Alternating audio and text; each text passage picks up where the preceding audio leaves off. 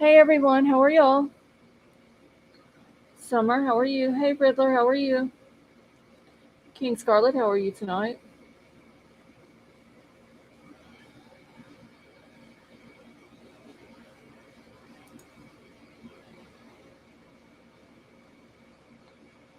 One second, I need to cut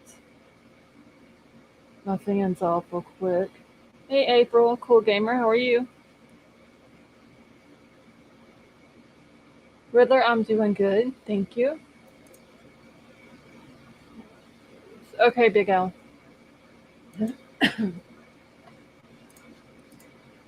Alright. Sally Mae, I wish it was cold here. Alright. Email is pinned to the top of the chat. Hey Tina, how are you?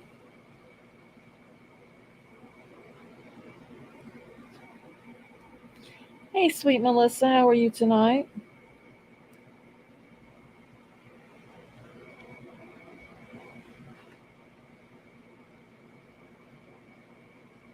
Hey Elliot, how are you?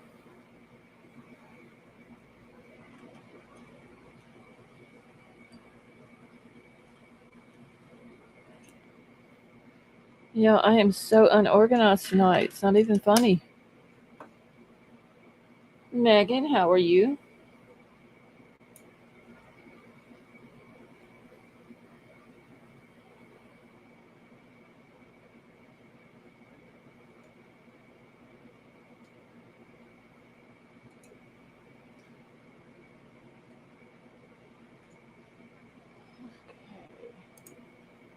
Get my chat on live chat over here.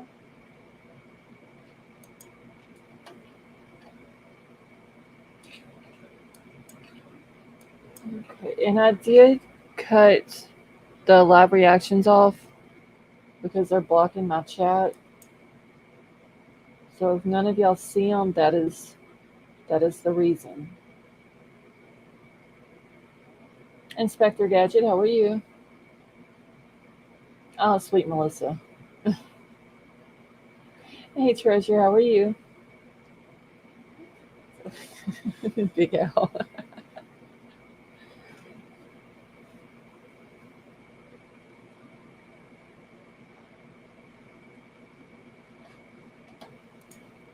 Thank you so much for becoming a member and welcome to the family.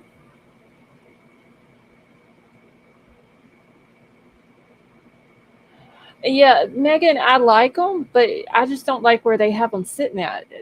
They could at least put them underneath the chat box instead of in the chat box because it blocks part of the message and I have to wait for it to scroll up above it before I can read it. You're doing borderline phenomenal. Oh, Princess Megan, I'm sorry to hear that. Oh, you're very welcome. Get in the way of the computer. Yes, Summer, they do. It's kind of annoying.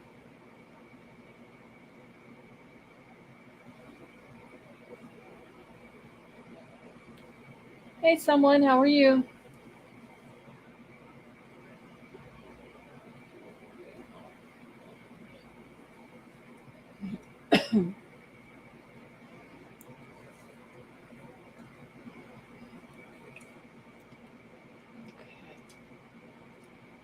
Hold on just a second, y'all. Okay.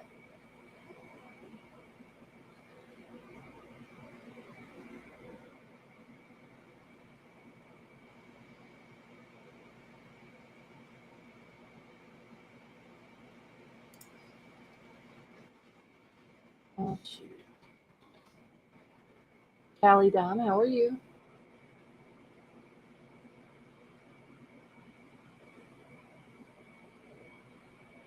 I grew up in Louisiana.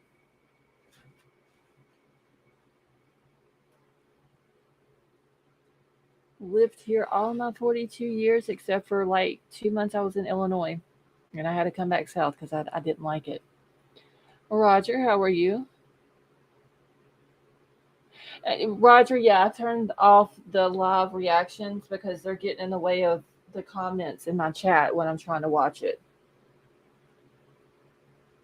Callie, yes, all is good here.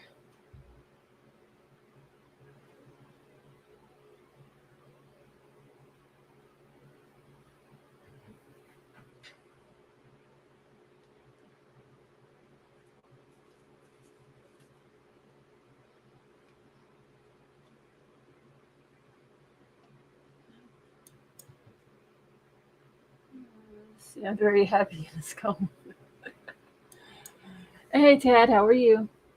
Hey, Kelly. Yeah, Roger. There was a few people that was in chat that was complaining about it being in their way also. So it's just better just to turn it off. That way I don't have to worry about it. Let's see. I'm just plain Canadian, and yep, I say a quite a lot. Check email important. Okay, Sally, give me just a second.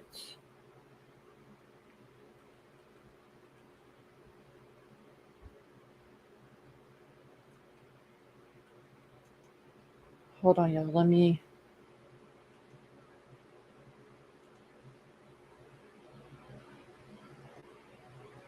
All right, Sally Mae, I emailed you back, honey.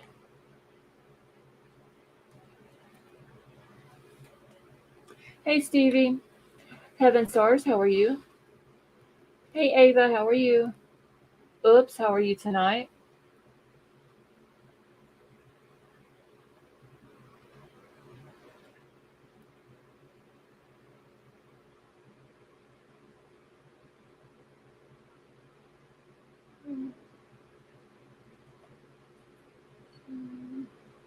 All right, let me catch back up in chat here.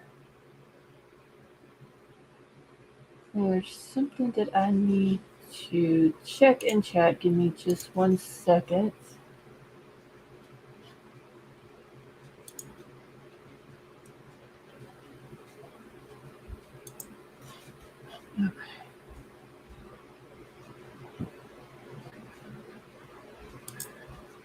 See, that was cool having a DoorDasher on last night to ask questions. Yeah, Kelly, I'm glad that she came up. Maybe she'll join us in chat some more.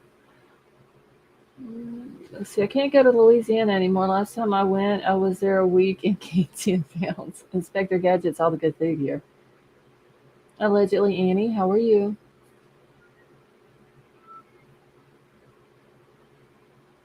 Hey, Donnie, how are you? Okay, wait, I gotta see what Annie is talking about. Hold on just a second. I must have missed her when she first came in. Anyone here live in Chattanooga, Tennessee? My 32-year-old son is missing. Oh, Annie, I'm so sorry to hear that. Hey, Jamie, how are you?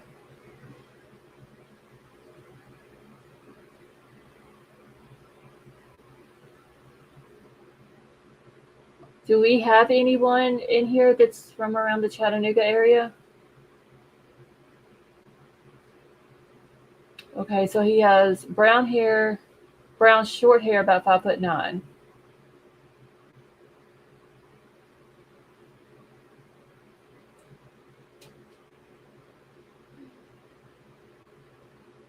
Here, let me pull her stuff up on the screen here. Annie, how long has he been missing?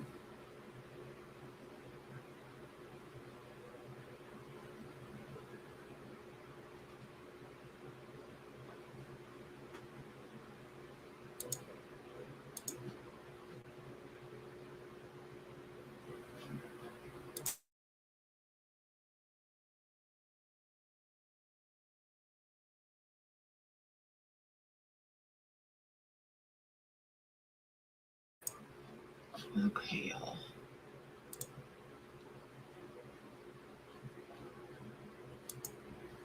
Annie, do you want to come up, honey? Here, let me put a link in the chat. You're more than welcome to come up and give us all the information if you would like. Probably be easier to do that if you want to do it like that instead of having to type it all out in chat. So he last called his wife at 4 a.m. or p.m. and told her he was 2 hours away and was pulling off to get food. He lives in Powell, Tennessee.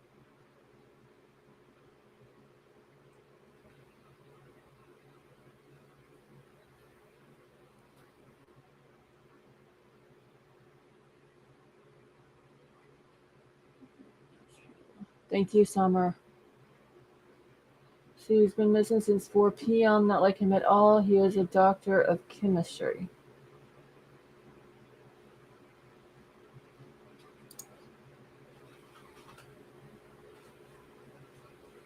Annie, has there been a missing person report done yet? And can you give us his name? April is wanting to know it. I think April is close to there. And I think Donnie, you said you were in the area as well. Harley ShopRite in Chattanooga. Hey, no way. How are you? Okay, so April is shooting something to her buddy that has a Harley ShopRite in Chattanooga. Lori and CJ, how are you?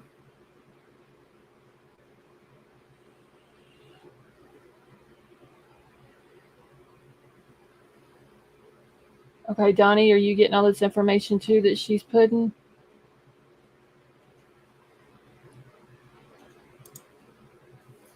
Hey, Nina.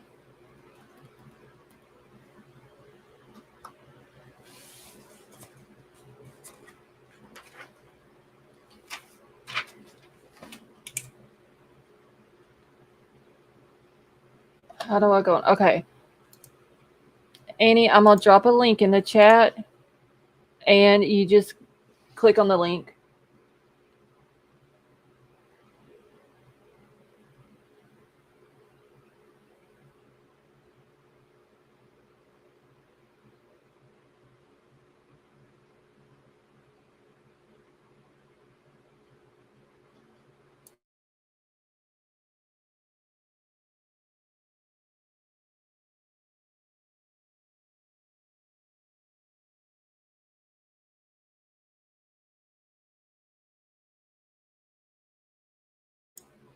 Hey, Evie, how are you?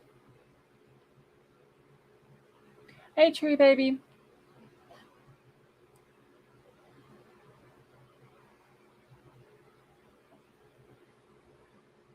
Okay, let me go. We're going to wait for Annie to come up. I need to write this information down.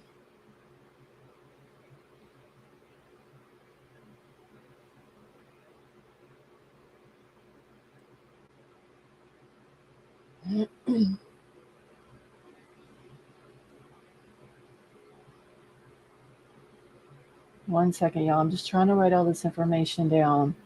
Did she put in the chat?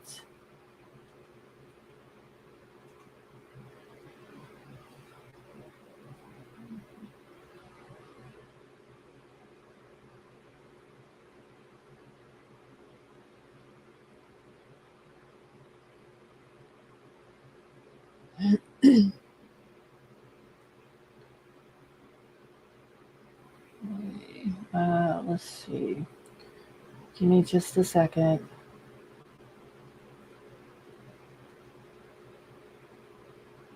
Okay.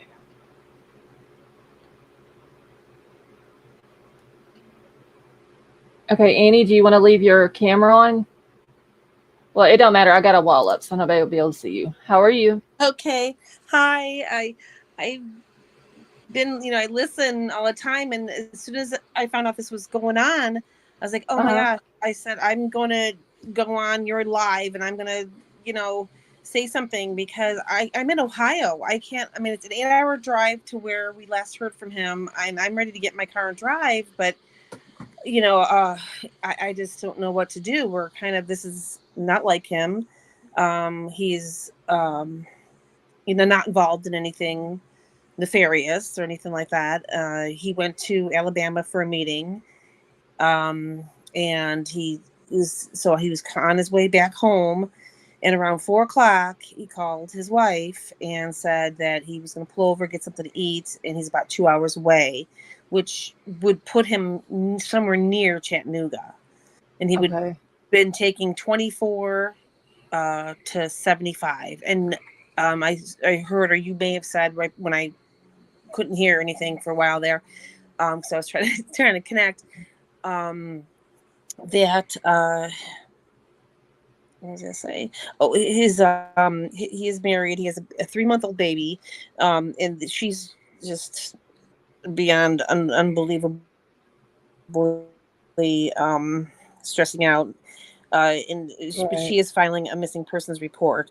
And I did try Okay. calling department and all that and doing those motions, but she's doing it too, so that's covered. Okay. But I'm like, I said, I'm going to call my true crime community because they're awesome. And maybe somebody that lives in the area, maybe they can just kind of like, if they pull off of a, if they happen to go to a fast food place or whatever, and they happen to see the car, but maybe someone, maybe he's sleeping in it, maybe he's sleeping, I don't know, maybe he's off the road because I guess there was storms down there or something.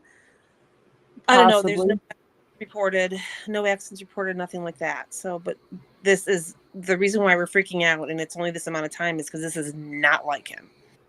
Okay. You said he was 32, right? Born in 91, so I think that's 32. I've got 4 children. It's hard for me to keep track. Yeah, 91, born in 91, so he's 32, right? Yes. Yeah. Okay. What is his name? His name is Sebastian. Last name is Vittardi. Can you spell that for me? V is in Victor, Ittar, D is in David, I. Okay. All right. Okay, so he's 32. He's been missing since today at 4 p.m. He lives in Powell, Tennessee. Called his wife about 4 o'clock, said he was 2 hours away, which would put him close to Chattanooga. Was pulling off to get food. And do you know what year model the black GMC Terrain is? Yeah.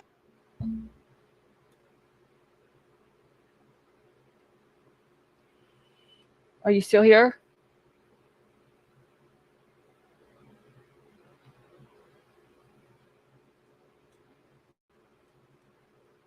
It's a GM. Okay, wait, say that again. You were breaking up a little bit. Yeah, I had to minimize to be able to see because my sister texted me what vehicle it was. It's a GMC Terrain. I don't know what year it is, but it's black. Okay. All right. Do you have a picture that you can send to me and I can possibly put together like a missing person thing that I can put out for the chat? Hey, Tony, how are you? Yeah, yes. And let's see, I think I do have I'm pretty sure I have your email because I think I've sent you emails before. Okay, I'm going to drop it in the chat again. Okay. If I go to your chat, will it cut me off? You shouldn't. Can you click on the private chat? Chat with everyone in this studio, it says. Let's see.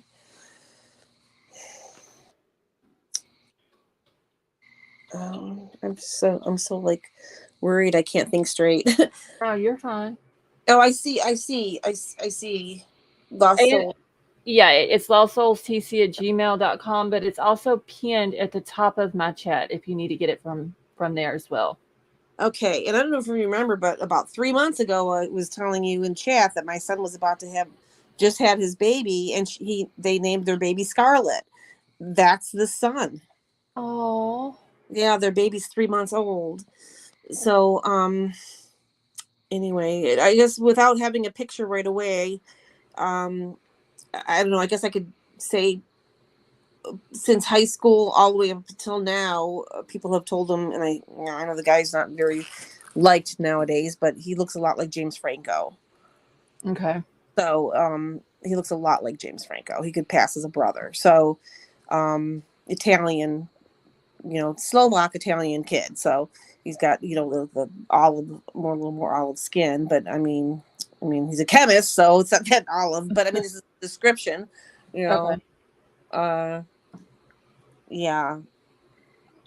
And I don't, I don't know. See, I don't know anything about what meeting he was at. He works for the government, so it's like something no one's allowed to, it's all kind of secret or whatever. I don't know, but I don't know Right. anything, but all I know is that he was at a meeting in Alabama for work, and then Okay. that's driving home. So, Okay. Yeah. Send me. Okay. So April wants to know: is it route 24 or 25?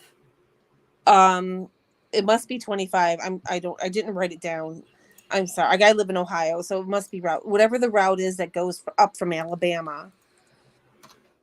Um, is there two routes there? I Oh Lord, I find have he was going to go no. on to 75. Okay. Let's see real quick. Hey, Wonder, how are you? Hey, Bushcraft family, how are you? Okay. Do you know I'm what part of Alabama that he was in when he was at his meeting? No, I could find that out. I'm sorry that I'm like No, this you're fine. You're fine. show. But I just know that like everybody who like that just everybody who's always in chat and everyone who's on chat, they're so absolutely wonderful. And then what you can't do when your hands are tied when it comes to like the law enforcement, so they have to do everything. Law enforcement, they have to do everything like in certain order. And I was like, oh my gosh.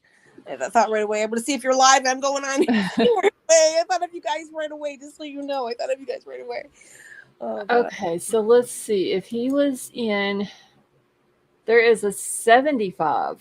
Well, no, wait, you said he was going to take 75, right? Yes, he was going from whatever that 24, 20. It must be 24 to 75 is what I remember. Okay, so yeah, it's I-24 to I-25 in Chattanooga, and then it takes I-70. I'm sorry, I-24 to I-75 north to Powell, Tennessee. Yes. Okay. All right. So let me make sure I've got that wrote down. Okay. Yeah. If you can get me a picture of him, just email it to me, and I will try to put together a missing person flyer, and I can put it. And I'll email it to you before I put it out or whatever to make sure everything's right on it. Okay. And if you want to include the like the who is she making the missing person report with? Is it going to be Chattanooga Police Department or No, they because I had called as well. Well, and they told me you have to start where you're from. So it's Knox County. okay? She's doing the report through Knox County first, and because I called them, and then they said that she's doing the report. I said okay. So I mean, I knew she was, but I figured on more than one person calling, they might. Okay, well I can put Knox County Sheriff's Department phone number on there. Yeah, that's what I heard. I mean, I don't know. Let's see, I was looking at to see if there was any bad weather. There was. It looks like some bad weather that came through that area earlier. Okay. Let's see. What? Okay, so Elliot, his last name is Vitardi. Am I pronouncing that correctly? Vittardi with a V. V's in Victor. Ittardi. Okay, and what is his date of birth? November 3rd, 91. Okay. Trying to think if there's anything else that I need to put on a missing person. And Vapor, you said that you have people in Tennessee. Are they close to the Chattanooga area?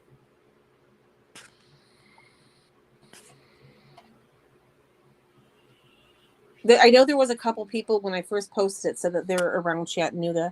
I mean, and he said he was 2 hours away, so 2 hours could be, anywhere in that vicinity, probably, from whatever. I didn't do it on Google Maps, but like Okay, well on the let's map see. app, how far 2 hours would be away. But and he Let's turned see. off his Find My Phone to save data on their plan. It's like he's traveling. I don't know why he did that, but Oh, he don't I have mean, like we do things unlimited. where Okay, what am I I looking? guess not. I don't know. Yeah. Let me see how far Chattanooga is from. Okay, so Chattanooga from Powell, Tennessee is an hour and 52 minutes. Okay. Candy, yes, today at 4 p.m. was the last time that his wife had heard from him. So your next step is next step is cell phone ping. It could be done in certain apps. Facebook used to be able to show where friends are if they have location turned on. Does his wife know if he has this location turned on? Or you Um, said that he turned. no, yeah, he doesn't. He didn't have his location turned on. Something about data, but she's trying to get through his figure out what his Gmail account password is so she could retrieve it and turn it on. But I tried calling Gmail even myself or whatever. I don't know if we're allowed to say those words on your, if they um not promoting it or not promoting it or promoting it, whatever. But anyway, the but there's a way, like, like she can maybe retrieve it or get into it, like um they might be able to send a verification code if it's an emergency. But maybe she would, I don't know, they didn't answer their phone when I tried calling. They didn't answer their phone. They said there's no one there, customer service line. And even there was no like emergency line that I could find for that company. Okay, what about OnStar on his vehicle? That's another, and it's all and they just had a baby. They're cutting corners, so she said that they don't pay for OnStar anymore. I says, well, isn't there something like in the car, or is it too old of a model? I mean, like, how some cars just have it automatically even if you don't have it turned on. But I don't know. Okay, let me see.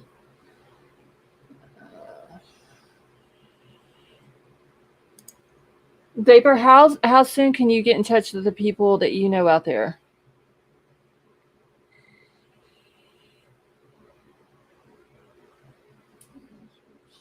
Okay, so Candy says he doesn't have to have the subscription to be located through OnStar.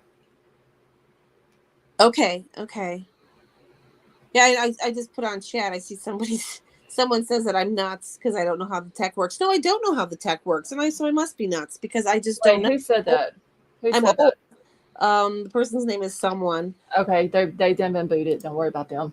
I'm just saying that, I'm 55, so I don't know how it works, and I'm just, like I said, I'm just, super worried, super concerned, Right. and I'm reaching out to you guys because, even though I don't always comment, and even though, I don't always, I don't participate in that way, I'm listening to you all the time. So Yeah, yeah. Don't worry about them. They're not in here right now. So, Ava, she doesn't know the year model, but it's a black GMC Terrain is the vehicle. So it's an SUV.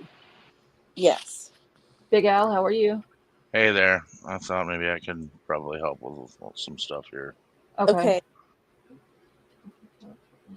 Um, there's a OnStar emergency locate number. I'm Okay. sending someone a message right now to see if I can't get it.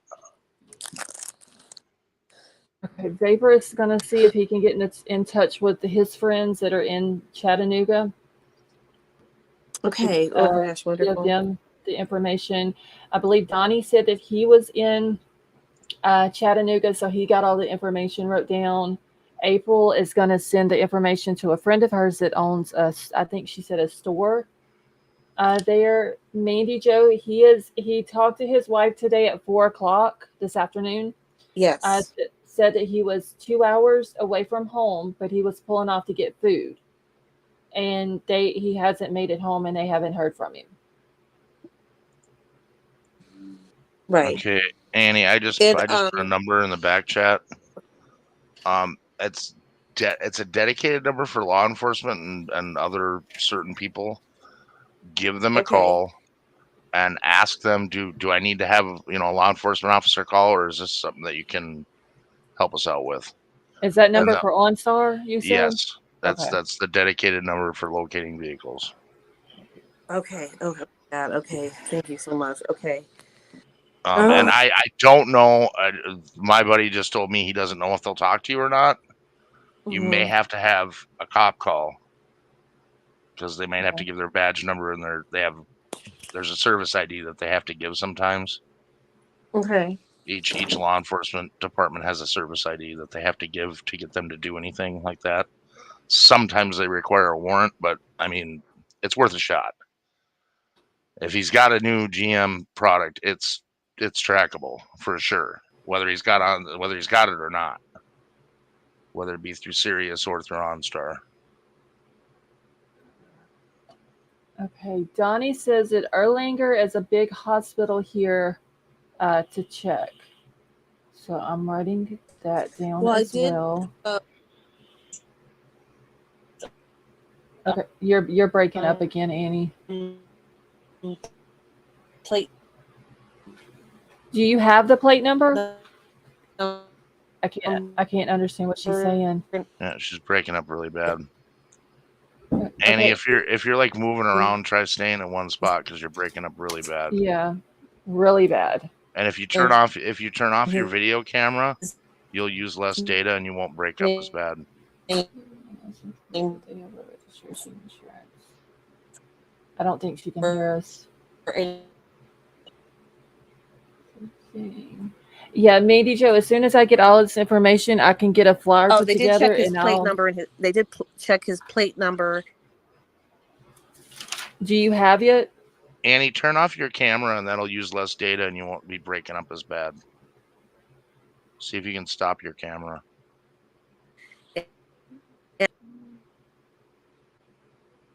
Oh, wait, did it boot her? No, it didn't boot her. Okay. She just doesn't have an avatar. Okay. I think she's in a really bad spot because it's really robotic. All right, Annie, can you still hear us?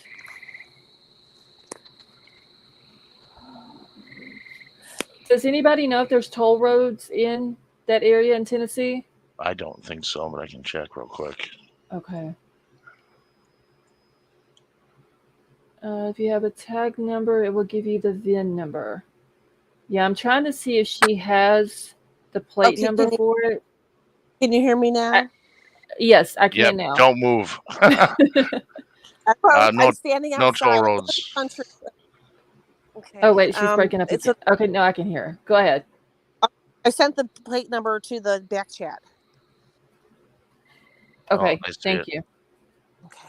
Yeah, there's no toll roads in Tennessee. Let me check for traffic cameras. Okay. And P Fox in chat said that her husband was checking for any major accidents in the area as well. Okay. Okay, Candy. I stay in Chattanooga, halfway to New York. Hey, Jeff H., how are you?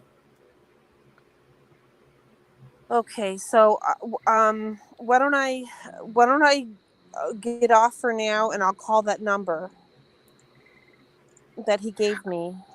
Yep, I would give them a call and just let them know that obviously this just happened and you're still working with the local PD and you're trying to get everything. But I hate to say fib a little bit, but say, hey, we're worried that he had a medical emergency. Is it possible for you to OnStar into the vehicle? Okay. And did he tell his wife where he was going to get food from in the Chattanooga area around? I mean, if it's at I-25 or I-25, I'm sorry, going into I-75, did he say like what exit he was getting off at or anything like that? No, he didn't. He didn't. That's the first thing I asked her too. Did he say where he was going to go eat? And she said no. He just said he was going to get food, and then he's about 2 hours away from home. Okay.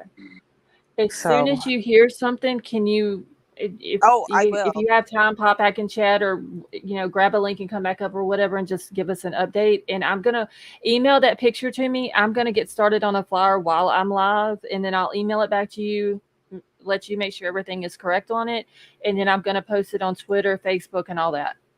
Okay, wonderful. Oh my gosh, thank you. And thank you to everybody. I really appreciate it. I'm glad I've got everybody to help me. So you're very welcome. But please let his wife know that we're going to be keeping y'all in our prayers, and hopefully he's okay. Okay. All right. Thank you so much. So everybody please pray. Thank you. Oh, and Also, tell his wife if she hasn't done so, check his bank information to see like if he has a debit card or anything like that to see if it tells where he possibly got food if he used that debit card. Well, that's a great idea. Yes. Okay, I will. What was the crossroad? It was a 75 and what? I-25 turn goes. You can go north. It goes from I-25 north to I-75 north. That's It's that's the route he was taking.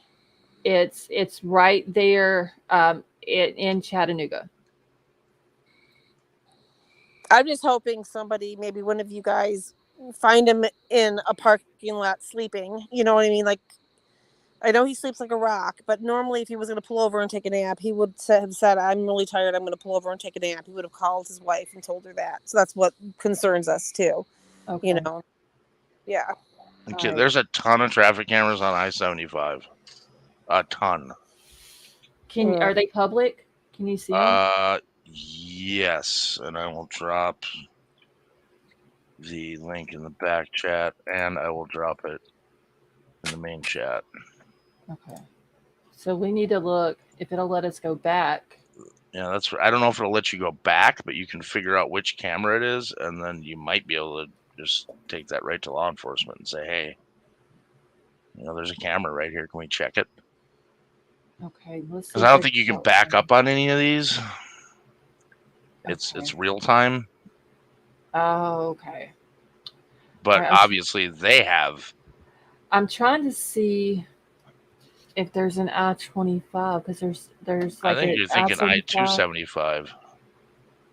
Well, whenever I looked it up on the map on Google Maps, there was and I did it because she didn't know what part of Alabama, so I just did it from Mobile, and it goes I-25, and then it turns and goes northeast I-75.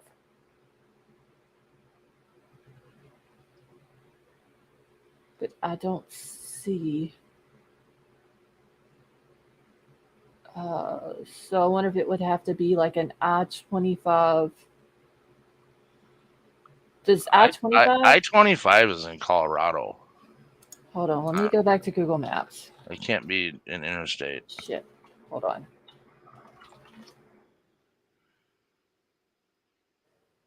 Give me just a second.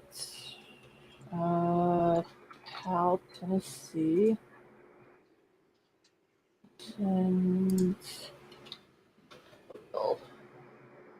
I'm just doing Mobile because, like I said, she doesn't know what part of Alabama.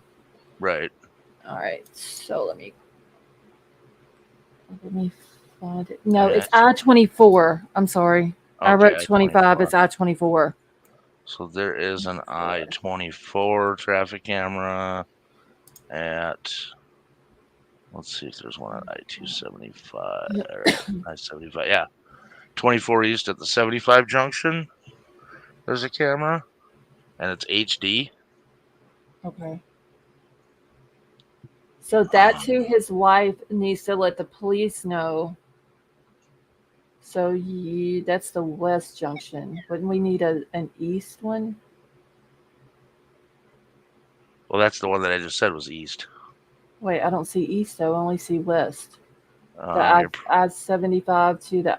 Wait, I see an I-75 at I-24 junction. You're looking at the wrong one. There's different routes. Take a look at that one. That's I-24 routes. I just dropped it in the back chat. Oh, well, that's no wonder. Okay. Yeah, this is the one I need. Okay, Candy, grab that. Can you grab that link, the last link that Big Al dropped in the back chat? Or let's see, I need to find I-75. That gives you both routes. And now I found an eastbound I-75. I haven't found a westbound. Okay, thank you, Baber.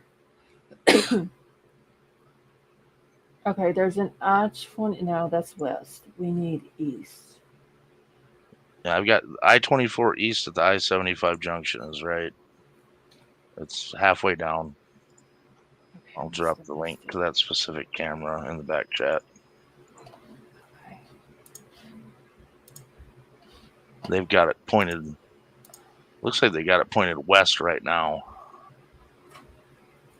It's I-24 East at the I-75 junction. So he would have had to have went through there if that's the way he was Yeah. going. Okay. So he's on. If he went through there, it's on camera. And Okay. there's obviously cameras leading up to this point because there's a camera every certain distance. Okay, so Annie needs to grab that bottom link if she can. Annie, are you still here? She's still showing on StreamYard, but I don't know if she can talk. We must have. Let me see if she's emailed me because she was supposed to do that as well. And if she did, I will just drop that bottom link into an email that she can give to the wife. Yeah, if you're getting her email address, I might have another phone number for you to pass on to her. I'm waiting for somebody to get back to me. Okay. All right. No, she hasn't emailed me yet. Sorry, chat. Okay, I need to bookmark these real quick. These cameras. Because if not, I'll be done lost them once I close the chat. Y'all give us just a second. I'm trying to get all this information so she can pass it on. Where the heck is my bookmarks? Here we go. Okay, so I got them all bookmarked now, the ones that you dropped. Hey, Cammie, how are you? That you dropped in the back chat. That way I can just drop them all in there. I wrote down the phone number that you gave her for OnStar. If you want to drop that other one, I'll write it down. He's telling me that the number that he had, now they're requesting a court order. For the one that you gave her? Yeah. No, the other number that I was asking for. Okay. The other number I was asking, I know there's a number for SiriusXM because we did a lot of work with them. But he said, yeah, you're going to need a court order for that phone number. They won't even talk to you, so never mind. Let me see. Are you tracking someone via cameras? Can I help? Jeff, Amy, who is up on panel, her son is missing. The last time they heard from him was today at 4:00. And he was in the chat. Well, it said that he was 2 hours away from home, which he lives in Powell, Tennessee. 2 hours away would have been the Chattanooga area. We're trying to see if because she's saying that he went I-24 to I-75 to go to Powell, Tennessee. And we were trying to find the cameras, which we found the links. So she needs to get those links and send them to her daughter-in-law. Wonder if cameras at rest stops. I'm sure they have them. Probably. The thing is Tennessee DOT doesn't have a map like most other states do. Uh-huh. You have to request what route you're going to be on, and then look from that route where the cameras are at intersections. And I know the cameras are not just at intersections; they have them between as well. Okay. I'm sure there's certain cameras that aren't public, because there were a bunch that just popped up on a chase here in Minneapolis that aren't on the map, and they followed a car like 35 miles using the traffic cameras. And it was like, wait a minute, there's no cameras there. What camera is this? And a bunch of people went to Twitter and were like, hey, what's going on with this? This camera's not on the map. Well, they're not public cameras. Leave it to the government to not make everything public. Right. But we have a ton in Minnesota. I mean, there are a lot of freaking cameras that are public. There's one right up the road from my bar that in the middle of nowhere. That's public? Yep. Or not? Yep. You can access it anytime, 24 hours a day. Oh, wow. The thing is it's dependent on the last Minnesota DOT person that operated the camera. Mm-hmm. So it's pointing whatever direction the last person was looking. So if they're looking at a beaver out in the pond, that's what you're going to see. The pond. Okay, P-Fox said that her husband said Weatherbug has public cameras. Jeff, she said that he turned, I don't know if he has an iPhone, but she said that he turned off his location.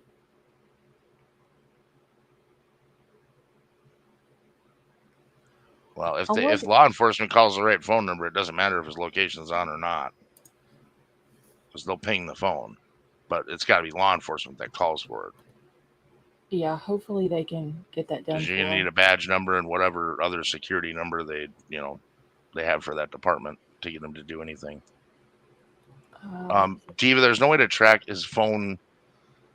I mean, if he turned off location services, any of the apps on there are not going to have location services. They would have to do a ping. They would have to force locate the phone. OnStar, whatever. Yeah, Duck and Big Al gave her a number for OnStar, so she's supposed to be calling him. Shay, she said that he's never this is not normal for him. Well, they can't just shut down a car using OnStar unless you're a subscriber to that product without a court order. With a court order, they can do just about anything to the car. They can turn on the cameras in the car. They can do all kinds of crazy shit. But you got to have a court order. Okay. OnStar's gotten really strict. I mean, they really... Their phones ring off the hook. People trying to, use OnStar or Sirius XM to track a vehicle. Even if there's no subscription, right? Yep. Maybe that's what they can do. Well, just think about how much auto theft has increased in this country in the last 5 years. Right. It's off the chain everywhere. That is true. Hey, Caroline, and all those people, they're trying to figure out where the hell their car's at. Look at how many people in chat said, well, can't you track it with this? Can't you track it with that? Well, everybody has those same thoughts, so they're just picking up the phone and calling numbers. Is Powell next to Knoxville? Let me go back to Google Maps. Because I didn't know Riddler? What it was next to. Riddler, can you hear us? That's in the heart of Chattanooga. Let's see. It's an hour and 52. Oh, yes, it is next to Knoxville. It's actually northwest of Knoxville. I hear you. There he is. Okay. So it's an hour and 52 minutes from Chattanooga. Powell is. Let's see. I don't know how to get back into the chat to get the phone number for OnStar. Okay, hold on, Annie. Let me drop the... Wait, let me remove her here. Yep. And then I will have to... Annie, just grab the link again. Where did he work at? She said that he worked for the government.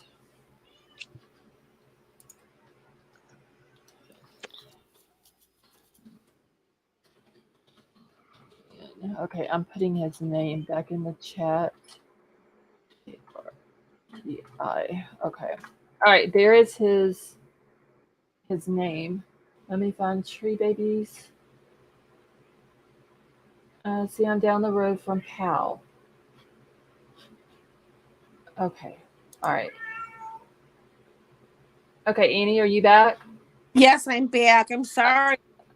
Couldn't figure out how to get back in. Okay, no, you're fine. You're breaking up a little bit, but not too bad. Okay. I didn't get a chance to call the OnStar number because I couldn't figure out how to get back to back when I got cut off, how to get to the chat or whatever.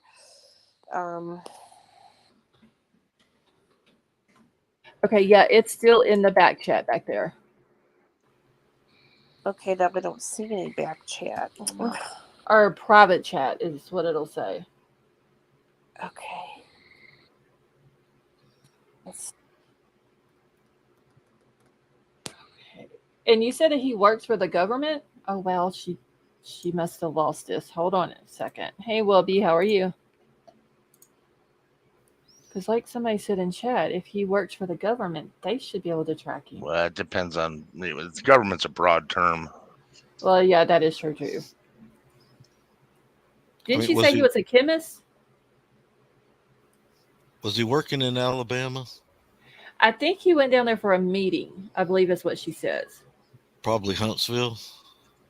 I don't know. She said she didn't know, so that whenever I mapped Alabama to Powell to find out like what road it was, I just put Mobile. Okay, I'm back. I'm not going to move. I'm outside. Okay. Annie Vapor wants to know: has anybody contacted his work? I'm not sure. I'm not sure. I literally probably only 25 minutes went by after I found out this was going on to when I came to your show. So Okay. I only got it is 20 route. The route is I-24 to 75, and his last name is Vittardi, Vittardi. I saw that someone asked that, and I don't know the year of the vehicle, but I'll find that out. But I wanted to call the OnStar number because I still can't figure out. It's not even on my back. Okay. It's here. I'll Do you have her reach out. email address, Scarlett? No, she's supposed to email me. Oh, okay, but I did put my email address in chat, so I don't know. In back chat, maybe. Yeah, drop it in the back chat if you can, and then I will email you. I'm gonna send you a link to some traffic cameras at the intersection of, and I know it's not an intersection, but y'all know what I'm saying, of Okay. I-24 at I-75, where the junction is right there. Okay. So if you can give that to his wife, so she can give it to the police and tell them they need to look at those cameras. Okay. Okay, let me write down. Did he work in Huntsville, Alabama? What's that?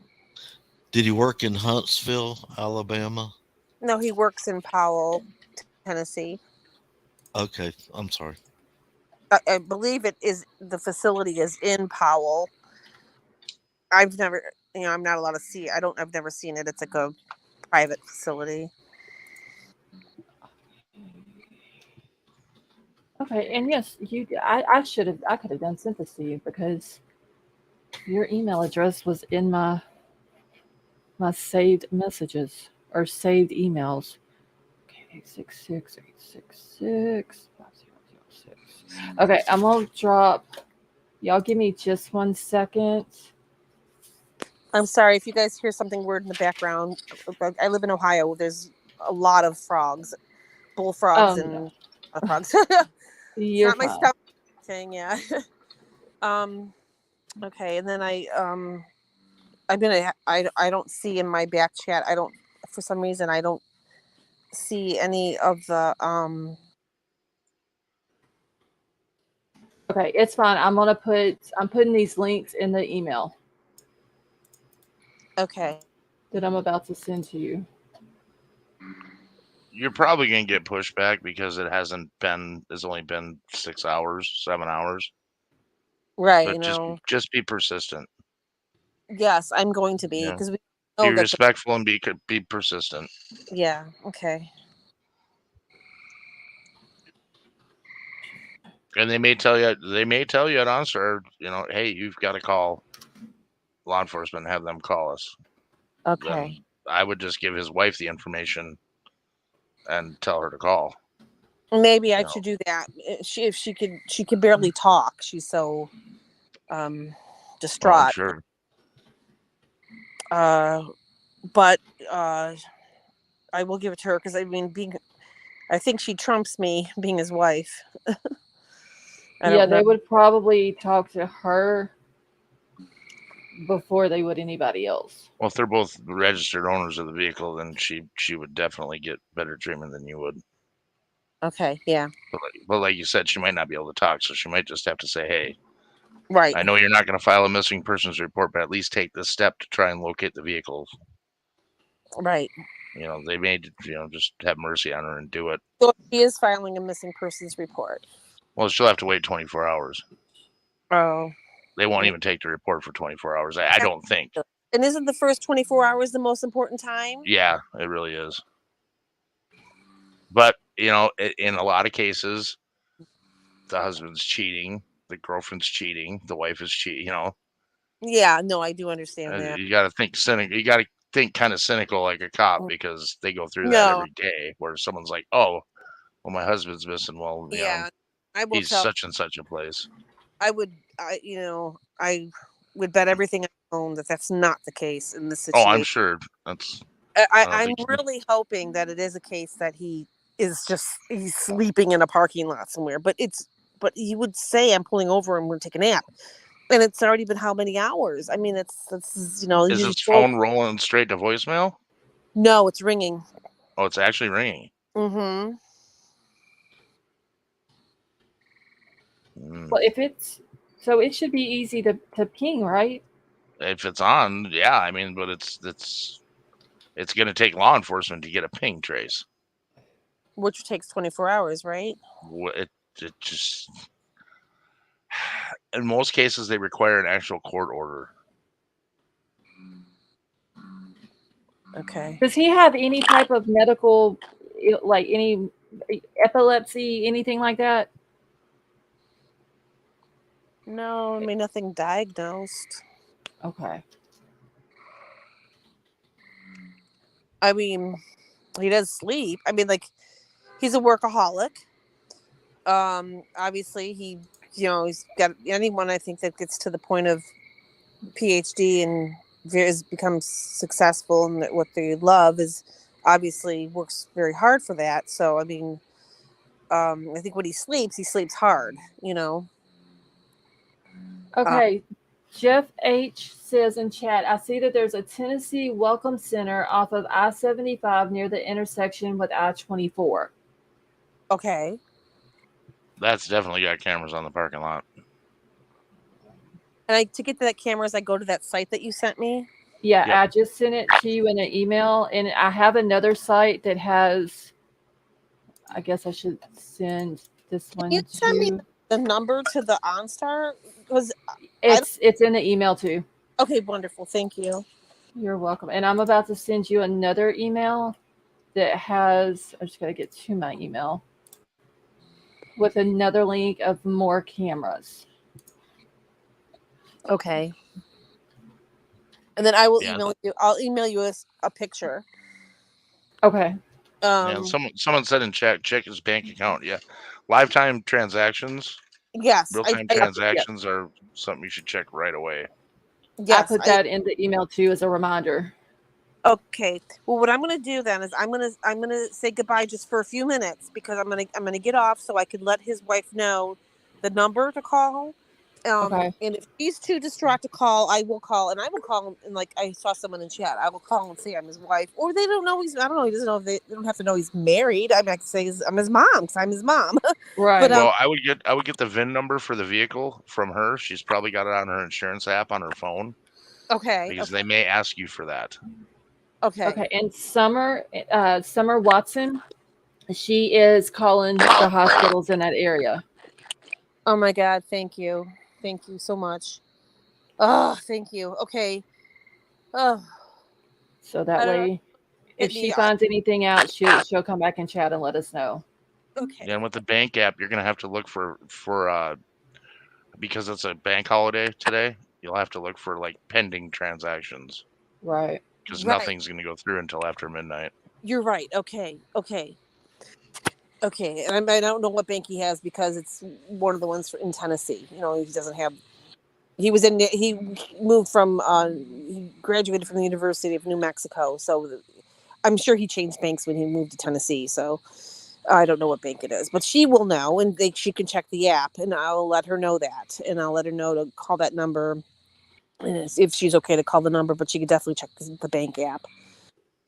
All right. Well, I will come back in and let you know. Okay. Yeah, don't forget to email me that picture. Okay, I will. I will email it to you. Thank you so much. Thank you. Love you all. Okay, bye. Oh, no problem. All right. We're going to be praying for y'all. Thank you. All right. You're welcome. Okay. Oof. That's about as stressful as it gets. Yes. Poor family. I know. Okay, so Betty Joe, and for the ones I see a couple of people that was asking what was going on. So that was allegedly Annie that comes into chat. Her son, Sebastian, he's 32. He has been missing today since around 4 o'clock. He called his wife. They live in Powell, Tennessee. He called his wife and told her that he was about 2 hours away. He was going to stop to get something to eat. And she hasn't heard from him, and he never made it home. So she didn't know what to do other than come to us and ask us for help. So she's going to send me a picture of him. I'm going to get started on a flyer while I'm live. I'm going to try my best to multitask tonight. And we gave her some numbers, some links to some street cameras to give to the police. Big Al gave her a phone number for OnStar. We've got people calling hospitals. Where else were they calling? Folks, people say, rude comments in chat. Just save it. Just keep it to yourself. That person. If you don't like what you're hearing in here, go to another chat. Yeah, that person's been kicked. No, there's another one. Put in the back chat who it is. Oh, never mind. I see it.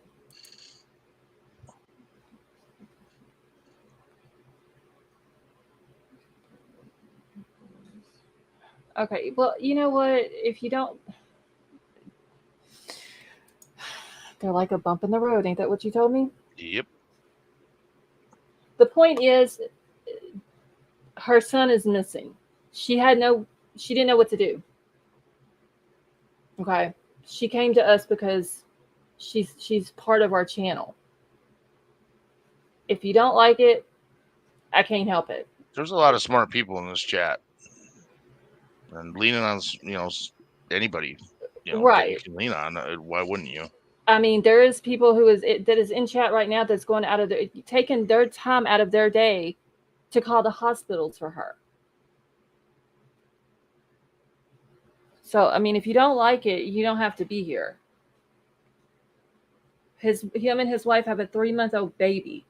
His wife is hysterical.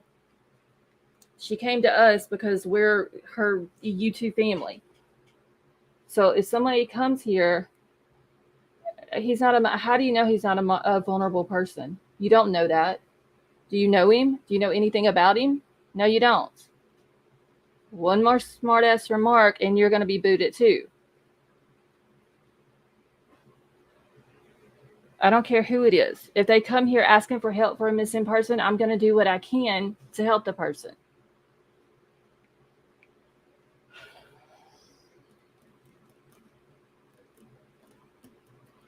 This is getting ridiculous. I don't understand people. Like, why a person is missing. It doesn't matter if he's 3 or he's 32, like this guy is. He's still missing. His family doesn't know where he's at. Why can't people have compassion for missing people and their family?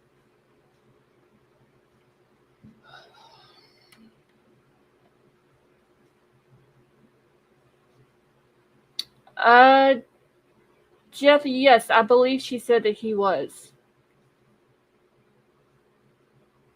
Thank you, Nick. Sasha, he is from Powell, Tennessee. He called his wife at 4 o'clock, said he was about 2 hours away, which would have put him in the Chattanooga, Tennessee area. He told her that he was going to pull off, get him something to eat, and then he would be on his way home. And she said that in the area of Chattanooga, he would have been taking I-24 to I-75 to go towards Powell. Betty Joey's 32.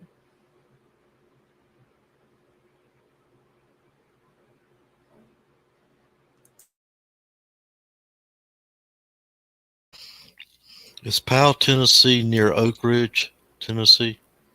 I don't know. It's. Did I say Knoxville is where it was close to? Okay, Knoxville. Okay. I think that's what I said. Hold on, let me pull back up the map. It's northwest of Knoxville. Okay, thank you, Summer. P Fox, if you're still in here, will you please thank your husband for us? I know P Fox said that her husband was doing some stuff as well. Okay, it is. Yes, it's northwest of Knoxville. I don't know if that would be considered like the suburbs of Knoxville. I don't know.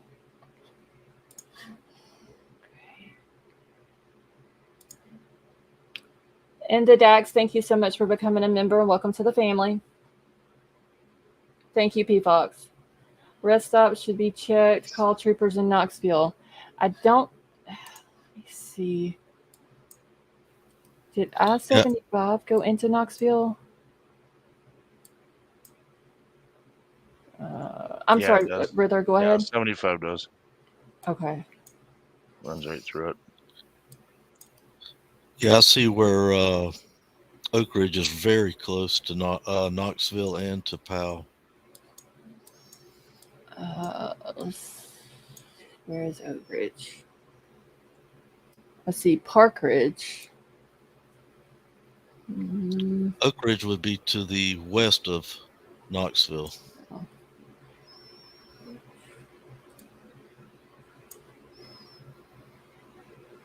Is it close to the interstate? No, it's on 62. I guess that's their state road. I don't guess I see it. Let's see, 169. Oh, 62. Okay, I see it.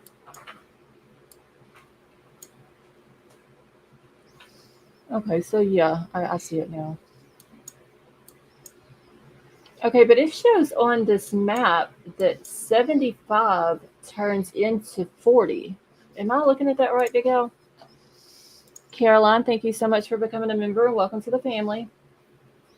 Well, 40's 75 going east and west. 40's east and west. They run together for like 25 or 30 miles. Okay. Summer, thank 40 you. splits off and 75 goes south. Okay. Because 75 runs from, I'm pretty sure, the tip of Michigan all the way to the coast. Okay, yeah, because it's an odd number, so it would run north and south. 40 would have to run east and west. Okay. Yeah, 75 runs all the way to the tip of Florida. Okay. Well, actually, it runs down to Alligator Alley and then across to Miami and dies. Okay, let me see if she has emailed me his picture. And let me put the link in chat if anybody else wants to come up. Y'all are more than... Oh, wait, that's the wrong link. Hold on. If anybody else wants to come up, y'all are more than welcome to.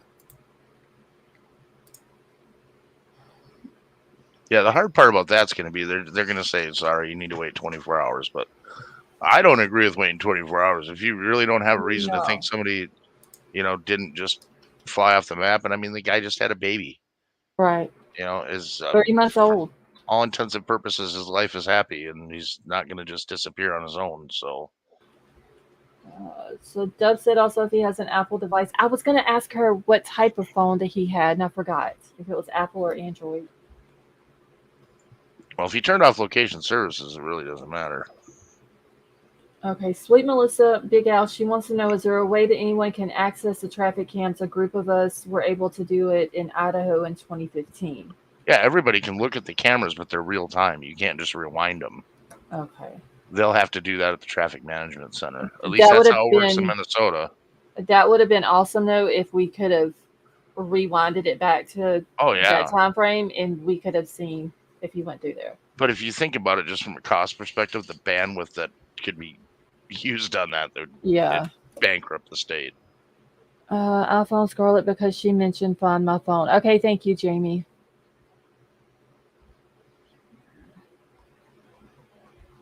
Let's see, I'm bad with words, but OnStar will help you locate the car. My dad was on a long trip, lost phone. I called them and they said had to report as missing or stolen car. He's 79 and I begged. They called the car. I didn't want him scared. So Stephanie, whenever you did that for your dad, you didn't really have an issue getting through to him or anything?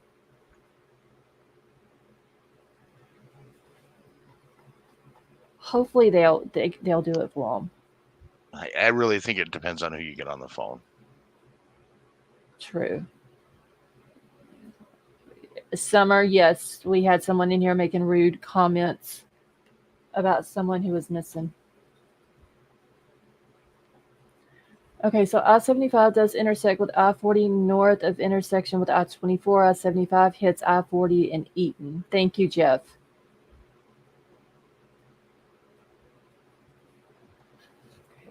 Once she gets that picture to me, I'll start working on the flyer. All we can do now is cross our fingers and say a prayer.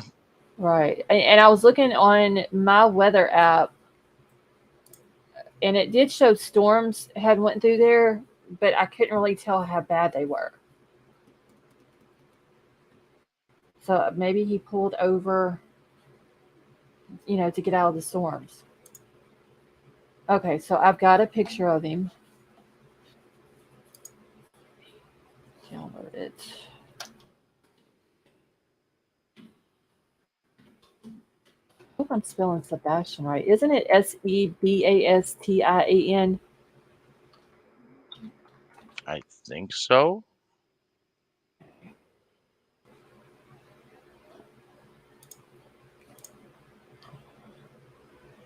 Hey, Ashes, how are you? Sebastian. Okay, thank you, Ava. I got it spelled right. Okay, didn't want to say anything. There's a comment in chat that you should probably look at. Whose is it? Right above. Donnie Norton said he didn't want to say anything earlier. Okay, yeah, that's the one I was just about to read. You should call CPD. Donnie, do you have a link to that you could send to me? Send it in an email?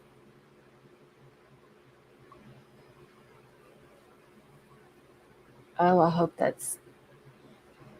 And yeah, Melissa, I know in Minnesota, traffic camera footage is saved. I don't know for how long. And I think that's probably different everywhere. It really depends on what their budget is. Okay, I'm writing down Donnie's thing real quick so I don't forget what it says.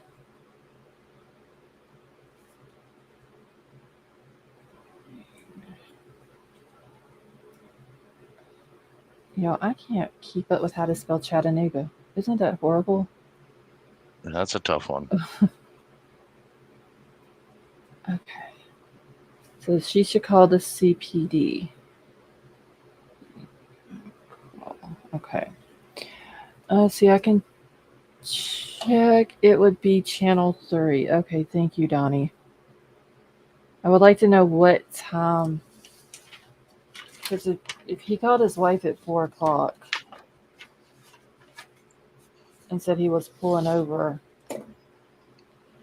and it's before that, then I don't think it would be him. Hey, Loaded Hot, how are you?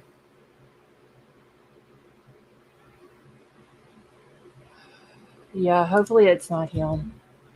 All you need is the phone number, and if you can get on, if it is on, you can ping the phone and get his location.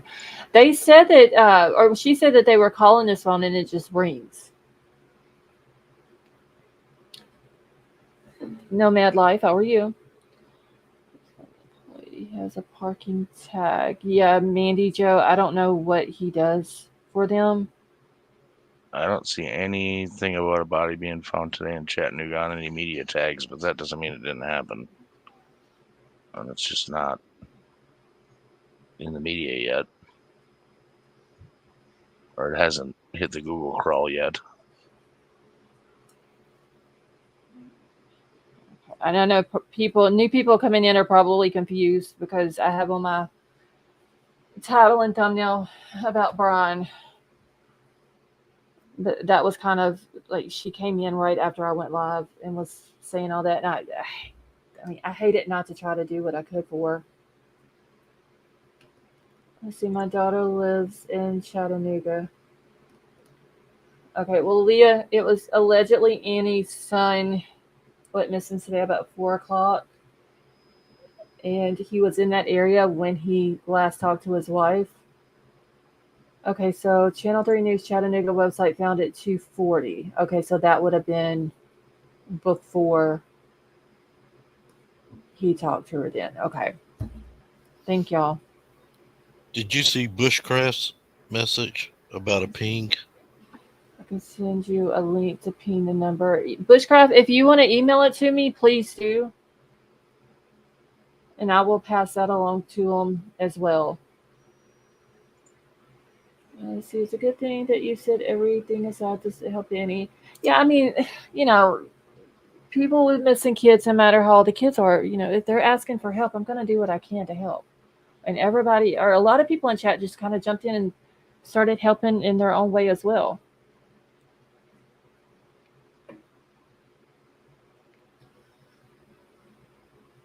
Hope he didn't take a wrong highway and end up lost and decided not to call, waking up his wife and baby so late. I don't know. I hope he's okay. Okay, so see you later said, I wanted to ask opinions on what Steve Gonzalez said or stated that they didn't have to go upstairs. See you later. That comment, I have always wondered what he meant by that, and I wish that he would have clarified what or went in a little bit deeper on what he meant about that, because that left a lot of people wondering.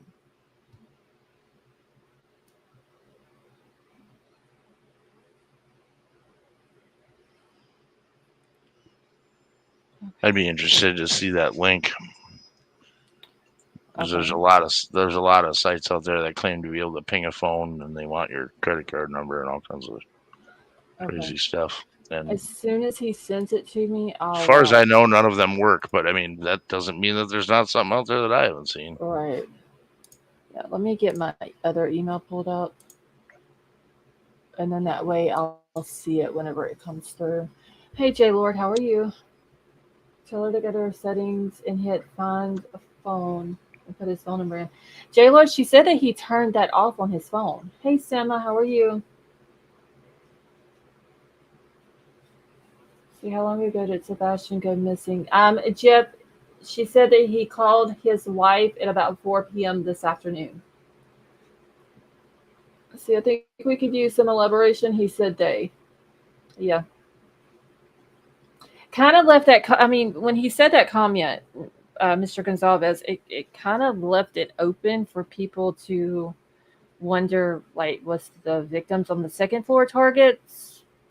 And that's what he meant by he didn't have to go upstairs. I know a lot of people were kind of taking it like that, but I've always wondered what he meant by it. And maybe he'll eventually come out and tell us why he said it and what he meant by it. What was he? Betty Joe, he was leaving a location in Alabama and heading home to Powell, Tennessee.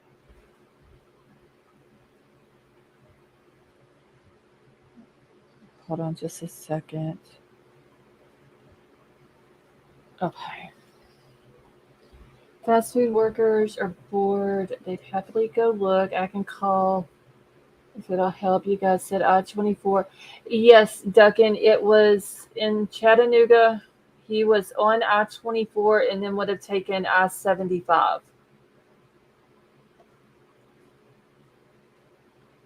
And some are called the hospitals, and there was no one in the hospitals by that name. I don't know where else. Yeah, John, we don't know if he's using an iPhone or if it's an Android. We don't know. Yeah, I was going to ask her and then completely forgot to ask. But somebody did say she said that he turned off the Find My Phone thing. So I think that's only for Apple. I don't think Android has the Find My Phone thing. Hey, Rhonda, how are you? I have Find My Phone on my Android. So it works on Android too?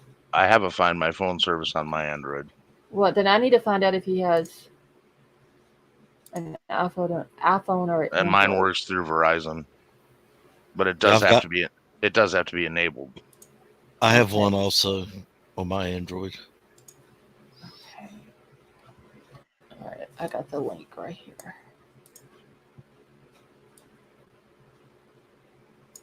If she was trying to get into his Gmail, he's probably got an Android phone. Because if she can get into his Gmail, she can look at location services on Gmail.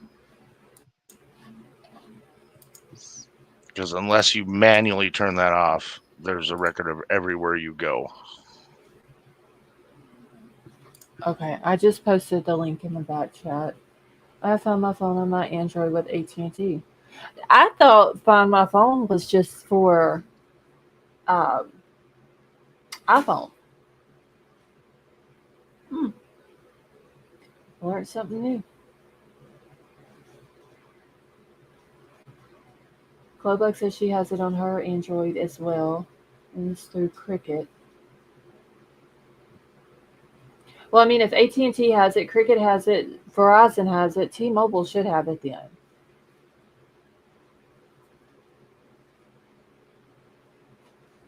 Why wouldn't the phone be going to VM voicemail? Caroline, I don't know. She said all it does is Okay. ring. What I just clicked on that link and I tracked my phone, Uh-huh. and it came up with the right state, but it's not the correct location. And Okay. if you want to pay for the location, it says it's $1.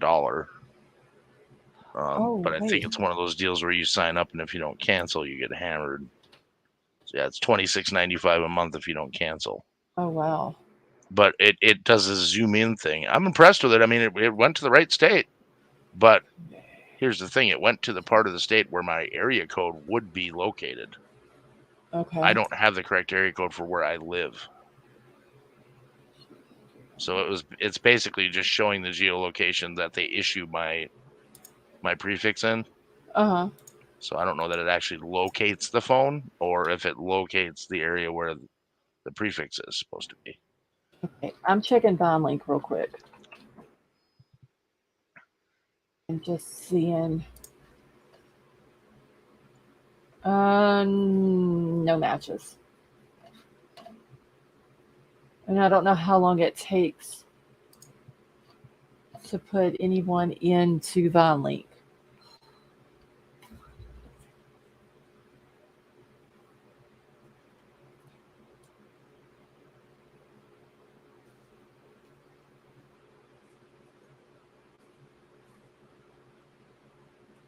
Hold on one second, y'all.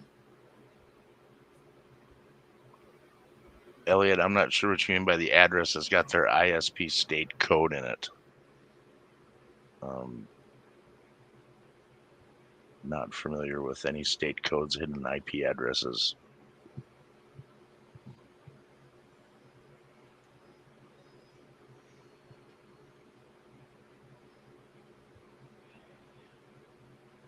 There could be an IP range that's assigned to a cell phone company, but there isn't a specific number assigned to a specific state. Okay, Bushcraft family said that that link will ping the towers it is close to. Bushcraft, I just tried it on my phone, and what it did is it pointed to the city where my prefix is assigned. I don't live in that city. I live 140 miles away. So I don't know if it's not actually pinging towers. I don't think. But I'm not going to pay $1 to find out and then have to try to figure out how to cancel it. J Lord, I put it in the email that I sent to her to tell his wife to check her bank accounts and just see if it has on there. If he used a debit card when he was stopping to get something to eat, maybe it'll. Hopefully he did, and it'll say where it was.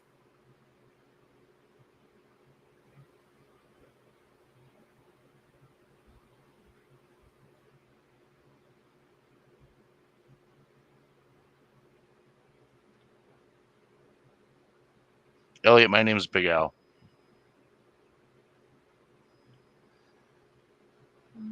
See panelists. Spread texting your screen. Okay. I'm trying to send a text message back real quick.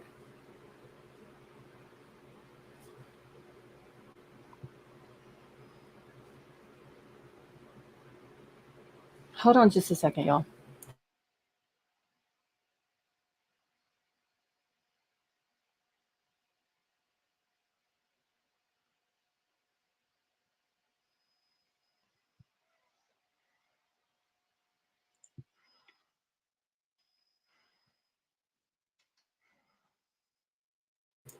Okay. Jeff says, I found a website with 911 active incidents. How can I type you a web? Jeff, you'll have to email it to me.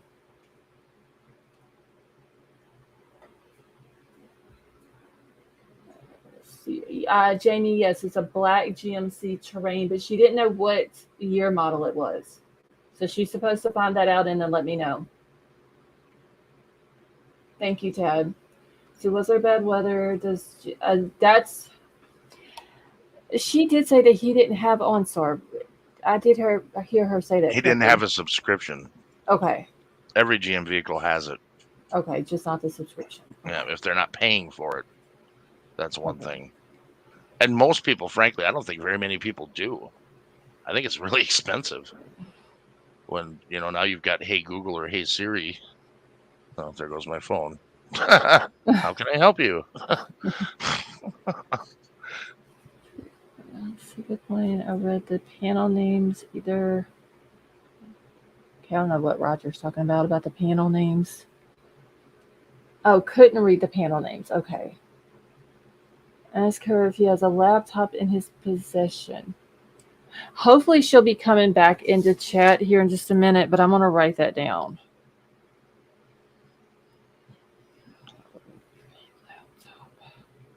So I don't forget. And I want to know what kind of phone he has.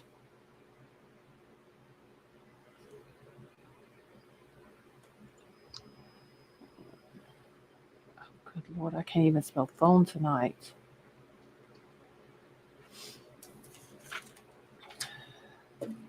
Jamie, you pay for OnStar? Does he have a smartwatch or earbuds?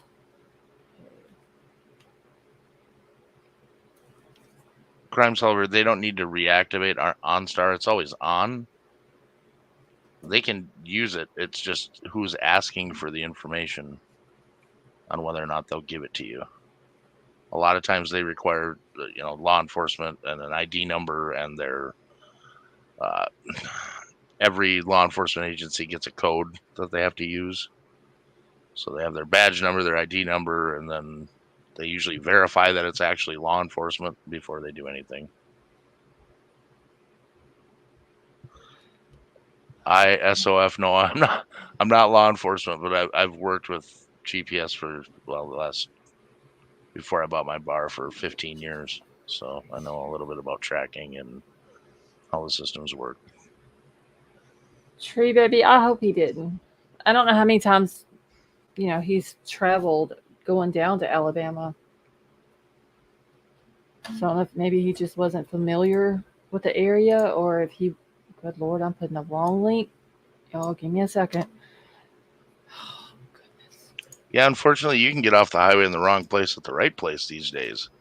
You never know where bad people are going to be. True. And it's just, that's the world we're living in. Yeah. Unfortunately. I remember my dad telling me a story about almost running out of gas in Chicago when we were little kids, and he was in a neighborhood that he didn't want to get off the highway.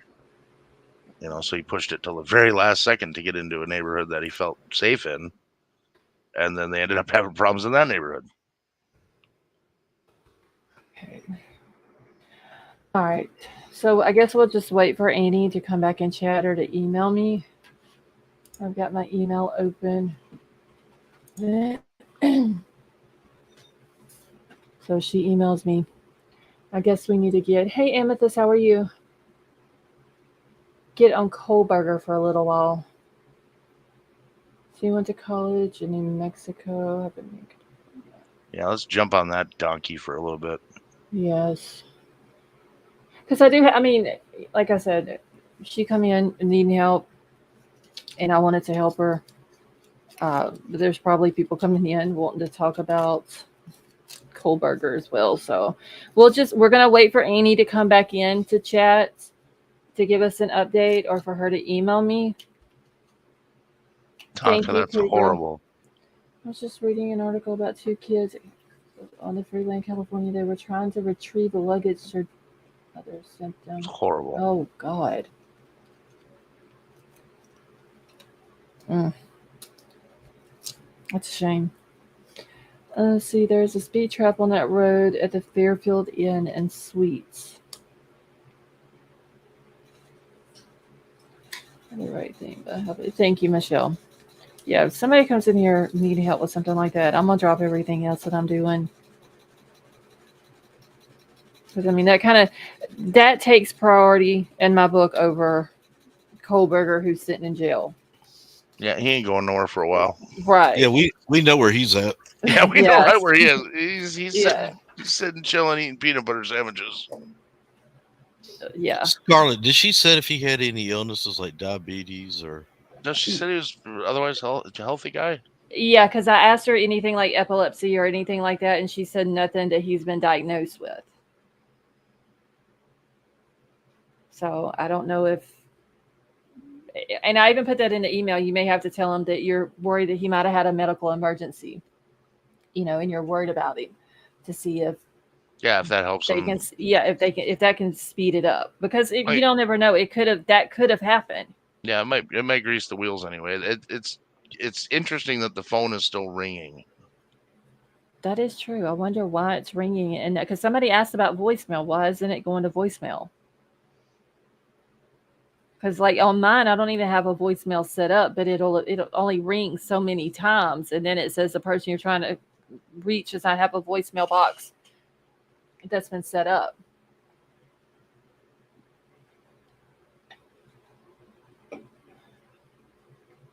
See, it's probably something simple. He will be found safe and sound. They may have a fight. Let's see where they might move. Let's hope it's nothing horrible. J Lord, I hope it's not. I hope he just lost his phone or something silly. Yeah. I don't know. We'll just, like I said, we'll wait for Amy to come back and chat, and hopefully she will bring us some good news.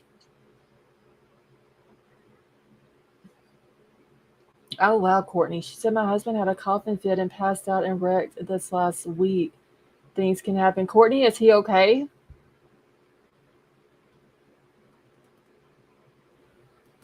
April, you want the link to come on panel? Hold on. Drop it. Hey, did Amy say she had gotten a tattoo? Wait, just on. Who is Amy? You mean Annie? Did Annie say he had gotten a tattoo? She means Annie. Did she say something about a tattoo? Everything she was saying that I was asking questions about, I was trying to write it down.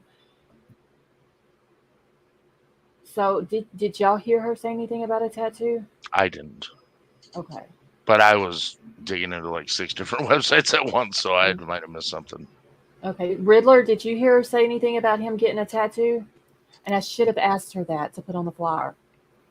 No, I did not. Okay. Well, let me write that down, because that's something else. Like if you're making a missing person flyer, if they have any tattoo, scars, marks, anything like that.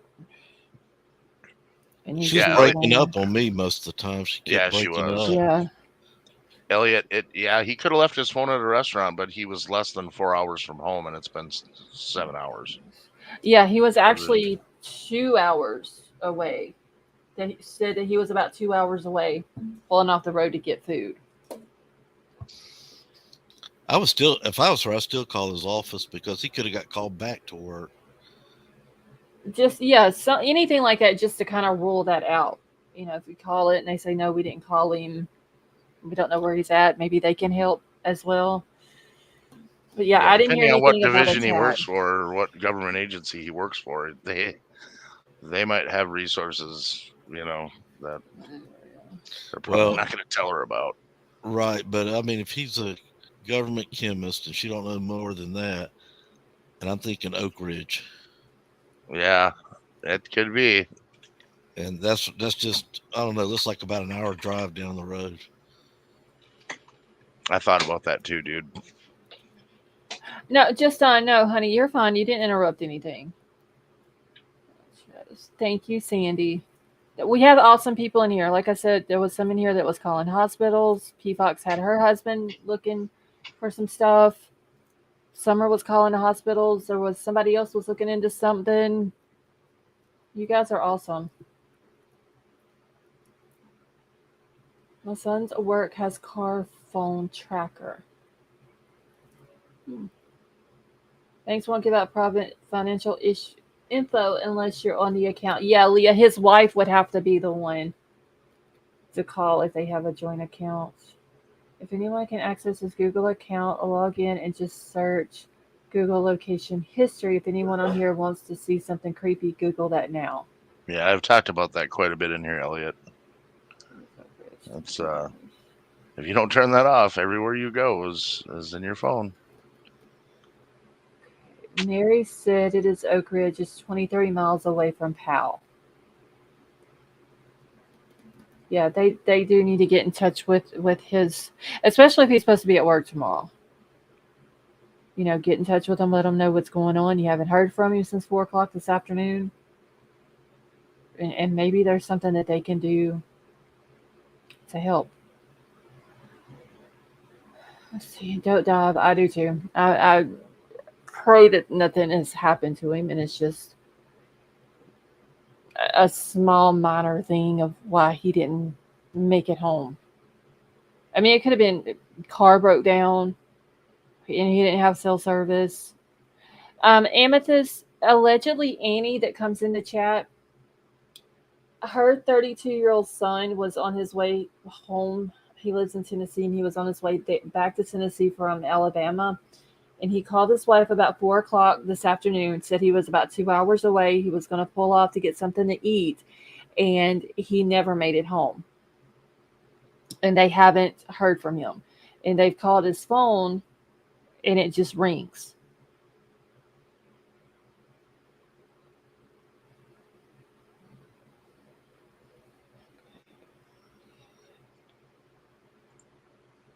Okay, let me look at something.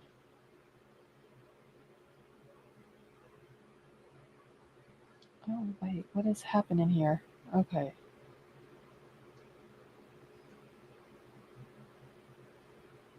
Thank you, King Scarlet. Somebody's asking what Oak Ridge is. It's national laboratory that it's technically a research institution.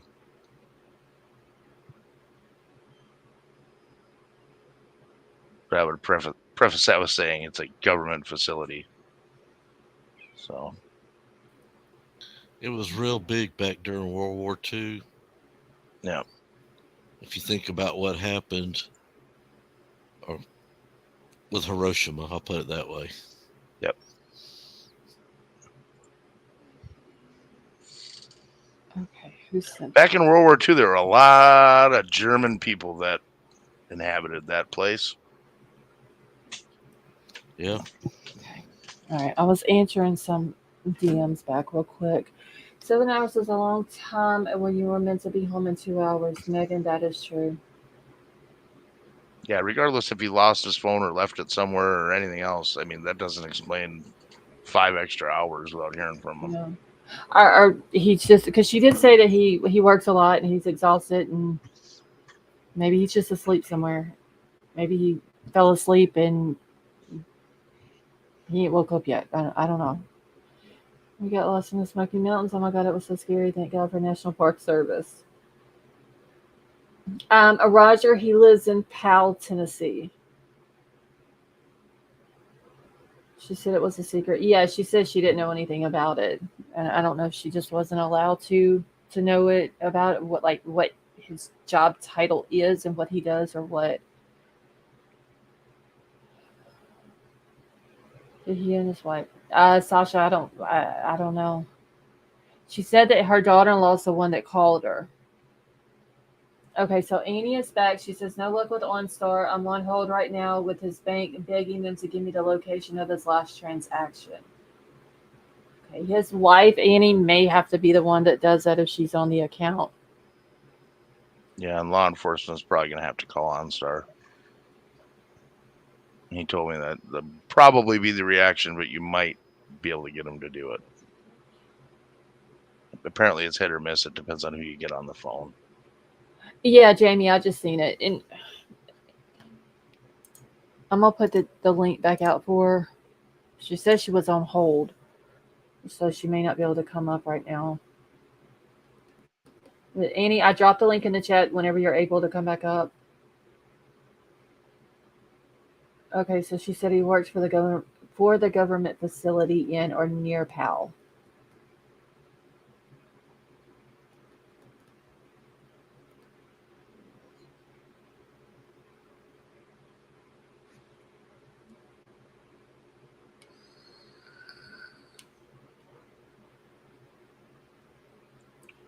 Cougar Crystal, we learned about USA Park Rangers are actually a division of Homeland Security, I believe.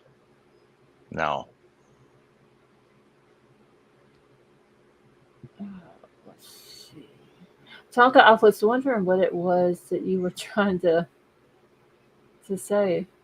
Hey, Peas in a Pod, how are you?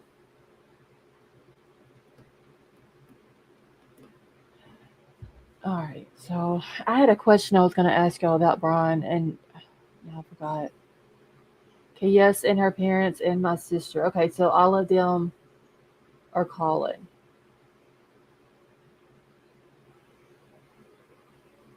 She was poor wife and care for him. Yeah, the baby's only 3 months old. She's like itty bitty. That is sad, but y'all just keep the prayers going up, that he's found safe and he's okay.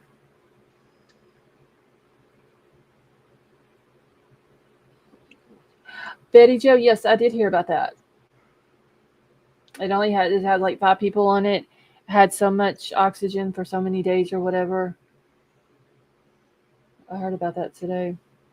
Crap, I can't remember what it was that I was going to ask y'all about Bryan Kohberger.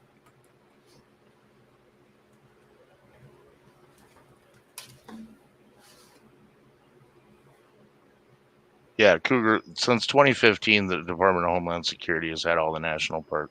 They took over the National Park Police. And I think that all started because the park police are the ones that are in charge in D.C. for all the national park monuments in and around D.C. And then they just moved all of the park rangers under Department of Homeland Security. I found that out during the God, I'm drawing a blank. The California case. Kylie, Rodney. That's it. Kylie, not Kaylee. Do we know what highway intersection? GNE4, yes, he was on I-24 to I-75. Okay. I need to tear this out. She can call OnStar. Yeah, Stephanie, she tried to, and they wouldn't tell her anything. The Highway Patrol should be able to put out a bolo with the plate number. Or something. Just I would think. Even though there's no missing persons report, they should be able to put out I would think. Very, very congested. Leah, are you from there? From that area? See, It would be if it nice. was me and my wife was missing, I'd call the damn car and stolen. Yeah. I'd do whatever it took to get them looking for that car. Something. I would do whatever it took. That's just me. I mean, I'd probably lie to him just to get him to looking. Yeah, but I mean, would hate to do that, but if you have somebody that's missing, but I just don't know why they couldn't put a bolo out on the car like you were saying, and that's what Justin was saying. Like, just put a bolo out and have everybody looking for just it. As a welfare check. Yeah. Yeah, Tonka, I saw that lowlife Jeff is still trying to get money out of people over Kylie. It's disgusting. Oh. It pisses me off. Do y'all remember Twitter Justin? I know y'all. Yeah, I saw that Justin today. Okay, well, the other day, Psycho. he sent, what live was it? It was the live that I did, the last one I did before my power went out. I think it was a Wednesday night. He left a comment on my my video or my live, and went to telling me that he knows this and he knows that and this and that. And I've got a screenshot of it, and I was like, "How do you know this?" I was like, "Who? Where are you getting this from? I need to know who is telling you this." And his dad knows this person, and his uncle knows Bethany's family through orthodontistry, and the Funks own properties out in Chicago. It's like a big long thing of this person knows this person. But I was like, but that's not. Oh, and his dad worked with Chief Fry's brother, I believe is what he said. And I was like, but that's not you. Just because you know someone, the information that you're putting out, that's not telling me who's telling you this. And he got upset with me and told me to just uh, go off or something like that. I have to pull it up. Yeah, he got upset because I wasn't agreeing with him. Let me see if I can find it real quick. And I didn't think about it until the other day. Or no, today I seen, who was that did a video on him? He's batshit crazy, that guy. Yeah. He truly is. He's doing it for attention, 150%. Right, for sure. It's obvious that he's doing it for attention. Who was that did? Was it Melissa J? Did she do a video about him today?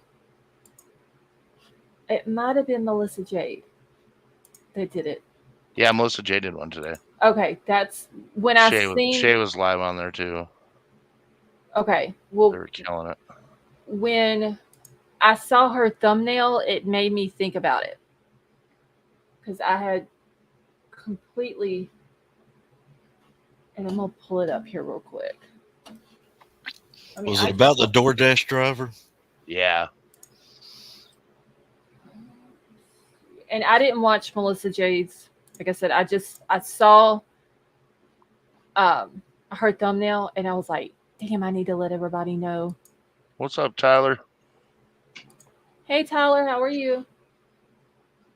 Okay, I'm gonna hide y'all on the panel for just a second, and I'm gonna see if this is gonna let me zoom it in. Can y'all see that any better? Pretty impossible to read on my end. Okay, well, you're probably on the phone. No. Oh, well, you're blind. That's because you're old. Ouch! Ouch! Damn. I gotta pick on you a little bit. Now I can see it. Now that you zoomed in a little bit more. Okay, so 4 days ago. So this was the live I did before my power went out, and it says, "It is a fact that Bryan Kohberger is innocent and did not do this crime, but it does not exclude the father. If the DNA on the knife sheet had belonged to Bryan Kohberger, if it had been a positive match to Bryan, it would have ruled out or excluded his father. The DNA did not exclude Bryan's father. Why did the DNA not exclude Bryan's father?" He's kind of repetitive in things that he says. Hey, Pickle Me Elmo, how are you? Because it was never Bryan's DNA on that sheet in the first place to begin with, which Ann Taylor knows all about. This is evidence the prosecution is illegally withholding, which is grounds for a motion to dismiss an automatic mistrial. Wait, it's a motion to dismiss an automatic mistrial. Which is it, shithead? Those two things can't go together. No, right? It's kind of oil in the water. Okay, so the prosecution are shitting their pants because they do not have a case. The GPS from the vehicle belonging to Brent Kopacka, Bryan Kohberger, and Darren Duncan is Brent Kopacka's best friend, placed all three boys in Pullman that night, the entire night, and Ann Taylor has the GPS chips. Bryan's phone got cloned, and the clones were driving around in yet another attempt to frame Bryan for a crime that he did not do. So I asked him, where is your actual proof of all this, or are you just guessing? And this was his response. And this is what, no, man, I don't know if this is the one that it might have been that he made the video about. But he says, I'm in the literal middle of all of this. My dad knew Fry. My dad worked with Fry's dad at Merca Latino. during his first marriage. My cousin Nikki knows Brent Kopaka via the Rockford, Illinois PD. My Uncle Dave knows the Funks via Dentistry Orthodontistry here in Chicago. The Funks have multiple properties here. One of them is legit 8 minutes from my front door. I was assigned to Kyle Payne. He was my CO at Fort Benning. So I responded back and said, just because you know someone isn't proof of claims that you're making, where's your actual proof? You made outrageous claims in the past that were downright wrong. Who is telling you all the stuff that you are claiming? It's hard for me to believe anyone is telling you anything when there is a gag order in place. So his last response was, everything I said is 100% true, but go off. You'll be eating your words soon enough. Yeah, ain't nobody ate no words with this guy. So it's a piece of work, man. Wow. And I completely clicks forgot and to views. show it. Yeah, I mean, he did a video about it. Hey, Mariah, how are you?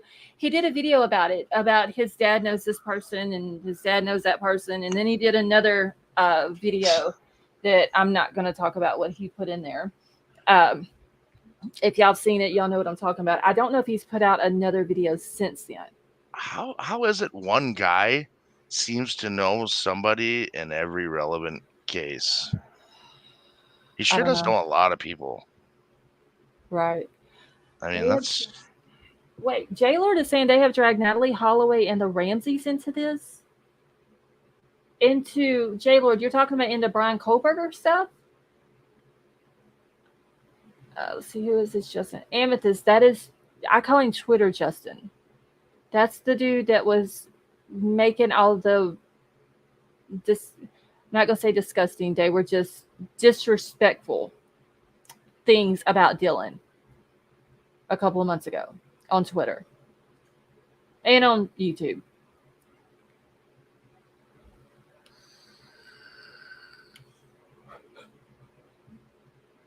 Roger, that's why I asked him if he was just guessing. I mean, I see no luck with hospitals. Thank you, Summer. But, I questioned him and then he got upset. Watch 1111 Tarot. Yes, they have. Oh, wow. And Natalie Holloway and the Ramseys don't have anything to do with this. That is crazy. Clicks and views. True. Anything for attention. Remember every night they were digging up something or draining something to find her down in Aruba. That was always. Oh, you're talking about Natalie? Yes. Yeah, that was always on the news at night. Yep. And they never did find her. And now they've got Joran Vandersloot in. He's in Alabama right now. They're supposed to be doing a trial for him for, is it extortion? Yeah, I think that's what it was. He told her somehow or another, give me so much money and I'll just find where she's at. He never even tried. He was just partying with it. Yeah. Oh, Candy. Justin he's the guy that was on Twitter and YouTube and was saying just a bunch of disrespectful stuff about Dylan. That was, 2 months ago? He was saying some crazy stuff about Chief Fry, just about a bunch of different people. And people, he got a lot of backlash for it, for the things that he was saying. Let's see, is this the same Justin that got debunked by TNT? T-Red and Drunk Turkey. Yes, same Justin. Okay, I don't know what they debunked him on. What's his YouTube? Candy is just his name, Justin. I actually had to go to the channel when he left the comment to make sure that it was the right one. Yes, ISOF. That's him. Kelly, I would not doubt it if Papa Roger was Justin. You know what? I've never thought of that. I didn't either. I just read that. It was like, oh man, I didn't even think about that. Yes, Vapor, the fuck around and find out, douchebag. Oh. Yeah, but you know what? It never crossed my mind that it could Justin be Papa Rogers. He's a consummate Okay. shit stir. I mean, why wouldn't it be? Oh, yes, Annie, please come up, honey. She says she has a wonderful update. Love it. All right, Annie, I just dropped a link for you, honey. Oh, dear Lord, please let her say that he has been found or that they talked to him or something.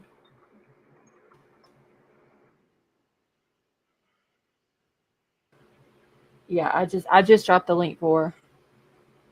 Let me put it in there again for her. Again, yes, or yeah, Mystic. He's popped up again. I haven't seen him on Twitter, but I have seen him on YouTube. Okay, He there's blocked me. he. He blocked me on Twitter. Okay, Annie, what is the good news? Oh my God, he's found. He's fine. Okay. Sweet. Listen to what he. Oh my God. So he went to he went to a Taco Bell, and he pulled over because he won't drive and eat like I do. He pulled over to eat, and he literally closed his eyes and he fell asleep, and nothing woke him up. No phone ringing, and nothing woke him up, and he's been sleeping this whole time, and oh my God, we are just I was really Great news. Oh, thank goodness. because because his phone kept ringing. That gave me major promise, because I was thinking, usually with like all the cases that we follow, the phone stops ringing and goes right to voicemail and stuff like that. So I'm like, okay, that means nothing's wrong with his phone. If something happened to him, something would have happened to his phone. But that is, oh my gosh. So he works. Okay, so he works at, people were asking, he works at the Oak Ridge facility, the nuclear facility. Mm-hmm. The PhD in chemistry. It's totally top secret. I don't know what he does. I've never seen the place. I don't know. That's why. So it wasn't weird like me saying, oh, I don't know where he works and I'm his mother, but that's why. And I'm allowed to say Okay. that, you know. Right. And so when something like this happens, like my fear originally from him working there was, oh my gosh, is something gonna happen? And then this happens, and it was something like, thank God, which is such a stupid thing. And I just really thank everybody. I just cannot. I might want to start to cry. I just want to thank everybody for their prayers and their help. I just thank you so Oh, much. you're very welcome. Oh, and just how often do we hear it happy? Oh, did we lose her, or is she just her thing breaking up? Jeff H says, "Ah, I see a Taco Bell in 41."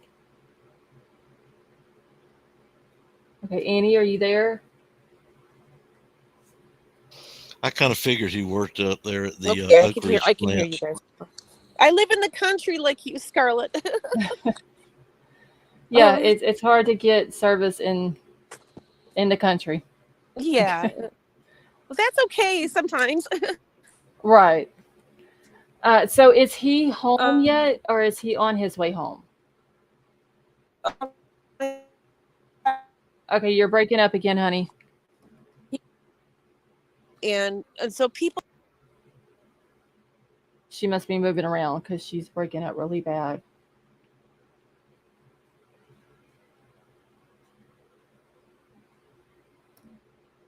Okay, we'll have to wait for. Okay, are you back? I hear crickets. Annie, are you back? Oh, we lost her. Okay, let me put the link back out for her. I kind of figured he worked at Oak Ridge. But she said government and scientists and chemistry. Mm-hmm. I was thinking Manhattan Project. Jeff, have a wonderful night, and thank you so much for coming and hanging out with us. I'm just glad that he's okay.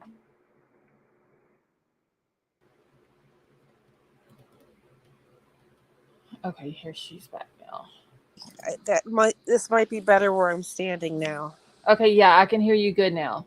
Okay. I just want to say that so OnStar, so everyone would know, God forbid that you would ever have to, but because the service was turned off, OnStar actually is now Guardian. So it's a different company, I guess, and it's a 2013. So they said since it was more than a year. Oh, you're breaking up again.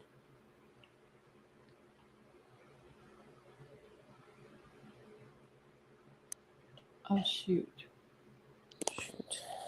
Okay, I can hear you. Okay. Anyway, that because it's been more than a year that the service was turned off, and I didn't realize it was more than a year, but it was more than a year, and they can't trace it. And then I did call his bank, and I actually hung up on them because his wife was calling me, but the lady that originally answered with the banking, obviously I don't know any of his codes, I don't know his passwords, neither did his wife, because she said, Oh, we lost her again. okay, I'm gonna stand here. Oh, wait, I heard her for a second. Okay, is this better? Yes, I can hear you good now. So he has Wells Fargo, and they couldn't do anything, but she was going to, because of the emergency she was having me on hold to talk to their security people, because I said all I really want is the last pending transaction. I don't need any information. It's the last. So I think they would have given it to me considering the situation. So We lost you again.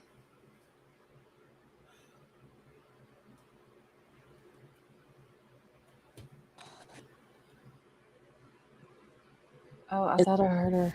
okay, can you hear me now? Yes. You need a Wilson signal booster at your house, Annie. No, I have our internet company put boosters, but I don't. I'm standing inside my house now, so maybe it's working off of Wi-Fi. I have an older home, so it has aluminum siding. So I think if there was any kind of alien issues going on, I would be covered with aluminum. I don't know, but I think that is. Oh, we lost her again. Okay, I can hear you now. Okay. Then let me just say quickly, thank you, everybody. I love all of you, and I'm glad I listen every night, even though I don't always interact. But I knew I could turn to all of you to help me, and the prayers obviously were answered. And thank you so much. Oh, you're very Oh welcome. God, thank you. Yeah.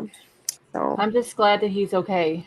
oh God, yes. And I'm gonna he's like I was saying, he's a workaholic. We lost her again.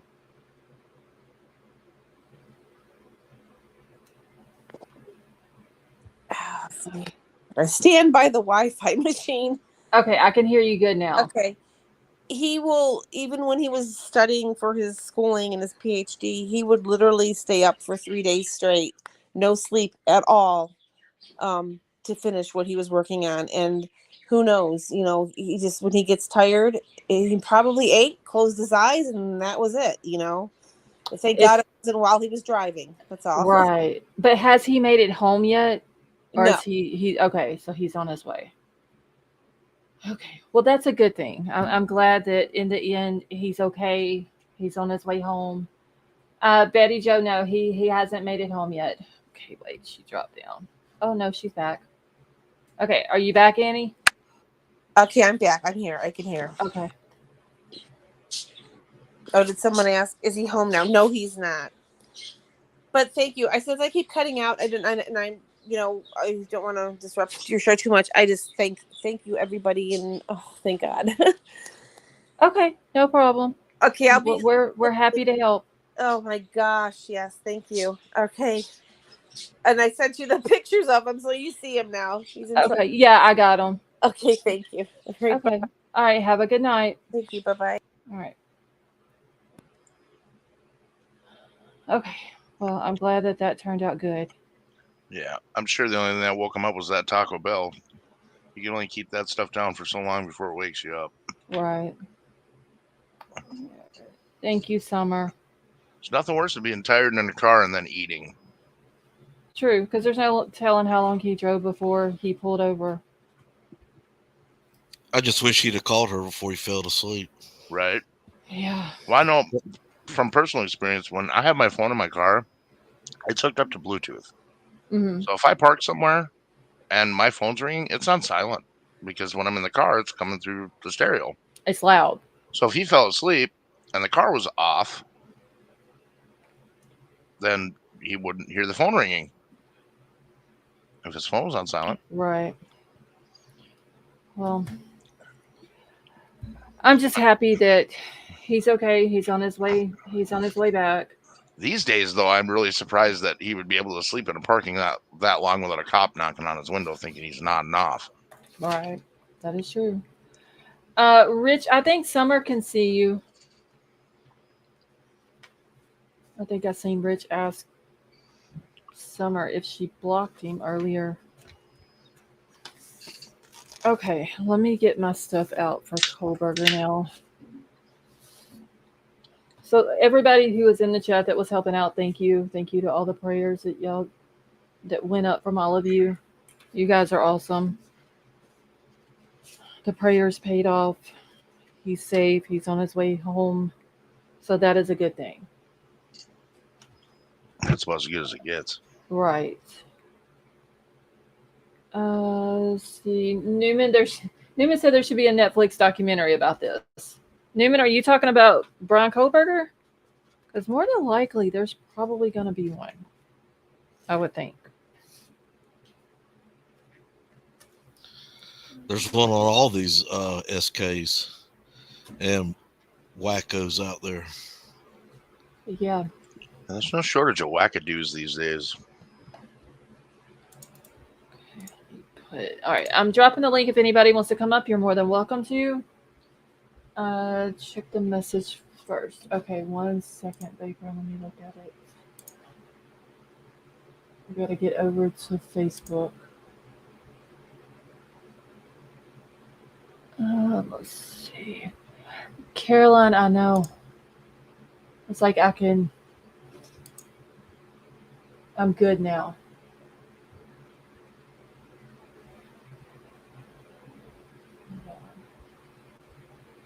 Okay. And there was something that I had wrote down. I just got to find it because I wrote a bunch of stuff that I was going through, like the press releases that Moscow PD had put out in the very beginning before the gag order came out. And there was one thing that I wanted to get y'all's opinion on. I just got to find which one because I wrote down like 6 pages worth of stuff. It says on the 13th, okay, they talk about, the 11:58, the 911 call comes out for the unconscious person. Officers arrive, they found the 4 victims deceased. They come out and they say that there is no ongoing community risk based on the information gathered during the preliminary investigation. What do y'all think that they found in the prelim or the preliminary investigation that made them think that there was no threat to the community?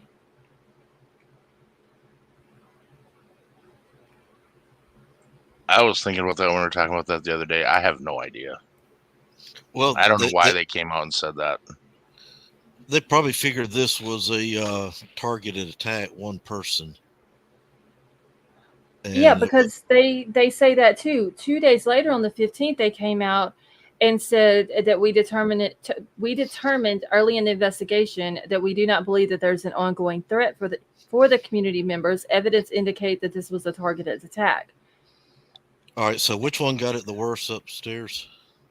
It was said that Kaylee did, but Okay. that's coming from Mr. Gonzalez saying that Kaylee's wounds were worse than Maddie's wounds. Okay, let's just say one of the girls upstairs was targeted. The other one was a witness, so he had to take her out. And as he's going back down the stairs, Xana steps out the door and looks at him, sees him. He's got to take her out. Then her boyfriend rushes through the door to protect his girl. He's got to take him out.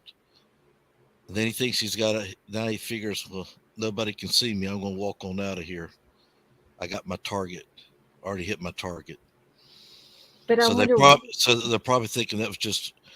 It wasn't something where he's going to do this again in 2 more days, like a SK would. That might have went through the policeman's or the investigator's head. I don't know. Okay, because But when you look at BK's background, yeah, it is because he's infatuated with those guys. true. I'm wondering, like, what evidence did they find? Like, what made them come out on the very first day and be like, "There's no threat to the community"? We don't even know who the person is who done this, but so how can you say with confidence that there's no threat to the community? Well, to me, if I'd have been the police chief or whatever, I'd have put everybody on high alert. I mean, That's what I would have thought that they would have done. just because one person's been taken out, that doesn't mean he's not ready to take more out. Right. I mean, you Because got this a dangerous person, person. Yeah. he could have been walking on the U of I campus and they never even knew it. I mean, he was over at WSU and they had no idea, and he was over there with Xana's sister. And then 2 days later, they come out and claiming, based on evidence, or evidence indicated that this was a targeted attack. Well, what's the evidence? Hey, Shay, welcome back. See, I want to know what happened in the bar. You mean at the corner club, Ashes? Is that what you're talking about? King Scarlet, that could be it too. School wanted to keep people calm so that they didn't leave the school and lose money. I don't know. That bothers me too. Why they would come out on the very beginning and say all that, just like them clearing all these people quickly. Makes no sense. It really doesn't. But even if he just went upstairs and took out one person and left there, he's still a dangerous person. Yep. True. Because now he's desperate. True. And I would think the only reason you would say no, everything's fine is if you either have the person in custody or you have proof of the person and they're under surveillance. That'd be the only 2 reasons they should have said, nope, everything's all good. Everybody's safe.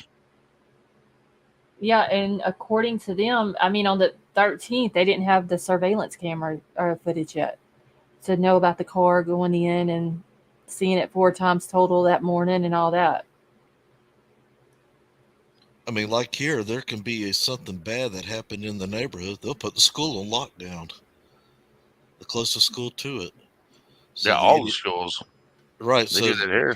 Yeah, so he don't run in there and hold hostages. I don't know. That was what bothered me the most, because what if they're sitting here saying that, which they did, there's no threat to the community, so it kind of relaxes the kids. They kind of do, what they were doing to begin with, but maybe be cautious as well. And then this person does it again. You know what I mean? And it just goes in, it sneaks into another house in the middle of the night and murders 3 or 4 more people while they're sitting here saying that there's no threat to the community.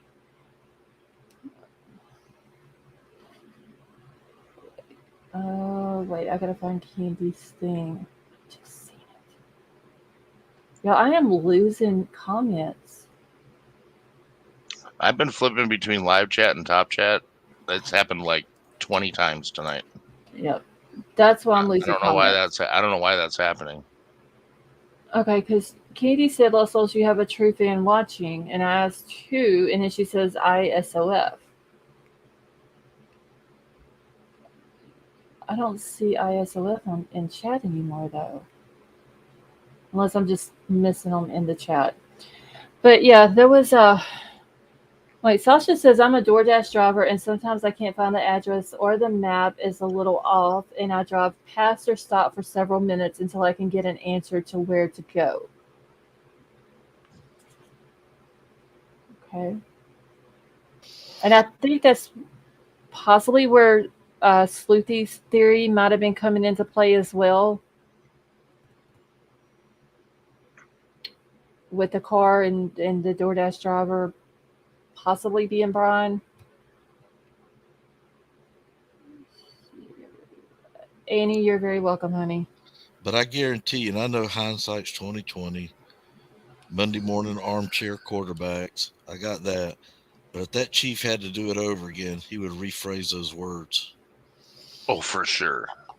Well, here's the thing though. So you would think whenever you have a case like this, okay, you're searching for the person who done this.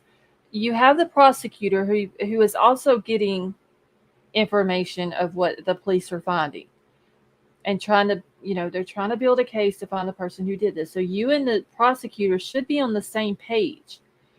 The prosecutor comes out and says something completely different than what the police are saying.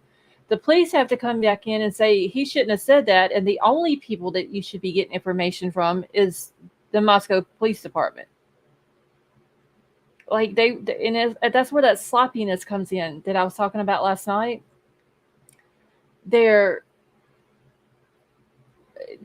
just, they should have been on the same page. You know what I'm saying? It just makes them look bad. Right. See, here when they give a briefing, we don't have district attorneys. We have state attorneys for each district. The state attorney and the sheriff come out together, and they give the information. They don't interview them at separate places, separate times. Mm-hmm. And that's like you said, they got to be on the same page because that's why the state attorneys cringe with these police reports. Yeah, because I mean, just think, you have law enforcement who are investigating it, and then everything they find basically has to be turned over to the prosecutor in order to prosecute the person who did this. And somewhere they were getting all their stuff mixed up in the very beginning of this investigation. And that probably has something to do with why the Gonzalez family and their attorney has done these tort claims. Well, it goes back. Look at especially the timelines, but go back and look at the PCA. Would you turn that in as a term paper? Yet you're going to present that to a judge and for the whole nation to see it later? I don't get why the judge... I don't know. The PCA is just not in order, honestly. And it's worded on certain areas very funny.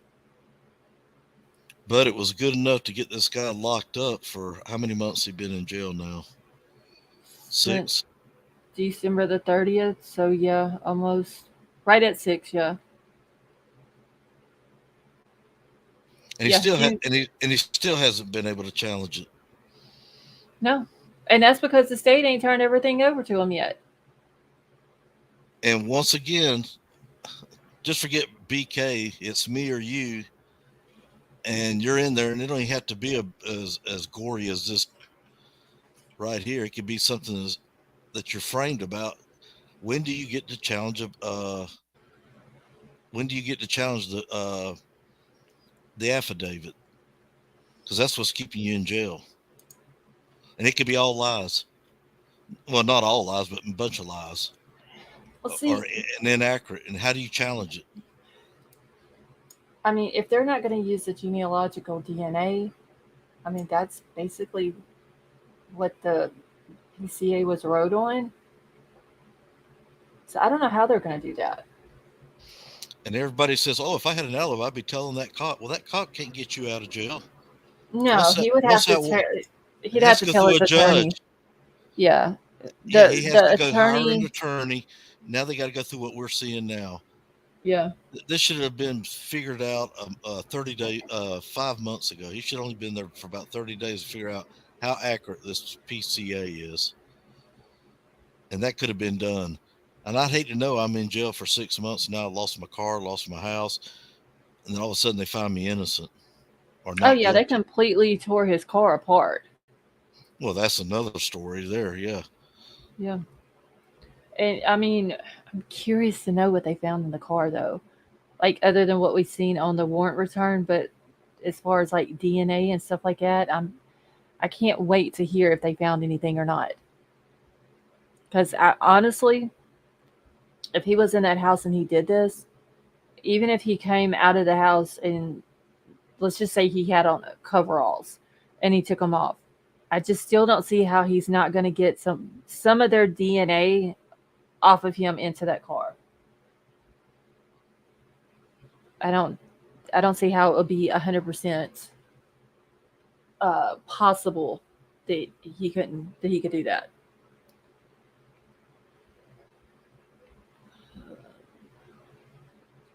Um, I think I'm looking forward to hearing what his alibi is the most, if he's even going to give Honestly, one. Even what if he's even going to give one. I mean, what I would want to know, number one thing that I want to know is what took 8 hours to call 911. That's number one. Then I want to know about the alibi. Or this exculpatory evidence that Ann Taylor is saying that Bryan Kohberger knows exists. And I want to know about the car. Oh, well, thing I want to know, I want to ask Dylan, at what point did you know your 4 roommates were deceased? That too. Did that go off at 10:30? Did you even? What did it go, don't tell me what you knew they were deceased at 4 o'clock in the morning. I mean, at 4:30 or 5 o'clock in the morning. Don't tell me that. But if she says I didn't know they were deceased until what's his name came over and checked on them. I Okay, just, we don't know when Dylan figured out they were passed away. yeah, that would probably be another thing that I would want to know. And is it true that her and Bethany went out in the yard and one of them had a fit? Because there's just been so many things that we've heard. And they could have very easily came out before the gag order and said yes or no if the girls were out in the yard and one of the neighbors saw them and came up and tried to help them. Like they could have very easily dealt with those rumors. Because in some of their press releases that they put out on their website, there was like a little spot that they would put in each press release called the rumor control. And they would, like one of them there was a rumor going out in the very beginning of this that the victims had been gagged and tied up, and they said that was a rumor. Well, if you can get rid of that rumor and say that it's not true, why can't you do some of these other rumors that's been put out? And that would stop a lot of this. I think law enforcement really is trying to not feed the YouTube beast. When you think about how many people are involved in this true crime stuff now, how many people are picking up the phone and drilling these law enforcement agencies and calling the businesses and calling the family members and just doing all this out of line shit.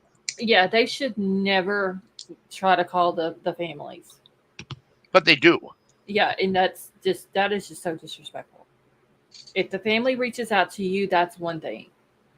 But you should never call a family member of the victim at all. And some people, they have no respect. They have no. Well, they got to be first. It's clicks and views. And that is just it's money. Oh, it all comes down to money. That whole wanting to be first crap. I mean, happens with every case that I've watched. And yeah, it does. But who cares if somebody's first putting something out? I mean, I don't care. Let's just say Sleuthy comes out with something and she comes out with it first. I don't care. You know what I'm saying? I'd rather be last. At least then I've got a chance to kind of dig on it a little bit and figure out what's true and what's not before I open my word hole. But some people, they will literally catch something or they can hear something and they got that selective hearing going on. They hear like one or two words and then they run with it without hearing the whole thing. I like the way Sleuthy put her theory out there because she made it clear. This is a theory. Right. I mean, it's a theory. Yep. It's possible. She never stated anything as fact with any of it. True. Because and I didn't get to watch it last night, but I was in Tyler Feller's chat today, and he was playing it, and I got to watch it when he played it. Hey, Justice A to Z, how are you? And yeah, that's what she puts in there, and I forgot her exact wording, but she was like, "This is a theory." She wanted to make sure that she wasn't stating it as facts, and that's what people should do. If it's just your opinion or if it's your theory, whatever, then that's what you need to state it as. That's why I tell people all the time, if you put something in the chat and it's your opinion, just please put IMO in my opinion, something. Because people will see it and think that you're posting it as a fact, and they will run with it. And by the time it gets 5 or 6 channels down, it's done grew super huge and changed about 40 times. It's fact, and you've got an inside source, and it's turned into a completely different animal. By the time it's the 5th person. Yeah, the sources. It can literally go through 5 people, and it's changed 40. The story of it has changed 40 times. Seriously. But you can see all the interesting. Of course, we only get a part of the sound bites, but you can see how someone who doesn't have clear understanding and depth in their brains can take something and run with it. For example, when the 2 young ladies are walking down the sidewalk with that other male gentleman, and what did you tell Adam? I told him everything. And then it gets out that the guy says, they're going to get you for that, or something to that type. Right. Well, look what you can add to that with your imagination. Oh, for sure. Especially knowing in just about 3 hours from then, they're not going to be living with us anymore. So after you made that quote, that's what happens that quick. So people are going to run to all kind of conclusions on this, especially people who don't have deep thinking. Rich, have a good night, and thank you for coming and hanging out with us. Yeah, some people, and I even said it, I listened to that part where Hoodie Guy says that. I cannot make out 100% what he is saying. What it sounds like is that he's saying, Maddie, they're going to get you for this.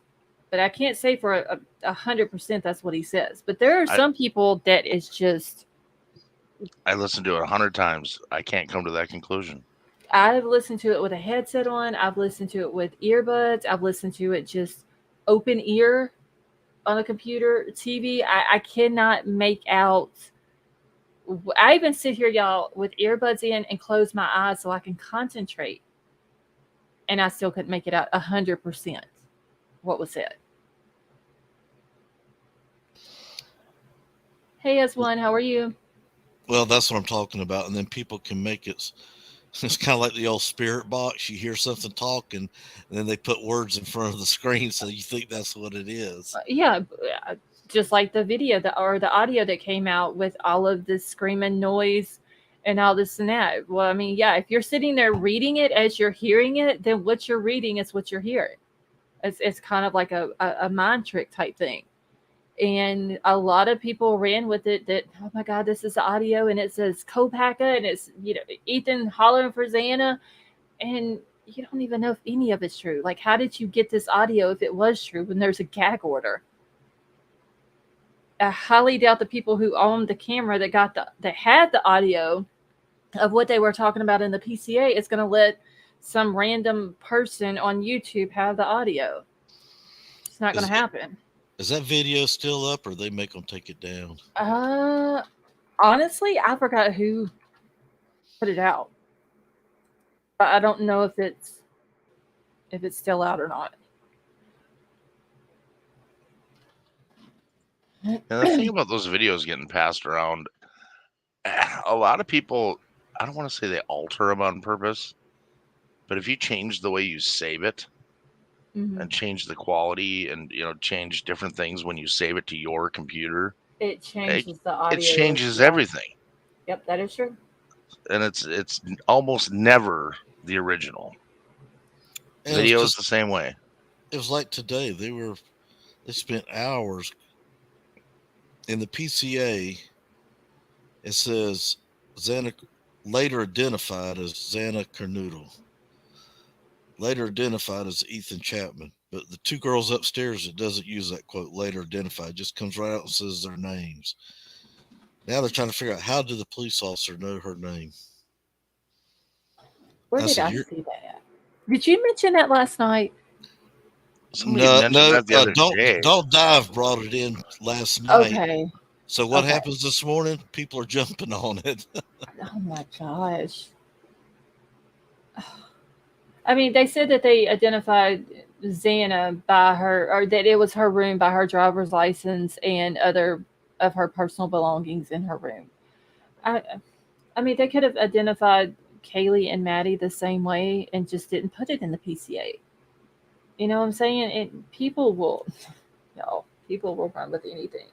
And honestly, the only thing that we know for 100% fact, and I've said it again, I've said it before, I'm going to say it again.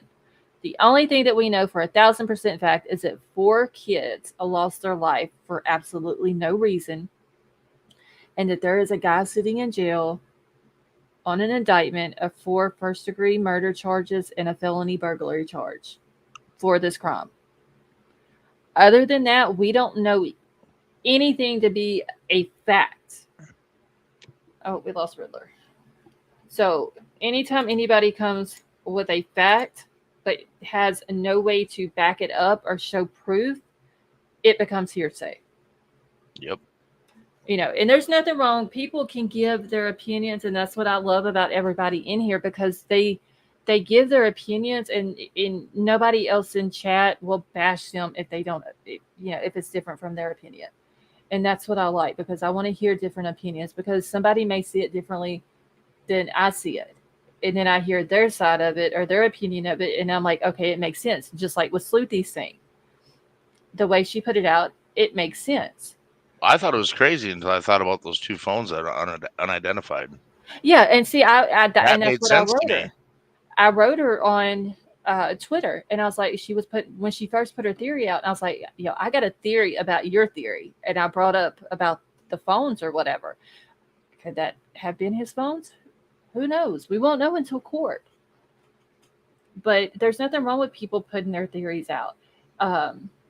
No, don't dive. You're fine. You didn't do anything wrong. She said, I'm sorry. I'm bad for that. I'm sitting in my corner eating my popcorn. No, you don't have to be sorry. You didn't do anything. It's just other people that hear people talking on different channels, and they want to run with stuff. So you did say how much earlier. Okay, Wonder, I just wanted to make sure. I couldn't remember if I did or not. Don't dive. There's no reason to be sorry. You've done nothing wrong. I just couldn't remember. I know I had heard it, but I couldn't remember where I heard it from. So channels go crazy if you don't agree with the majority of the theories. Murad, there are some channels out there that will get completely upset with people in their chat if people in their chat don't agree with them. And let me tell you, there is like people all in my chat that probably don't agree with everything that I say, and I'm completely fine with that. I don't want everybody thinking that, if we go to Lost Souls channel, we got to agree with her, because you don't. That's what makes the world so awesome, is you agree to disagree, and you share your thoughts and all that without having to worry about getting bashed. Because there's too much of that going on YouTube too. And in the real world. True. Really. Yeah.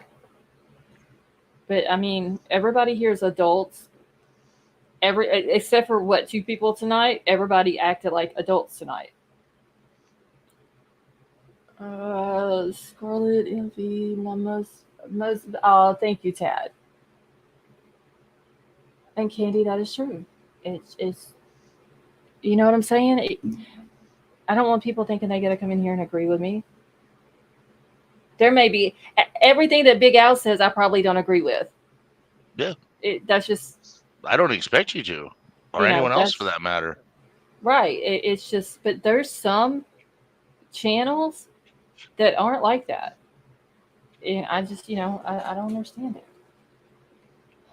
It's really ridiculous as long as you're polite. Just, there's some craziness, I can tell you. They can also remove your comments, right? Even after the recording, you write those little comments underneath it. Oh yeah, I can. The creator can, like, if somebody leaves a comment under my live, either me or I believe the mods can remove them too if somebody leaves a rude one. I believe the mods can as well. But I'm saying, like, after we get off the live, this gets posted. There's a little place where you can comment underneath there. Yeah. You can remove that too, right? Yeah. Now, I don't know if okay, so like if once I end the live and then people what they call the rewatch crew that go back and watch it after the live ends and they can watch the live chat. I don't know if on the live chat replay, I don't think those comments can be removed, but they can the comments that are underneath the video can be removed. And I should have removed Justin's and I never did. I just But left them on I there. think if you edit your live, you lose the live chat. I don't know. I thought you did. I'm trying to think because there Could be was wrong. there was a live that I had to edit like a small part out a while back, but I don't remember if I lost the live chat replay. I don't know. J Lord says mods are oddly power trippy. I don't think we have that in this chat. Not anymore. Yeah. Touche. But she's right. Some mods think that because they have a wrench that they can just do whatever they want to in the chat. So you can okay, so yeah, Summer, yeah, you can remove the comments after the lives. I just like I said, I should have removed Justin's and I didn't. And which I'm glad I didn't because I did do a screenshot of him and I didn't do the screenshot of the last one he left where he got mad at me. But I mean, and just like him, and I'm going to use him as an example. All I did was ask him to provide proof, and like I told him, I can't go by what you're saying when there's a gag, or you can't make me believe somebody is telling you this when there's a gag order. And just like that, he got mad. I get yelled out for using caps. There really isn't a rude about that. But there is a rule, Shay, in this chat. Yeah, the only as far as the caps, I don't care if it's a mixture of like upper and lowercase caps, but I do only want the mods to use the caps because if I have to look for one of their comments or they're trying to get my attention, the all caps stands out to me. So that's why I get them to type in all caps. Uh-oh, somebody asked what the pickles mean. Here we go. A cougar. It's a very long story when I first started doing lives. Actually, about a year ago. It was, I don't know exactly what day in June, but it was one day in June that I started doing lives. And it's, I'll have to, one night whenever we have nothing else to talk about and we just have like a fun night, I'll tell the story of the pickles. Because it's a whole conversation that got started and it just kind of stuck. I see because it was a username and another because it was an abbreviation and got a wrench thrown at my head. Yeah, Shay, if it's just something like that, like I said, uppercase and lowercase, I don't care about. Just any comment that is all caps, I won't just for the mods. It's just because it's easier for me to see it, especially if they're trying to get my attention. And that was an issue that I had a couple of weeks ago. The upper caps and lower caps, that doesn't bother me. I do see a lot of people making the comment in chat that they have a hard time seeing it. If you're on your computer and you're having a hard time seeing it, you can click on the three dots and pop out the chat and then hold down the control button and use the scroll wheel on your mouse to make the font bigger in the chat. And I think you told me that. Yeah. Because I have 1/3 of one monitor dedicated just to the YouTube chat, and it just sits there all the time. And I have it large so I can see it out of the corner of my eye. Scarlett, do you remember the police chief when he first came out? He said we believe these events took place between 3 a.m. and 4 a.m. Right. And then we find out in the PCA it happens between 4 something and 4:25, right? They had in the PCA between 4 and 4:25. Yeah. Now, is there anything else in the PCA they notice at 4:20, Okay, let's see. like a car driving around or something? There is something mentioned. I gotta find exactly where it's at when he's explaining as far as like the traffic in the area. Uh, I want to say that he says something to the effect of, based on his experience, there's not a lot of traffic in the area, but there was a few cars that were traveling in that area around that time. But he doesn't say what type of car or like an exact time or anything like that. I gotta find that part though, so I can read it off verbatim what it says. But it's where he's explaining the route that he possibly took. Okay, no, here it is right here. I'm just about, y'all. I've read this PCA so many times, I've just about got where everything is at. Okay, so, and this one right here. So, a review of the footage from multiple videos obtained from the King Road neighborhood show multiple sightings of suspect vehicle 1 starting at 3:29 and ending at 4:20. These sightings show suspect vehicle 1 makes an initial 3 passes by the 1122 King Road residence, then leaves via Willenta Drive. Based off my experience as a patrol officer, this is a residential neighborhood with very limited number of vehicles that travel in the area during the early morning hours. Upon review of the video, there are only a few cars that enter and exit this area during this time frame. So other than that, Hold on. after Are they saying vehicle 1 or are they saying that's the white Elantra? they're using suspect vehicle 1 as being the white Elantra. So Hey, at Harsh, how are you? 4:20, somebody's driving his car, but at 4:25, he's in the house, right? I would think 4:25 he would be out of the house because they're saying that the car leaves for the last time at 4:20 and it leaves at a high rate of speed. Okay. Can we go back to the area where it mentions 4:25? 4:25. Yes. I think it's on page 5. Yeah, right here.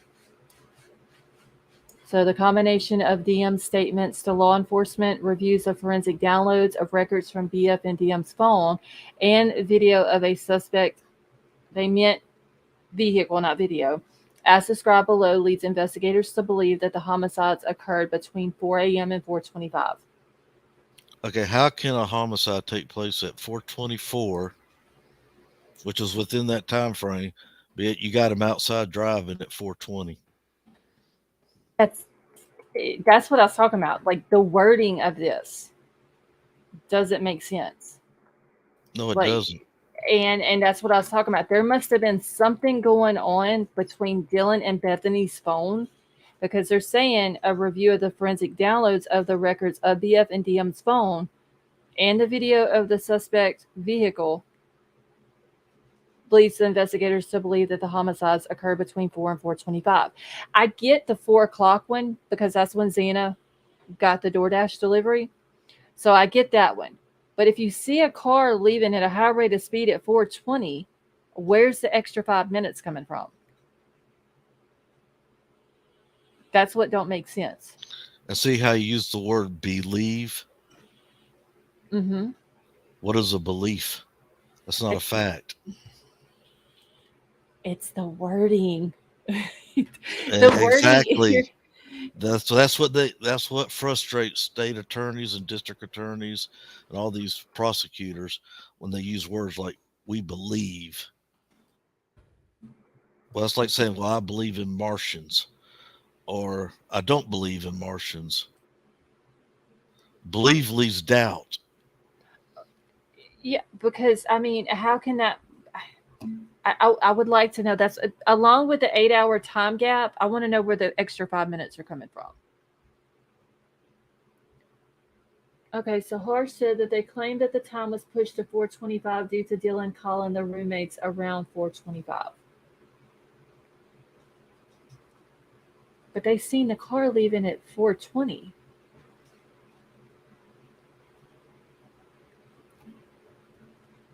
I don't know. The PCA it bothers me this and some of the stuff Yep. that they put in here. A lot of it. Does. There's some places it's almost like they're trying to throw Dylan or Bethany under the bus. It doesn't make sense. And it could be, Betty just said the 420 could be a typo.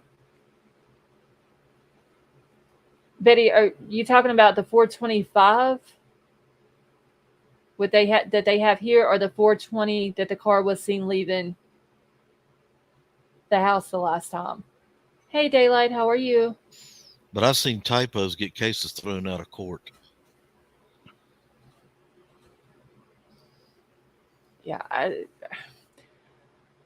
don't think Anne that I can remember just off the top of my head that Anne has said something about trying to challenge the PCA. Shay said, I thought that the time gap could reflect how cameras can have the time off a minute or so. If they allow for an estimated time, then perhaps it limits the technicality. I mean, that is a good point. And Tonka, that is true too. Typos are not acceptable when someone's life is on the line. And that's what I was saying about the whole corner thing and where she got the manner and the cause of death backwards on that paper. You should always, whether if you dictate something and someone else transcribes it for you, you still proofread it. If you dictate it and then type it yourself, you still proofread it. And you go back and you fix all of your typos. And don't seem like... Well, you have two other people proofread it. I mean, it just... Yeah, because honestly... sloppy. It's just sloppy. And that's the best word. I mean, and that's just, I guess that's what irritates me so bad is because I'm a transcriber and those things stand out to me more. That could be, and I may be just completely overthinking the whole thing of the typos. But like Tonka said, if somebody's life is on the line, you want to make sure that you have all of your I's dotted and all your T's crossed. And you want it to be perfect. And they can't go back later on and say, Ann Taylor, for example, goes back and says, well, why do you have video of suspect video? Is it a video or is it the suspect vehicle? You know what I'm saying? Like, there's nothing that she could question about this PCA because it is flawless. And now, were they in a hurry because he was on the move? I don't know. I mean, maybe they already had him under surveillance. He was their guy. The PCA wasn't written yet, and they knew that he was heading for Pennsylvania. But still, it still should have been... I agree. No, I agree. But I mean, that would be a reason why they would rush it. And that could be it. Justice A to C said, in my opinion, everything in this whole case is just so wrong. Yep, everything. It's spinning everybody in circles. I mean, what they should do, they could leave this PCA on the website, but somebody needs to go back and fix it. Let Payne reread it, sign his signature on it, and then repost it as a proofread legal document. Let's see, what date was the PCA signed? Hold on. While you're looking for that, I'm going to say goodnight. I have an early appointment. Okay, how's your hand, real quick? Actually, I took 3 of the stitches out. I'm taking the rest out tomorrow. Okay. So at least it's good. healing. I'm doing. I can type. Well, I can feel my whole thumb. It's not numb anymore. Well, at least you didn't lose the feeling out of it. So yeah, no. It was numb. It was a little bit numb, but it's better now. I'm good. Just a barbecue cut. No big deal. Good night, Big Al. Hey, good night, brother.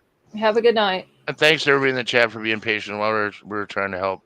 That's For sure. I know a lot of people think, they have their opinions on it, but sorry, when somebody asks me for help, I'm going to try and help them if I can.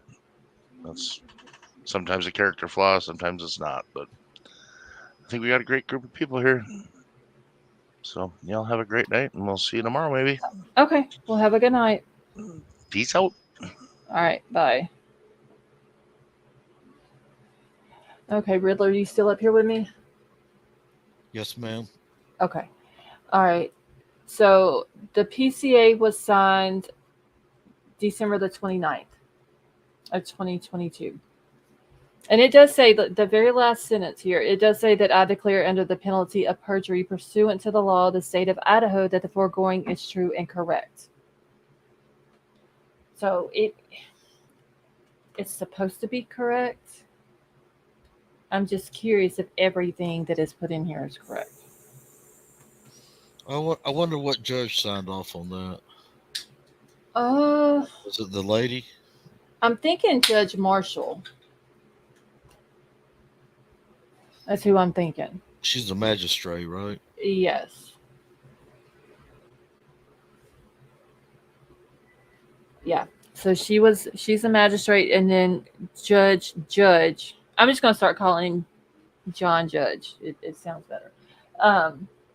He is the district court.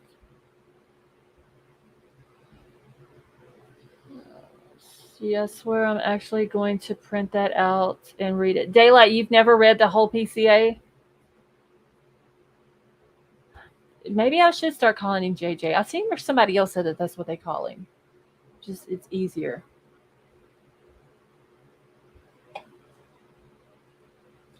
So P. Fox says that I do find it interesting that PA doesn't want to give the name of the FBI agent who identified the car, but then you go back to the PCA, it says Payne corresponded with, so did the FBI identify it. So did the FBI identify it? There's a lot of things that don't make sense.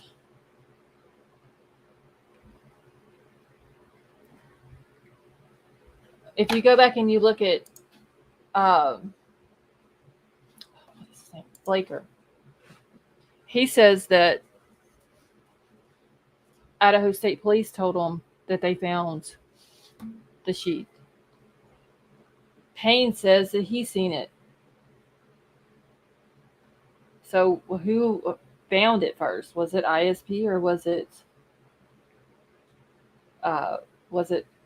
Payne whenever they walked in there? There are 3 PCAs, Idaho, Washington, and Pennsylvania. Yeah, I think Sleuthy has all of them on her timeline that she has on Twitter.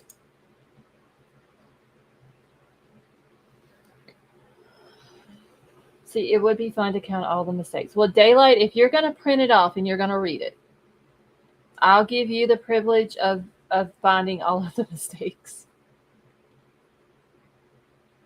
Because there is a lot of them in there. Judge Squared was not prepared.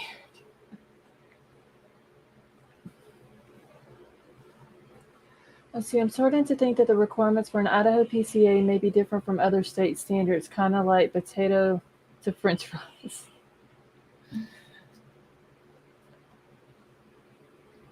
PCA. All right, so Betty Jo says, in my opinion, everybody relies on the PCA. There is to be the right evidence, and it's not. It's just enough to get. Betty Jo, that is true. There is a lot of people who think that is like all the evidence that they have on him. No, it's only a brief summary. Right. And it's just enough to get you locked up, and you're going to be locked up for a while. Right. That's all it is. Because just go back and look at the stuff that Ann Taylor's asking for, like everything that she's asking for, and then go back and read the court documents where she says that she's still asking for these items that they haven't sent over. So they have a lot more evidence than just what's listed in this PCA. And technically, the only thing they have in it is just the sheath, the DNA that they said was on it, and the phone stuff, the phone data. Other than that, I mean, they don't really have anything else. See exactly what I'm saying. Nobody knows the evidence they really have until the gag order, until they lift the gag order so that they can have his court date. Second is when you'll find out. Oh, I hope that they allow the cameras. Now let's talk about the search at his apartment in Washington. Okay. Have they ever came out and said what the hair was they found? Not that I've seen. There was one that they thought was animal hair. I can't remember if they said animal hair or dog hair, but it was one of the two. And then it was like 4 individual strands and then like 8 strands. I'm thinking maybe out of a hairbrush or something like that they got it. But they never have said whose they belong to.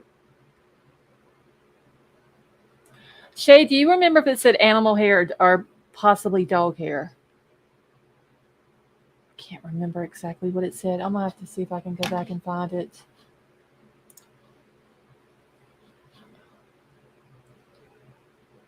Let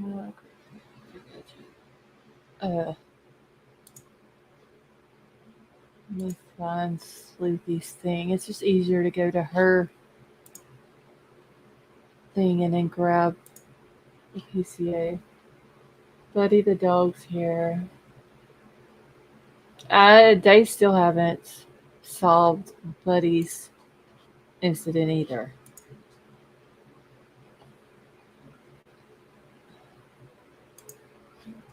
All right. Idaho, Washington. Okay, so what was we looking for in Washington's? Do you remember what it was, Riddler? We were looking for Washington for what type of hair it might have, if it described it. Okay, possible animal hair strand is what it says. Hey, Altered Soul, how are you? Do you guys think that there's a lot of mistakes made, and how can most in here be so sure he is guilty? All this and more is why I do not think that he is guilty of the killing. I think they probably have the right person, Altered Soul. I just think that their PCA is sloppy.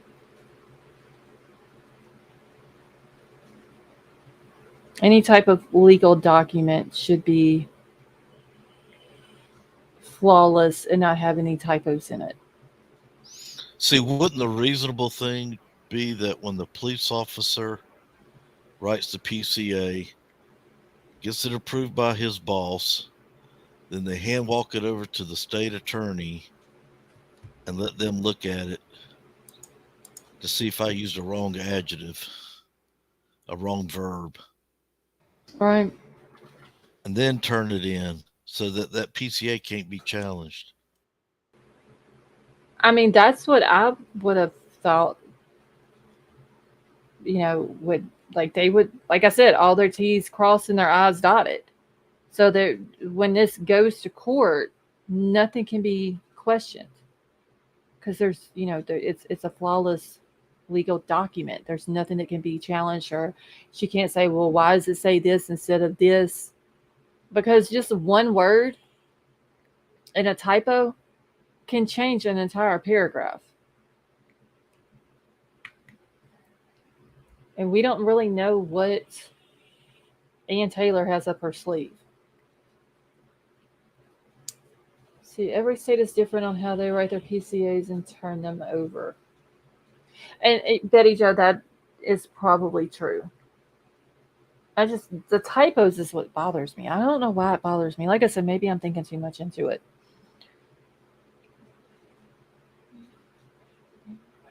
Hold on, I'm just reading a message.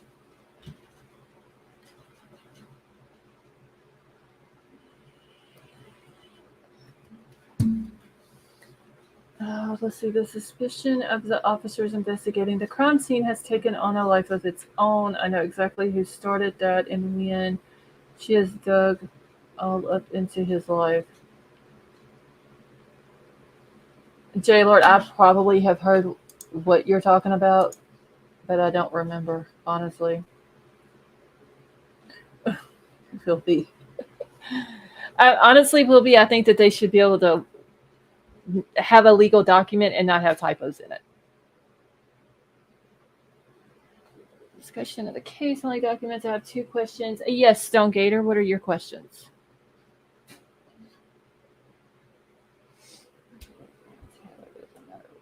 Okay.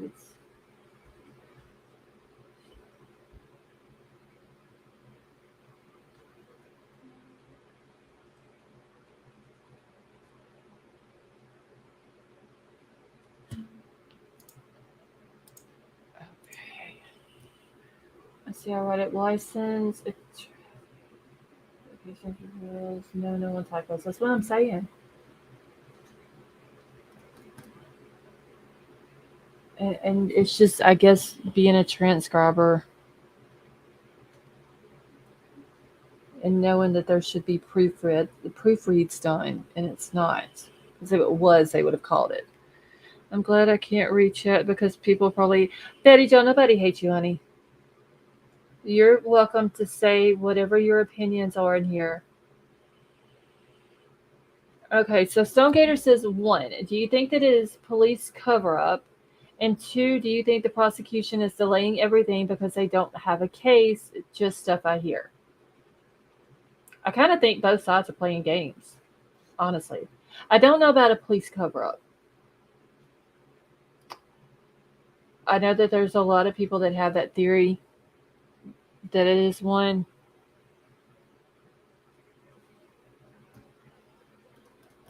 The prosecution, I mean, if my thing is, if they had a good case, why do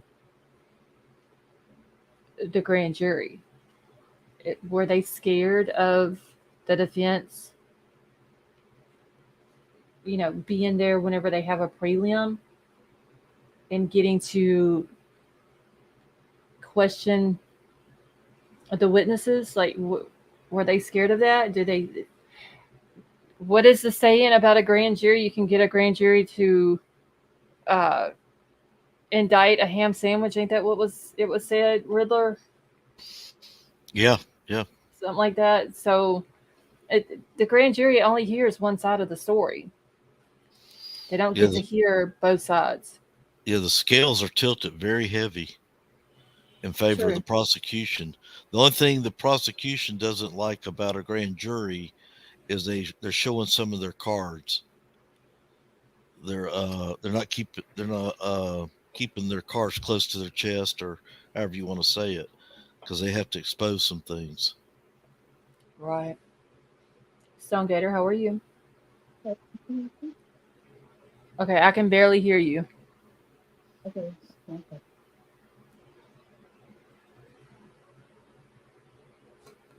Sound like Dixie cups. Yeah, I can't. Let me see if she's turned up. She almost sounded muffled.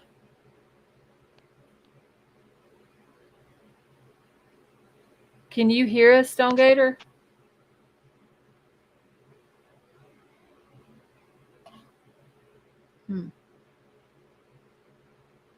She may have to drop down and then come back up. She's muffled real bad. Yeah, Stone Gator, you may have to drop down and then come back up. And you need to mute your well, she's already off. Yeah, well, I'm gonna kick her and then Stone Gator grab the link again and see if that helps it. See, I agree. Hey, Rosie, how are you? Both sides are playing games, and Taylor will throw anything against the wall to see if it sticks.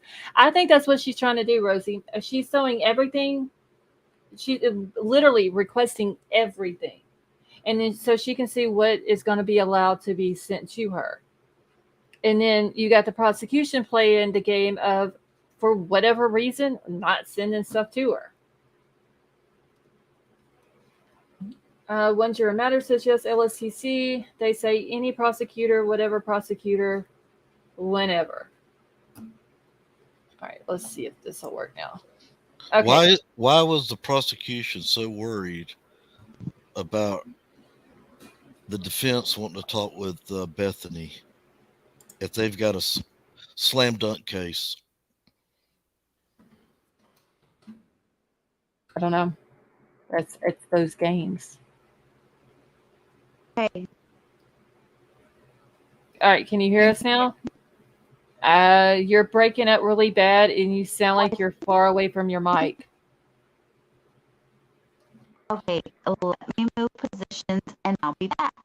Okay, and you're breaking. She's breaking up like really, really bad. She was already in jail. Why grand jury accept to stop? What BF had to say from. I mean, honestly, I think that's why they did. I don't think that's probably the only reason why they did a grand jury, but I think that they knew possibly that if they did a grand jury, then Bethany wouldn't have to do the interview with Ann Taylor and him. Exactly. And it's the same reason why he didn't stand up and plead guilty or not guilty. He had the judge do it for him, the not guilty. Yep, because they're gonna challenge the indictment. That was said in one of the papers, the court documents that was dropped, the last four, that he intends that was the reason why he stood silent in his arraignment, because he intends to challenge it.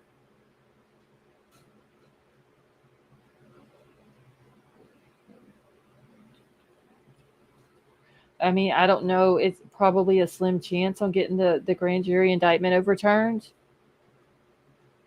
But, I see it. Okay. Thank you, Max. I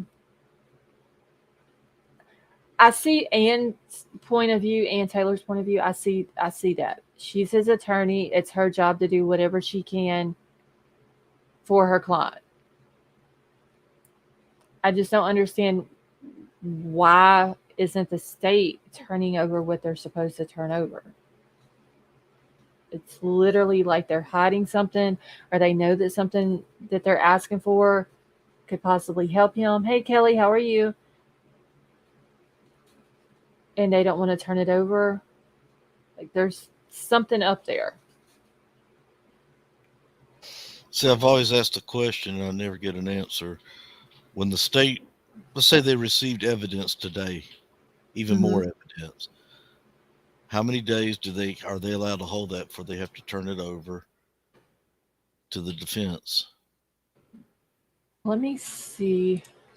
Normally it's like 14 or 15 days, I believe. But I guess it's different in each state. I don't know. Let me find a discovery request on here and just see if they put like so many days or something like that on it. Okay. Let me go to the bottom. Okay, so this defendant's request for discovery was done January the 10th. And I don't see, like, they have so many days to get it back to them. Yeah, I don't see one, like a deadline type thing on this one. Let's see if let me find another one.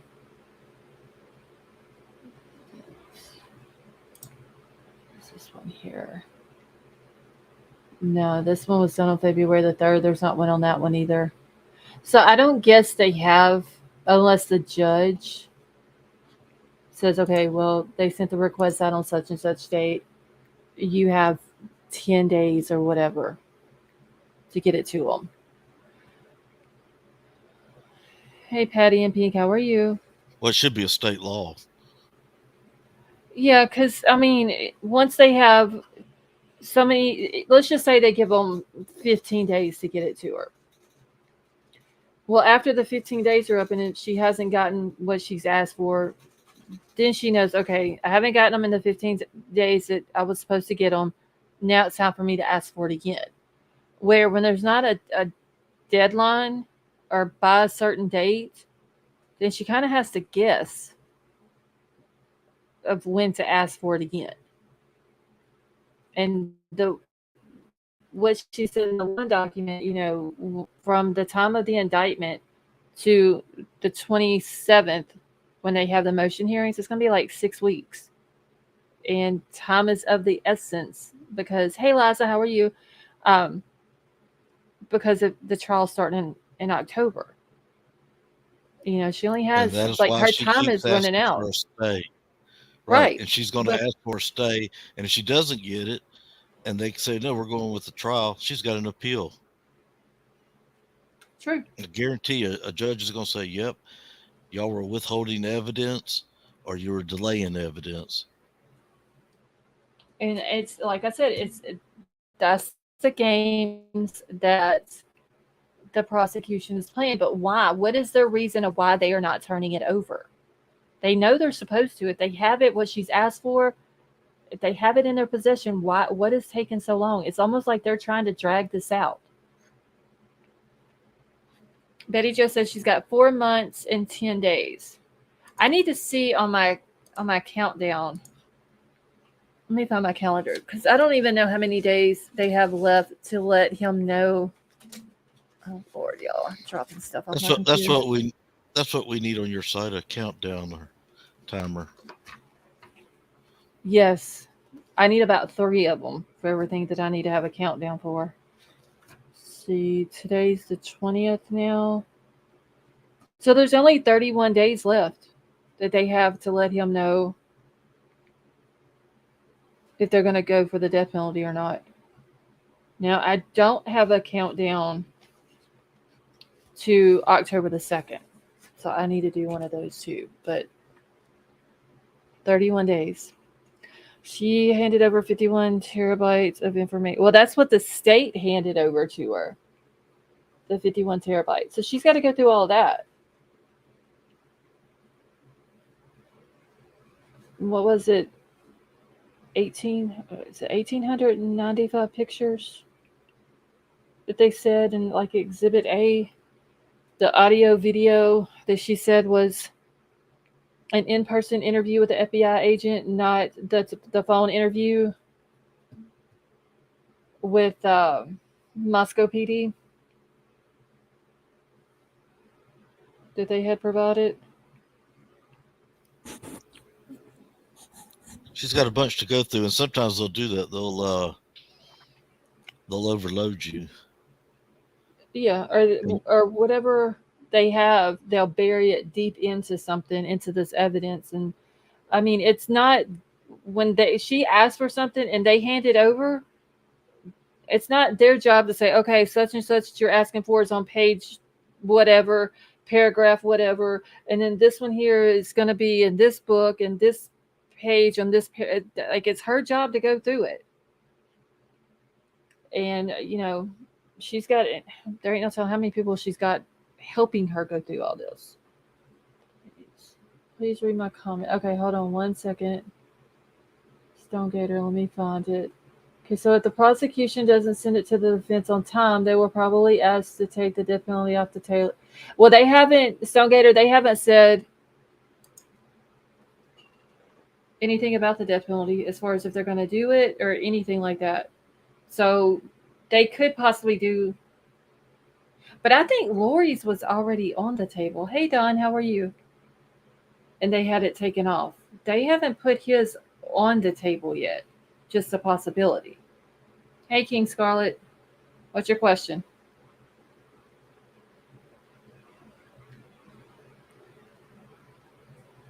I mean, if he's guilty, I don't think they should take the death penalty away, honestly. But it's the state's responsibility. The state has the burden of proof. They have to prove without a reasonable doubt that this man committed these 4 murders. So if they go for the death penalty, then that may show that they have a strong enough case. If they don't go for it, it's going to make people wonder if they really do have a strong enough case. I wonder if you poll the people in Moscow, I don't know, poll about 200 and ask them, do you think he's guilty or not guilty? How many of them are going to say not guilty? In the town of Moscow, probably none of them. That's why I don't think you can get a fair trial in Moscow. I think their mind's already made up. We found the whipping boy, and I think he did it. I really do. But we found the whipping boy. We're going to get rid of him, ship him off, whether he gets the DP or life, and then we can move on. And we're a sleepy little town. We don't like to be disturbed here. We don't want all these cameras here. We don't want all this attention. We don't want Nancy Grace here. We don't want all these YouTubers here. We just want things to go back to normal. Yeah. And that, I mean, Moscow is on the map now. And it's not going to go back to normal for probably a long time. Well, they got some damage control to get taken care of.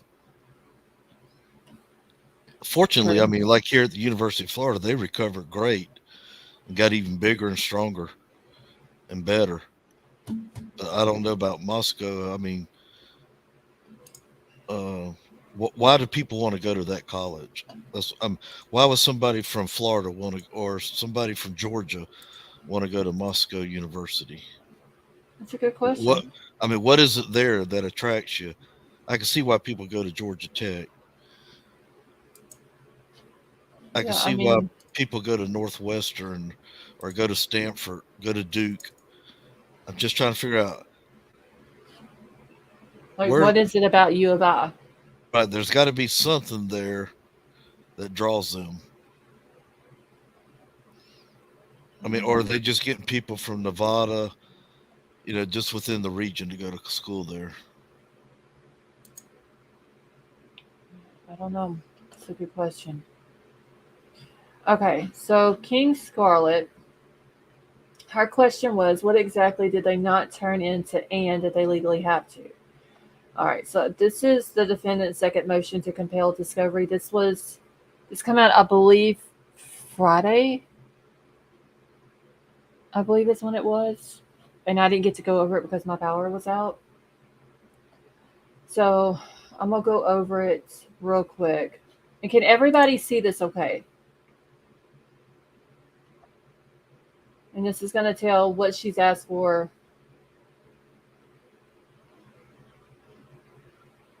Riddler, can you see it okay on your screen? Okay, thank you, Dawn.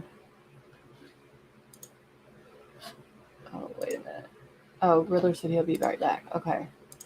All right, so it says, comes now Bryan C. Kohberger by and through his attorney, Ann C. Taylor, public defender, and pursuant to the Idaho Criminal Rule 16F, hereby moves the court to order the state to comply with defendant's first and second supplemental request for discovery and Exhibit A and Exhibit B attached to the request. Exhibit A was the 1,895 photos, I believe it was. The one audio, video, and what else was it? There was one other thing that was on Exhibit A. Let me see if I can find it because I did write it down in my notes the other day.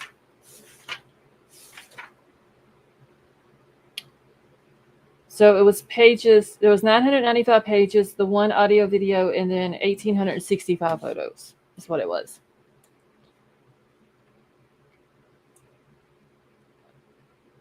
Okay, so the state has provided a significant amount of discovery materials and has provided written responses to the discovery request. However, certain requests remain outstanding. As such, Mr. Kohberger requests in order for the state to disclose the following items included in defendant's first and second supplemental request for discovery, Exhibits A and B. Kelly, if you're around those storms, honey, I hope you're being safe. Hey, must have got lost. How are you? All right, so request one was investigative reports and conclusions from all the cell phone analysis, including but not limited to any analysis conducted by police agencies, FBI CAS team, or other Idaho authorities. The state has responded by listing the page numbers and audio-video file names of information and data provided to the defense in the discovery. But as of June the 13th of 2023, counsel for Mr. Kohberger has not received any investigative reports and conclusions of the analysis of this data conducted by the police agencies. Number 2 is a request number 4. All footage provided to forensic examiners with FBI used to identify the make and model of the vehicle. A says all reports generated related to the identification of the white Elantra. B says all reports, communications, and documentation related to the change in year of the white Elantra assault. And C is the CV or credentials of the forensic examiners. Now, this forensic examiner, because in the PCA it says that they turn all of this information regarding the car, video footage, and everything, they turn it over to these forensic examiners. The guy who came out and said that it was a 2011 to 2013 had 35 years of law enforcement experience and 12 years with the FBI.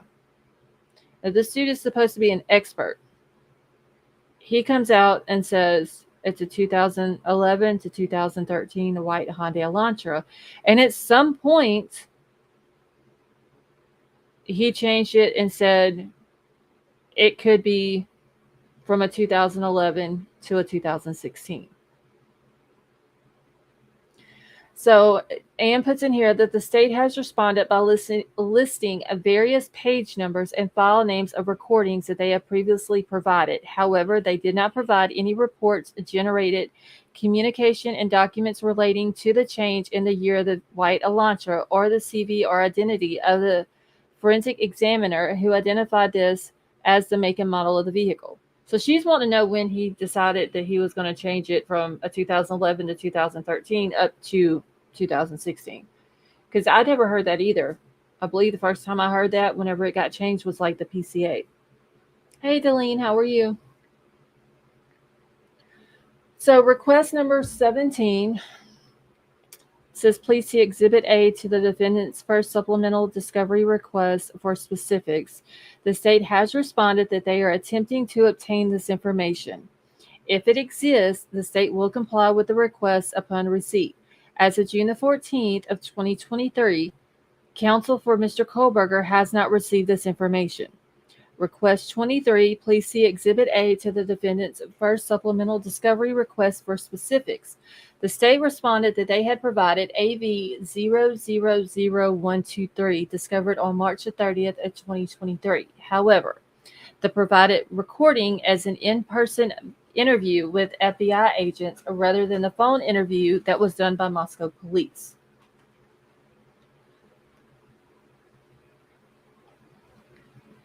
Number 5 is also request number 109, and that's the identity of the FBI special agent that is a member of the Cellular Analysis Survey Team, which is also the CAS team, that was consulted with to determine locations of the cell phone from November the 12th and November the 13th, and all CAS certification records and training records of the involved agents.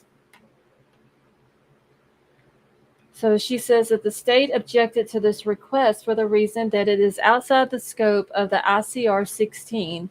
To the extent that the state intends to offer expert testimony, it will comply with ICR 16b7. Mr. Kohberger disagrees, as this information was largely relied upon in various warrants, including the arrest warrant. So if it's included in the arrest warrant, which we know it was in the PCA, then how can the state come in and say that it's outside of the scope? They literally used it in the PCA to get his arrest warrant. So information relied upon to secure search and arrest warrants is necessary to conduct analysis of the Fourth Amendment issues. Further, the entirety of the information could include materials required under Brady. Idaho Criminal Rule 16 covers broader area than an evidentiary rules of admissibility. Request 120 and 140, all tips received by law enforcement relating to the case, and the state has provided various tips through the discovery. However, they are scattered in pieces throughout the discovery. A complete and chronological list of all tips has not been provided.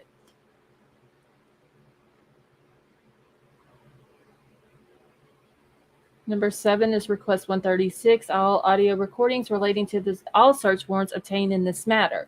The state has responded that they are attempting to obtain this information, and if it exists, the state will comply with the request upon receipt. The defense has been provided with a photograph of a DVD entered into evidence as item 435 23M-0085, labeled as SW audio.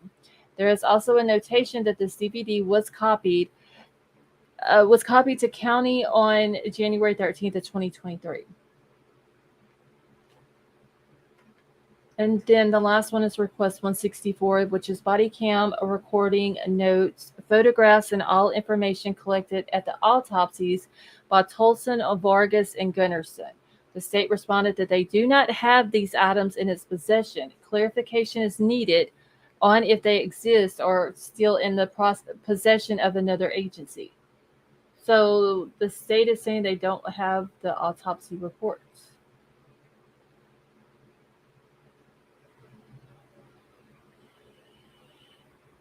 So the council requests that this motion be sent for hearing in order to present oral argument, evidence, and or testimony in support thereof. Request time says 10, and then it's got 20 minutes. Hey G, how are you? I don't know. Defense gets the autopsies. I thought it was just the prosecution. Betty Jo, there's the state is saying that they don't have them. I thought that they would. I mean, they were done in November. November the 17th is when the autopsies were done.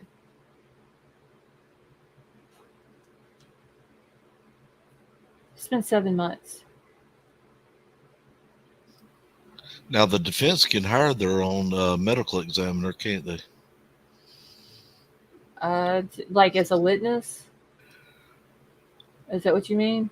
Or Well, just to go over the autopsies?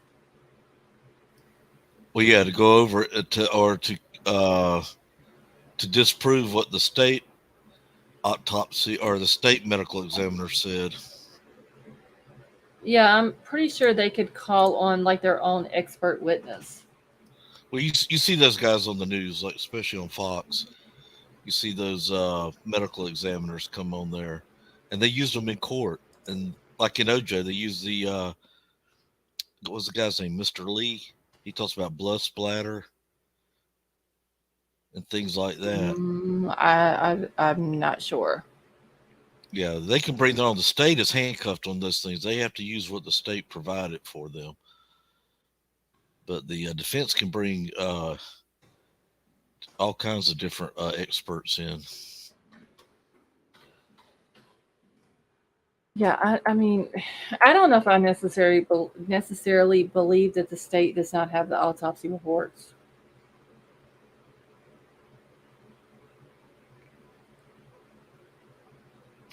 I mean, how long would it take to do an autopsy in that area? It's not Well, like they were all four done on November the 17th, but they were done in Washington. They wasn't done in Idaho. You mean to tell me the state's ready to put this case on trial at any day and they don't have an autopsy report? That's what they're saying. Jeez.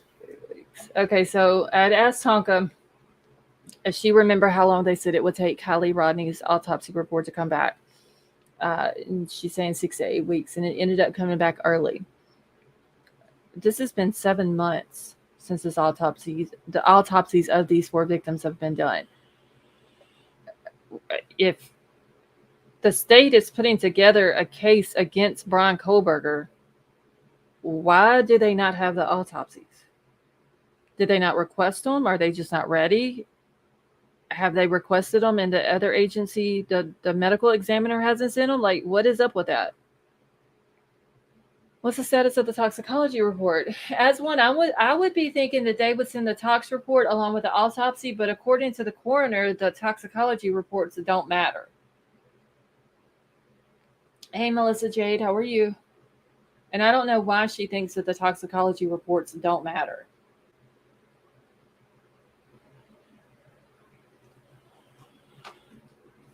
How many of you read that out in a fast way? Oh, Melissa, what you said when she first came in, you had me confused there for a minute, girl. Don't listen to the. No, Jamie, I'm not listening to her because any corner that comes out and says, "Oh, the toxicology reports of 4 kids who were murdered," doesn't matter, and then puts the manner of death and the cause of death backwards. I don't think she holds too much credibility, honestly. That's just my opinion. See, well, the defense wants the autopsy reports. Why don't they go and request them from whoever did y'all's autopsies? I wonder if she can do that, Betty Jo. If she can go herself and request them.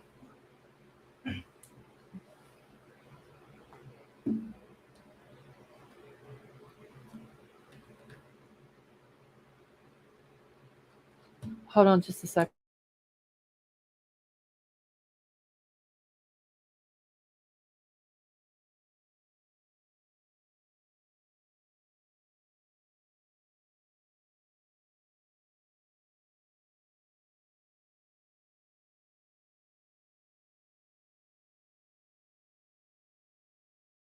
Okay, I'm back. Okay, so I find it appalling they don't have an a medical report. Yeah, I don't know if I believe that or not.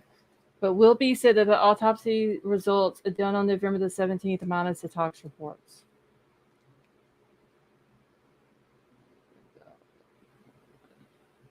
How come they don't have a toxicology report? Because according to the coroner, the tox reports don't matter. I would think that they still done them, but she's just saying that they don't matter. And I can't agree with her on that because these 4 kids were murdered. Their tox reports do matter.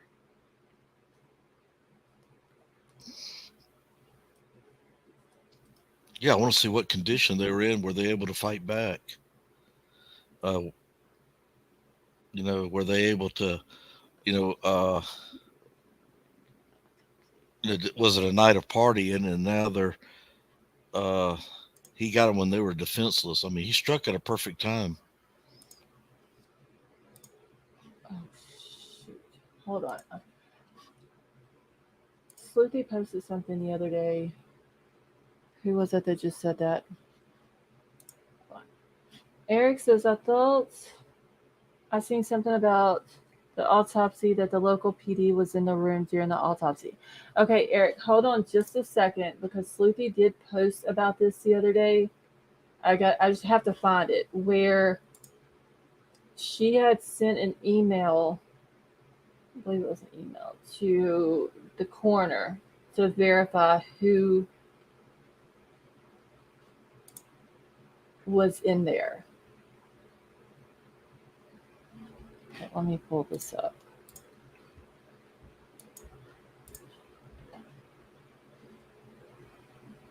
And I don't think it'll let me zoom it in anymore. No, it's not going to let me zoom it in anymore.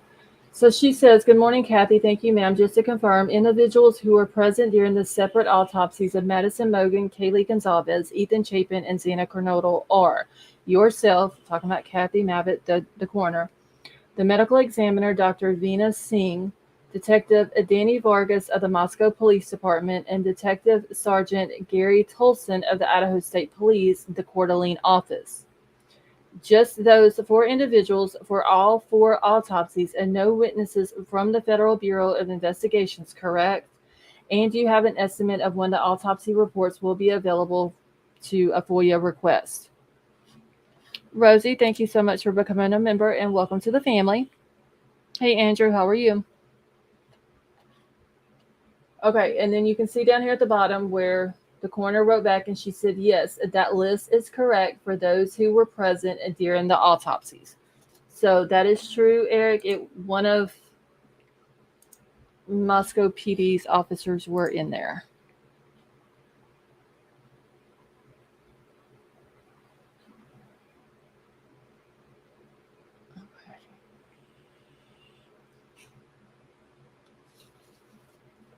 So she was the witness, yes.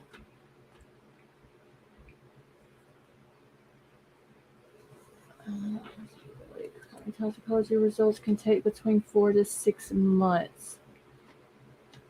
Eric, you're very welcome. Yes, Jamie, the coroner was in there. It was the coroner, the medical examiner, a Moscow PD officer, and Idaho State Police officer. At least I hope so. At some point, we will get an actual time of death based on forensics. I hope we do.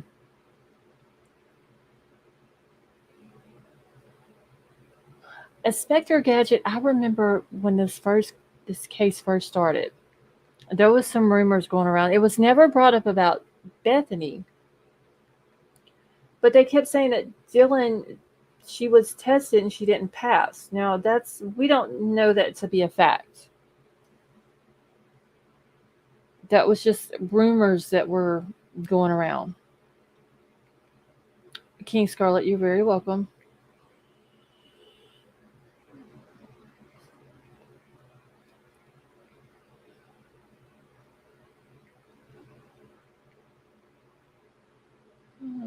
See, I burned my stomach, boiling some chicken. Oh, amethyst. Water from a shower hit it, burned it. Amethyst, do you have something to put on it? Tonka, I can't remember what it was, but they're saying that she was tested. I don't know if for alcohol, drugs, or whatever. I can't remember exactly the rumor, but allegedly she was tested and she didn't pass. And don't y'all remember it was said that her and her boyfriend both lawyered up and all that in the very beginning. So I'm pretty sure she got an attorney. If she did, you can't blame her. But we don't know about the testing part of it.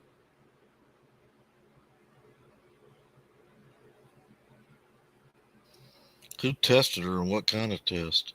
That I'm not sure of. It was a rumor that was going around in the very beginning.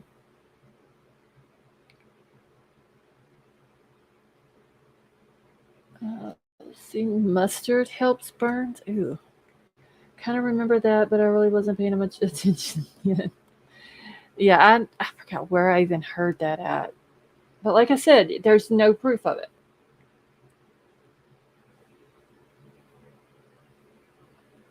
You know, if she was tested, it was no proof that she got an attorney or anything else. A PT, that'll be the next Betty Joe. But between now, it's what, June the 20th now? Between now and October the 2nd, if the trial does kick off on that day, there's going to be 1,000 more rumors that's gotten started.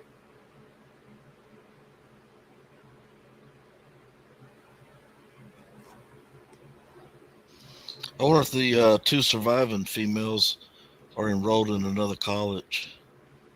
Or are they just taking time to get their heads cleared? I don't know. I would think that the college would let them do their courses at home.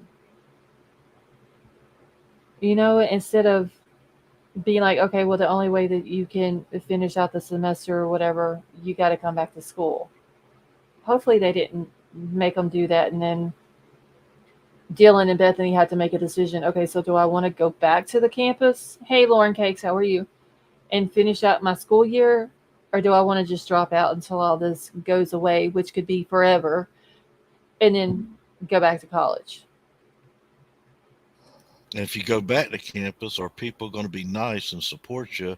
Or is there always going to be that one jerk in the crowd that's going to fault you like they do on YouTube?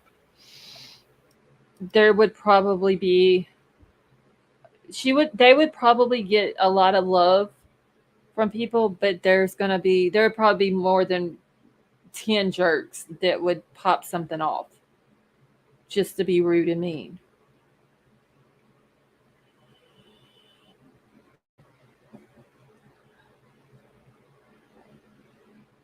I feel so sorry for those two girls. Yeah, because I mean, they were in a house where 4 people were murdered. Thank goodness he didn't hurt them. But have you ever heard of survivor's guilt? Yeah. I wonder if they're going through that. And I guarantee if he saw Dylan, he just took her out. That's a witness. Yeah, I just don't understand why he. Hey, Jeremy.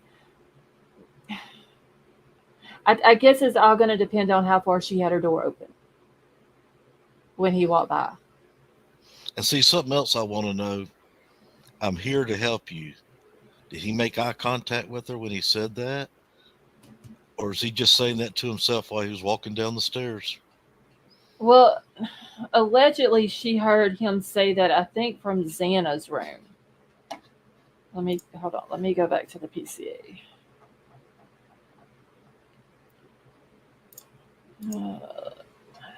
Okay. Zoom it in where I can see it.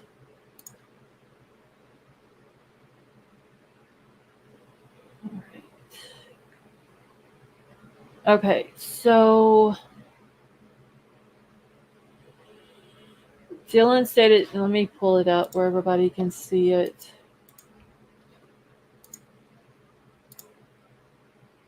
So Dylan stated that she originally went to sleep in her bedroom, southeast side of the second floor.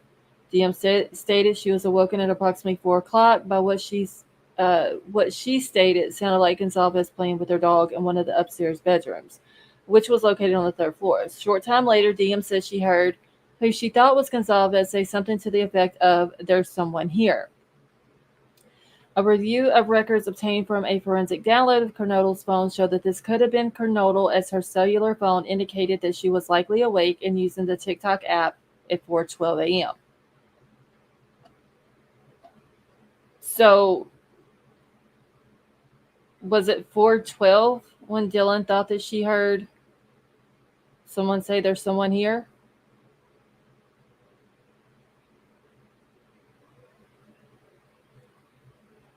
So DM stated that she looked out of her bedroom but did not see anything when she heard the comment about someone being in the house. She stated she opened her door a second time when she thought she heard crying coming from Kernodle's room. DM then said that she heard a male voice say something to the effect, "It's okay, I'm going to help you." At 4:17, the security camera located at 1112 King Road, a residence immediately to the northwest of 1122 picked up the distorted audio of what sounded like a voice or a whimper followed by a loud thud. The dog could also be heard barking numerous times starting at 4:17. Security cameras less than 50 feet from the west wall of Kernodle's room. DM stated she opened up her door for the third time after she heard the crying and saw the figure clad in black clothing. So she heard it coming from Xana's room. Hey, Prosser Gang, how are you? Where he said it's okay, I'm going to help you. So was it Ethan that said it's okay, I'm going to help you, or was it this person that's in the house doing this?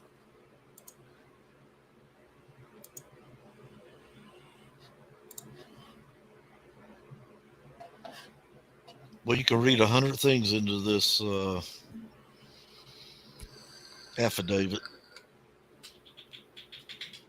Yeah.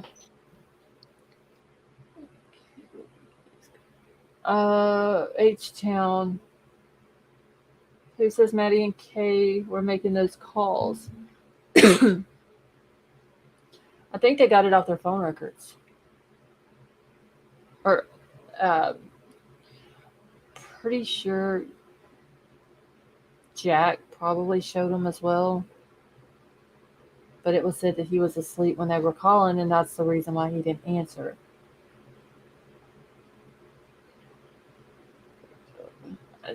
Roger, like he's saying, it says something to the effect of. They worded this PCA very weird.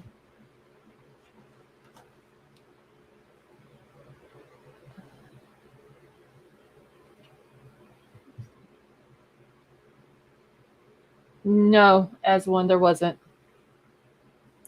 Just that he was 5'10" or taller. What was it? I forgot that. Was it athletically built? And then bushy eyebrows.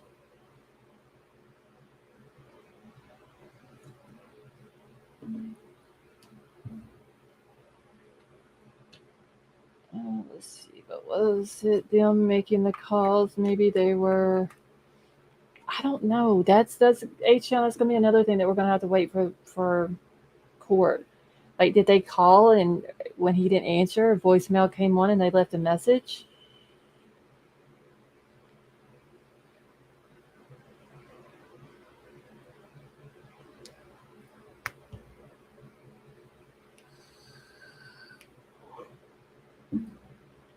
And Cougar, I think it's just going to come down, like I said, to how far she had her door open when he walked by her door. Like, did she have it open wide and she heard somebody walking down the hall coming from Xana's room and maybe she closed it and just was kind of peeking out of it to see who it was or see if it was Xana or Ethan or someone else that she might have known, and he just walked by trying to get out and wasn't paying attention?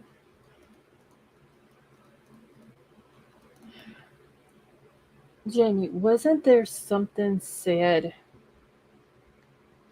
about Kaylee leaving a message and saying something about they have a dog together when she was trying to call Jack D?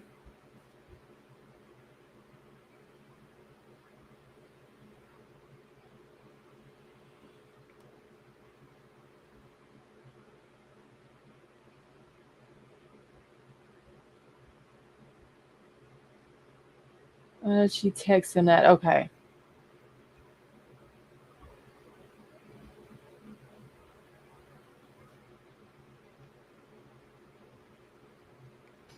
Who was the guy the police interviewed at 2 something that afternoon?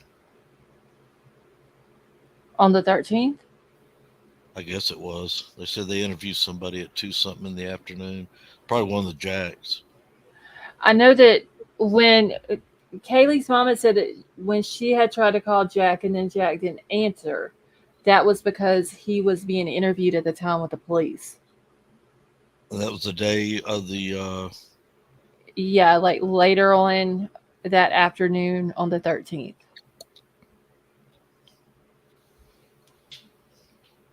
Some are saying it was Jack. That's probably who it was. I would think that they would have interviewed on the 13th Dylan, Bethany, Jack D, and possibly the other kids that were at the house when 911 was called.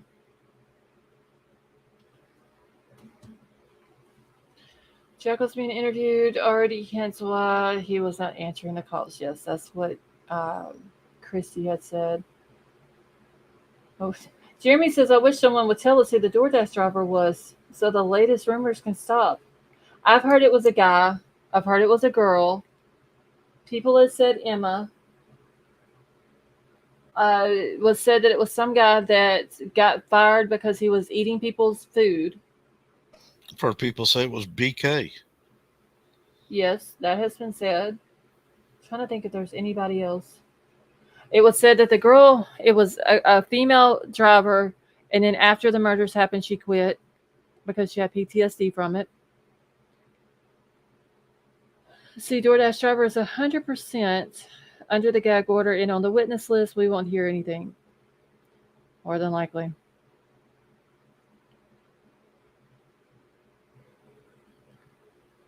Heard it was a Vegas alien. Okay, DoorDash hasn't been cleared yet. The private driver that brought Kaylee and Maddie home that morning, he has been cleared, but the DoorDash driver hasn't been.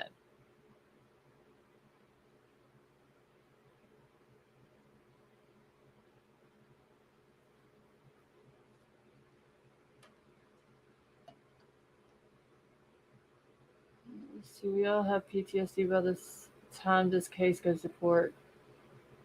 Some are yes. Just the stuff, just the rumors.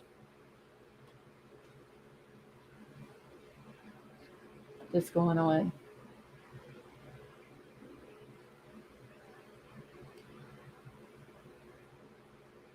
Wait, Prosper Gang, are you saying that the DoorDash driver has been cleared? Because the DoorDash driver hasn't been. Now, see, I thought I heard somewhere else that he has been cleared. Well, I shouldn't say he. That the DoorDash driver's been cleared. No, the only thing that's came out as far as the driver was the guy that was the private driver that night that brought Kaylee and Maddie home from the Grove truck. He's been cleared. But they never, unless they did it after the gag order, but they never came out before the gag order and said that the DoorDash driver had been cleared.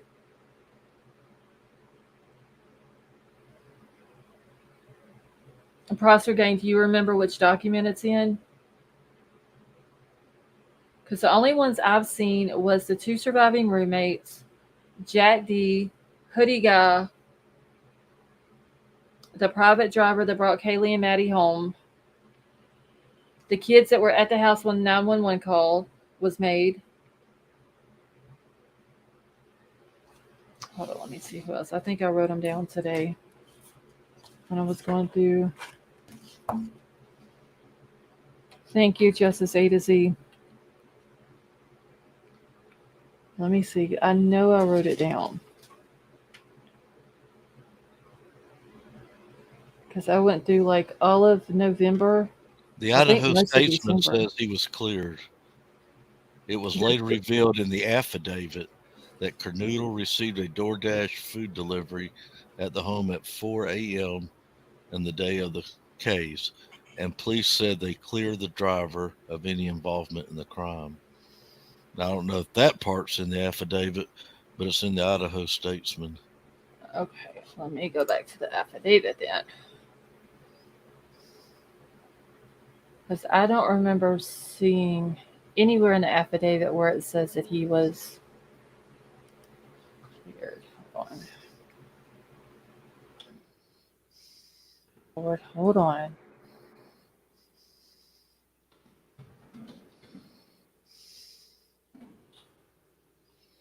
Why is this not? Every time I try to search for something, it doesn't want to work right. Okay, the only thing that it says about the DoorDash in the PCA is that DM and BF both made statements during interviews that indicated that the occupants of the King Road residence were at home by 2 a.m. and asleep or at least in their rooms by approximately 4 a.m. This is with the exception of Kernoodle, who received a DoorDash order at the residence at approximately 4 o'clock. Law enforcement identified the DoorDash delivery person who reported this information. But it doesn't say that he's cleared. And then, okay, let me get back over here. And then in the press releases, so as of, what day was this? November the 25th, the 2 surviving roommates, the male at the Grove truck video, which would have been the Hoodie Guy, the private party driver, the male Kaylee and Maddie called multiple times, and any individuals at the residence when the 911 call was made were believed to not be involved. And I know that I wrote this list down somewhere else. Let me see.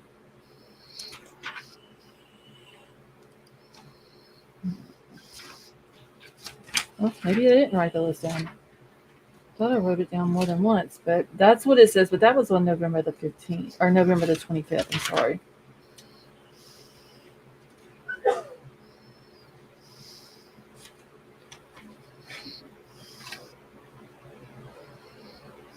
So maybe that was the only time that I wrote it down, because I only got through December the 7th. So I need to go. I need to finish them. Going back over the press conference. In the beginning is very interesting. A lot of things that weren't true. Melissa J, that's what I was doing today. I started on the very first one and just kind of went in order on the Moscow website and wrote down on the days that they announced that they had like the press conference. And there's a lot of stuff in there. Some of it I actually forgot about. Is Dennis really in the chat? Cougar, I haven't seen a Dennis in chat.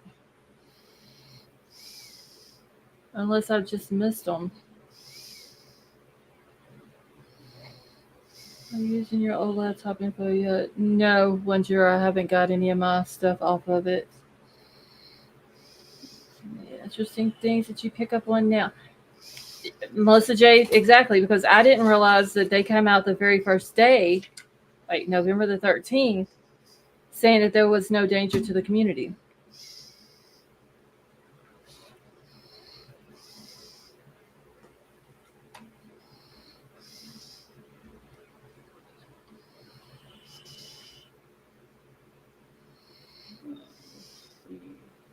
Was there a dentist in chat earlier, y'all? See people asking about him. See, I heard Fry confirm verbally, I think. Okay, well, once I get through get done going through all of the press releases, I'm going to start with the press conferences. So if I can find it, Prosser Gang, I'll let you know.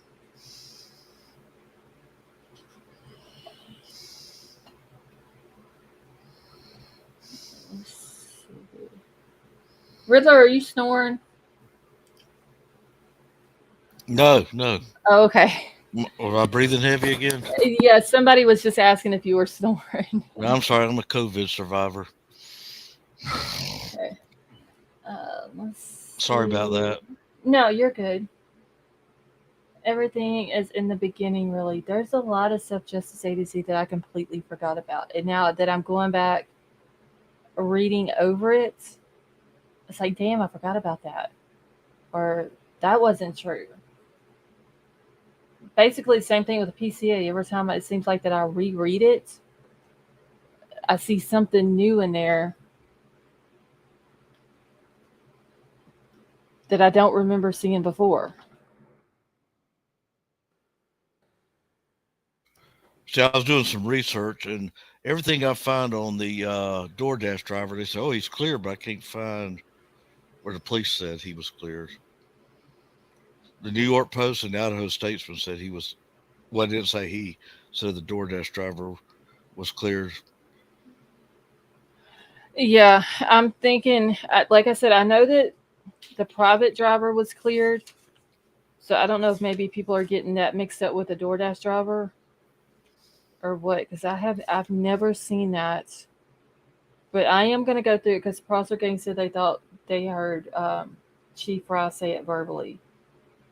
So I'm also going to go through all the conferences. So if I can find it, I will. I'll let y'all know. But he would have had to have said it though after the PCA came out.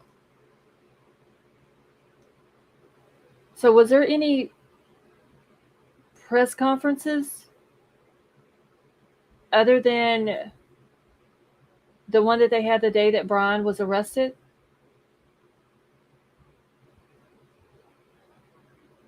Because just a few days, what day did the non-dissemination order happen? Non-dissemination order was put out January the 3rd. So what, 4 days after he was arrested?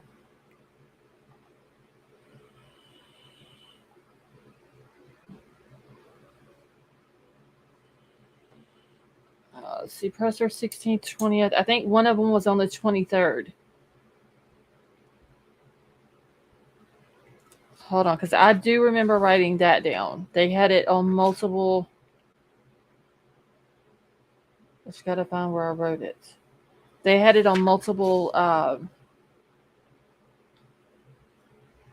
press releases. Yeah, November the 23rd of 2022 at 1 p.m. So that was one of them.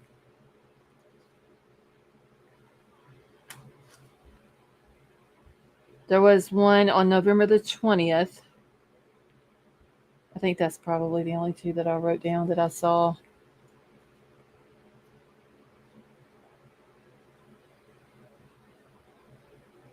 And there might have been one on the 16th.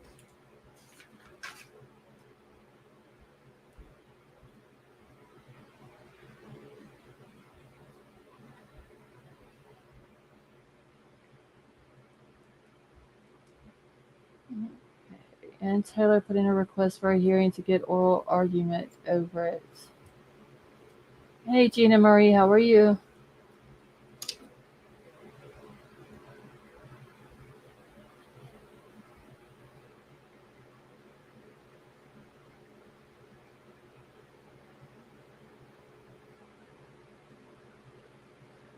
Okay, give me just a second, y'all. Let me read this.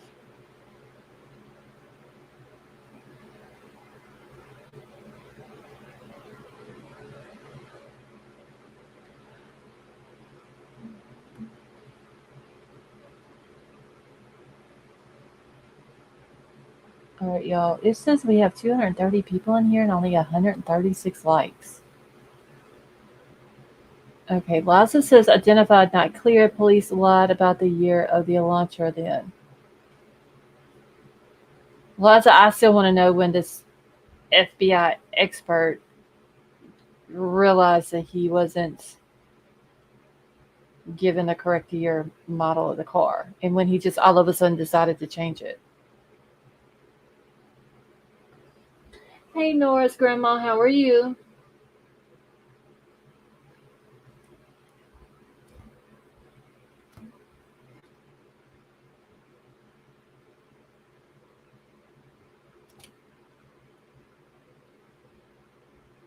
See, the thing is, since they arrested BK, nobody else as of late, wouldn't that say that everyone else was cleared? Nora's grandma, you would think, but they haven't came out and said they were cleared. Now, once the gag orders came out, they could have cleared them, and we just don't know about it. If the gag order's out, they're not going to say it.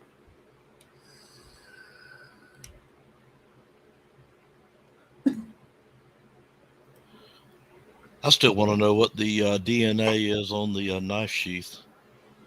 Is it the red fluid, or is it a touch skin cells, or piece of hair? What was it? All it says is a single source male DNA on the what you call it, on the PCA. Yes, I'm still so relieved. Sebastian, the chemist says, okay, Kelly, I am too. See, Auntie wants that info too. State doesn't want to give it, apparently. I just don't understand why they're not wanting to turn over this information. Like, why? I mean, is it a tactic that they're doing? They're going to wait until the judge just absolutely makes them turn it over? And so the defense won't have enough time to go through it all?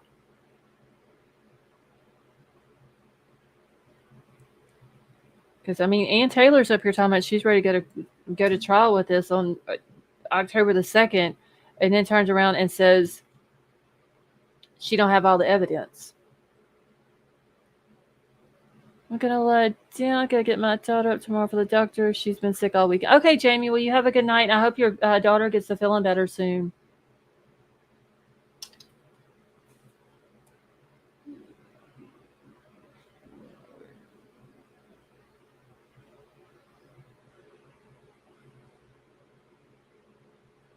Let's see. In the PCA, I thought it says touch DNA.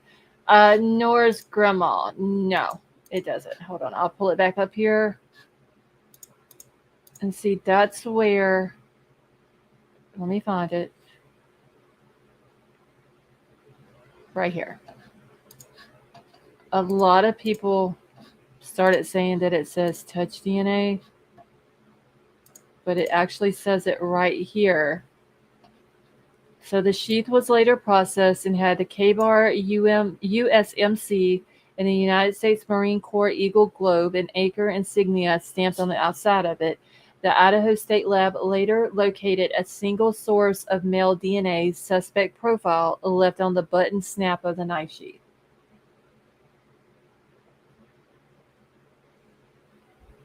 So I don't know where the whole touch DNA thing got started from.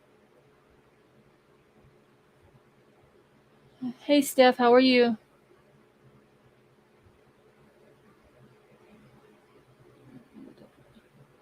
So small of sample only ortho left will be. I'm still wondering though if that is true. If it was really sent to Texas, because in the PCA it says the Idaho State Lab. located that DNA. Because if it was sent, And once again, that was a YouTuber that had a so-called detective on there with his channel saying that the Idaho couldn't find anything, so they sent it to Texas, well, it and didn't everybody that ran start with it. with didn't that start with Howard Bloom or Blum or whatever the guy's name is? Boy, he And he the he put some whoppers out there, didn't he? yeah, he wrote like the really long articles about the Idaho 4, and I want to say that he's the one that put it out about that he had sources that he had found out Idaho State Lab couldn't find anything, so they sent it down to Texas to this. I believe they called it a startup lab or something like that. But where is this information at? Where's the proof of it? Because if that is going around and Ann Taylor hears about that, which I'm pretty sure she has, that this knife sheath was sent down to Texas to this lab, and they're the ones that found the DNA because Idaho State Lab couldn't find it. But yet in the PCA, it says Idaho State Lab later located a single source of male DNA. I mean, she's not just going to let that slide. She's going to question that. So I don't know where this Howard Bloom, whatever his last name is, I don't know where he's getting his information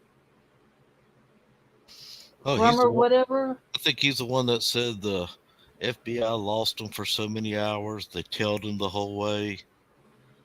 I He just want to say kept that he coming up with one probably whopper is. behind another. Yeah, because I believe he's put out three different long stories about this case.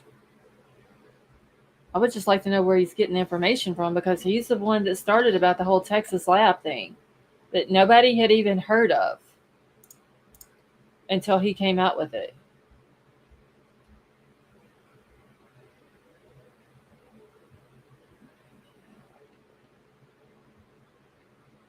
The fact that he did not want the DNA used as the main reason for the warrant is telling.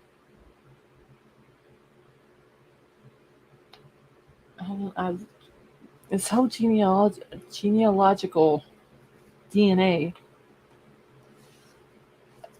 I'm pretty sure Ann's going to probably question that as well. However, ISP has a contract with Oregon to use the ancestry type DNA, checks all cases, and Ann Taylor is saying that the prosecution used it and she wants the info. Prosecution say that they won't use that in court. Well, you know Howard Blum or Blum, whatever his name is, he's writing a book on this case. He's writing one too? Yep. According to the Oh, AP. oh Lord.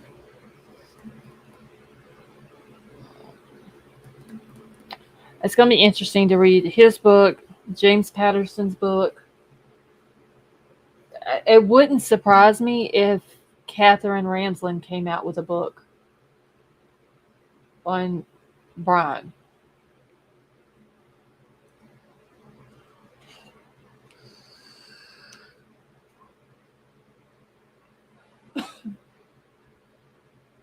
So Blum is known for disinformation.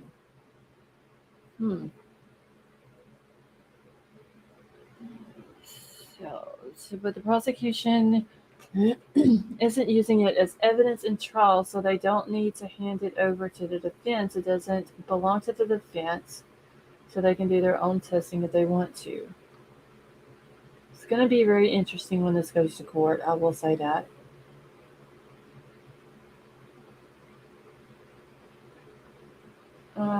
Yeah, Rosie, that is true. It's just Riddler up here with me now. Big Al said he had to go to bed. Hey, Freya, how are you? So I'm not going to buy his book. Really don't like his writing style. Wait, Freya, are you talking about Howard Bloom, whatever the dude's name is, and or James Patterson?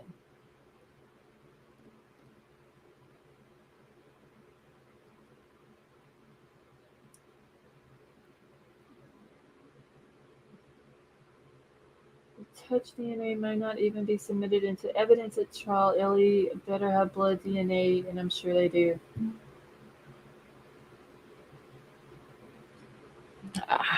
I mean, honestly, if he's the person who done it, I hope they have a solid case on him. I really do. Scarlett, I sent you a link on the In the Howard back chat? forum. Yes, ma'am. Okay. That's the one about his book he's writing. Can't Oh, wait to well, read that one. this article came out in January, so he was already talking about writing a book on this.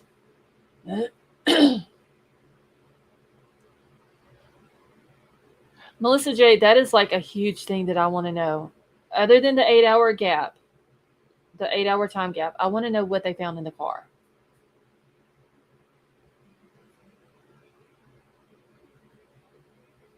Okay, so best-selling author. Oh, wait, let me pull it up for y'all so y'all can see it as I'm reading it. And this did come out in January, but it is about Howard Bloom. Blum. I don't know how you pronounce his last name. Okay, so a best-selling author of crime stories and other nonfiction works is working on a book about the stabbing deaths last fall of 4 students at the University of Idaho. Howard Bloom has a deal with HarperCollins Publishers, which has not yet announced a title or a release date. His previous books includes Wanted.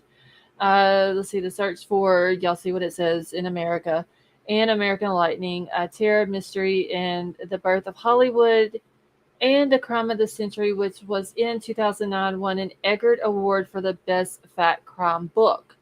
Blum has been reporting on the Idaho killings for Airmail, and I can never remember Airmail. I always want to say that it was something else. The digital newsletter co-founded by former Vanity Fair editor-in-chief Graydon Carter. I hope to tell a suspenseful, factual story that will put readers in the midst of events and help them understand what really happened in the still of the night in Moscow, Idaho, he said in a statement Wednesday, and not least why it happened. Kaylee Gonzalez, Madison Mogan, Xana Kernodle, and Ethan Chapin were murdered on November the 13th. Bryan Kohberger, a doctoral student at Washington State University, has been charged with the 4 counts of first-degree murder and felony burglary. He was arrested December the 30th at his parents' home in eastern Pennsylvania in connection with the deaths, and he has been extradited to Idaho and is yet to enter a plea. So dang, he was like, this whole book thing came out very early on and after this happened.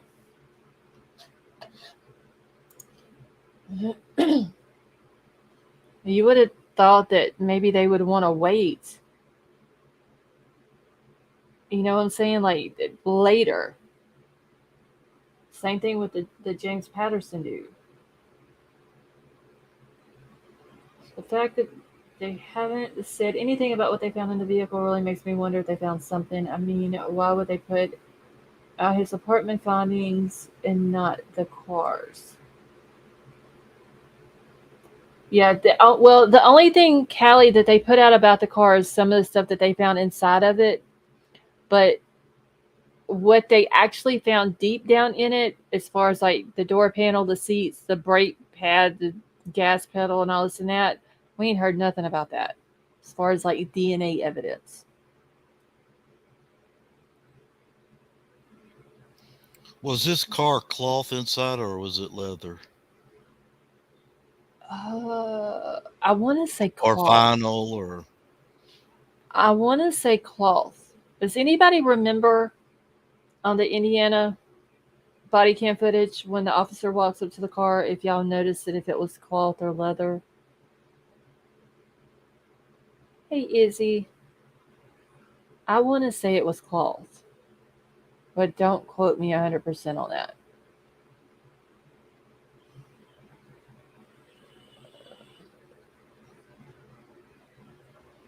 Let's see, we have the inventory, but no results of the testing done on it. Yes, Mary, that is true.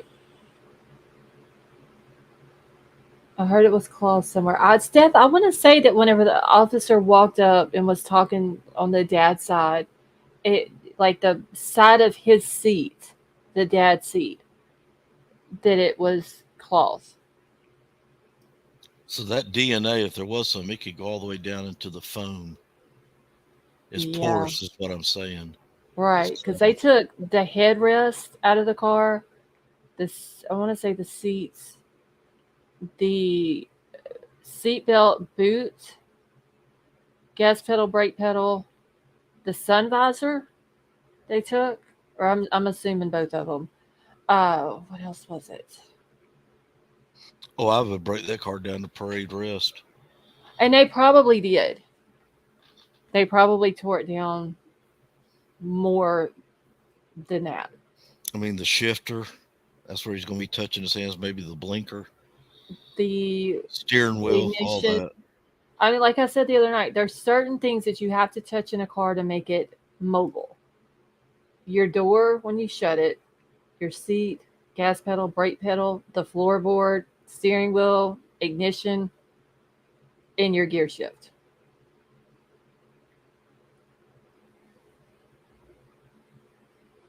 See, Liza said it looked cloth to her too.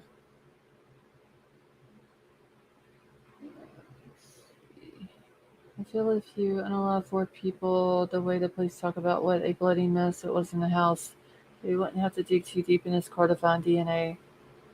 I mean, honestly, if he's the person that did this with that amount of bodily fluids, I just don't see how he got in the car and didn't get it in there.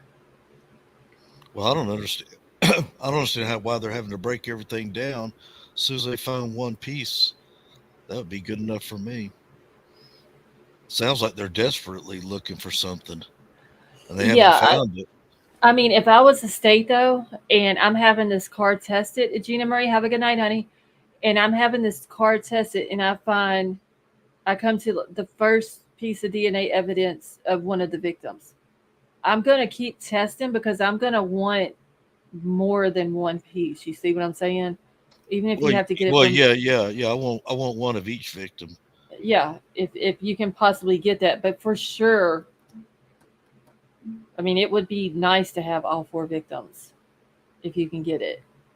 I just wonder how hard that would be. Just let's say if the DNA is found in his seat. I wonder how hard it would be to get all 4 victims' DNA off the seat if there's some DNA on the front of him and then possibly others on the back of him and they're not all 4 touching the seat. You see what I'm saying? Yeah, but at the same time, it's not obvious. Look at that big spot. And we're picturing this guy being all drenched in red. And his shoes are all red and everything's red. And he's just tracking it. We don't even see tracks going out of the house. Mm-mm. And that's what's crazy is that when we see all these pictures of the crime scene investigators there and they're all outside. I think there was one place they were looking and taking pictures outside. And was it a footprint or something that they said they were taking pictures of? I guess. You talking about outside in that backyard? Yeah, it was out in the backyard. I saw them taking pictures of the ground. I'm sure that's what it was for. I can't remember if it was a footprint because there was another thing that came out that they were taking a picture of. There was like a piece of paper. But I also remember about, I don't know, maybe 3 to 5 days later, they go rope off that other parking lot. Oh yeah, when they were looking through the edge of it right there where all the leaves or whatever was at. And they took the dog up through there. There was one picture of that. The lady leading the dog through there. But I mean, it seems like if there would have been blood outside that house, we would have at least seen it in some of those pictures that was taken. And go ahead. I'm sorry, go ahead. Well, I was going to ask, does he have to jump a fence to get in that backyard?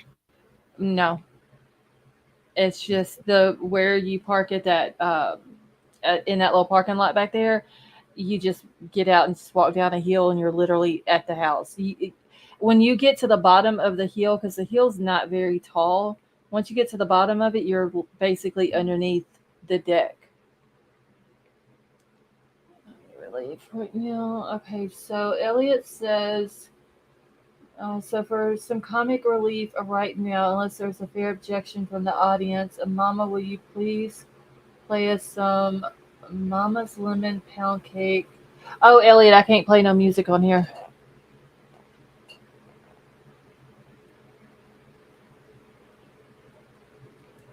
Thank you, Tad.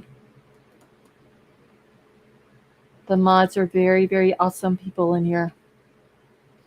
Yeah, I wouldn't dare play any music on here. No, I'm not even going to take a chance. Let's see.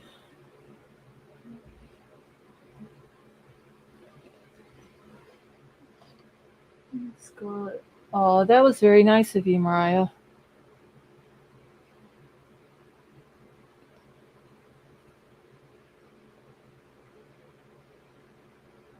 H-Town, yes, they are.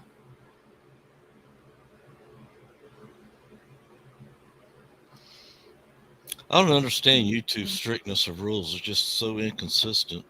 Because I watch other channels and I like watching boxing or MMA and pro wrestling. Mm-hmm. These people, I mean, you're watching the match and their faces are a crimson mask where their heads have been busted open during the match.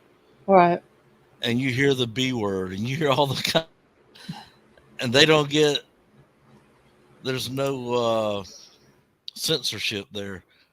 But if one of you crime channel people say something, buddy, they don't mind giving you a strike for it. Yeah, there's a lot of things that they're strict about whenever it comes to. I don't know if it's just certain communities that they're more strict on because of like the true crime community. I can understand it because it's it's talking about other people. You see what I'm saying? And the stuff that happened to them. Where the other channels, they're basically showing what's happening to them. But the true crime community, it can be very gruesome at Yeah, but times. well, I mean, some of these, well, yeah, because you got a lot of people being deceased and you got them of all ages. But Hmm. when you're watching these MMA fights or pro wrestling, you'll even hear the announcer say it out loud. You know, this happened and that happened, and you see the red juice just flowing down their faces. Right. And he'll say it out loud, all these words that we're not allowed to say. That is true. Maybe because we're a talk channel. I don't know. That could be it, or like these larger companies it could have something to do with that. I just know that they're strict on a lot of their stuff. Duncan said, "Yeah, you have to have an exclusivity contract with YouTube and not just use their website, their business partners." Okay.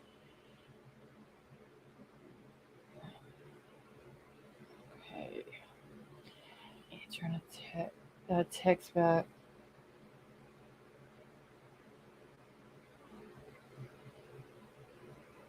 It's kind of like the people that do the reaction to music. They play it for about 30 seconds, stop, comment. Play it again for 40 seconds, stop, and Hmm. comment. They won't play it all the way through. Or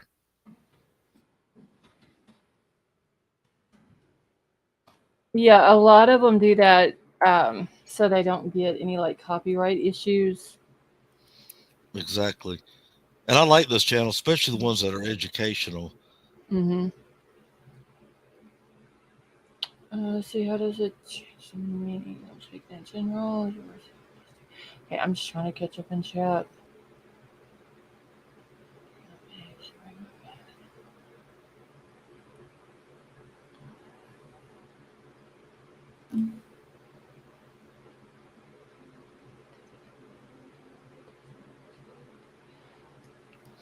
Yes, even on the DoorDash, we don't know if she picked. I mean, we saw the Jack in the Box bag in the kitchen, but we don't know when that was there. That But is true. We don't know if it was from the night before or early that morning or another night. we don't know if she went to the door and walked outside and picked up her order, came back in.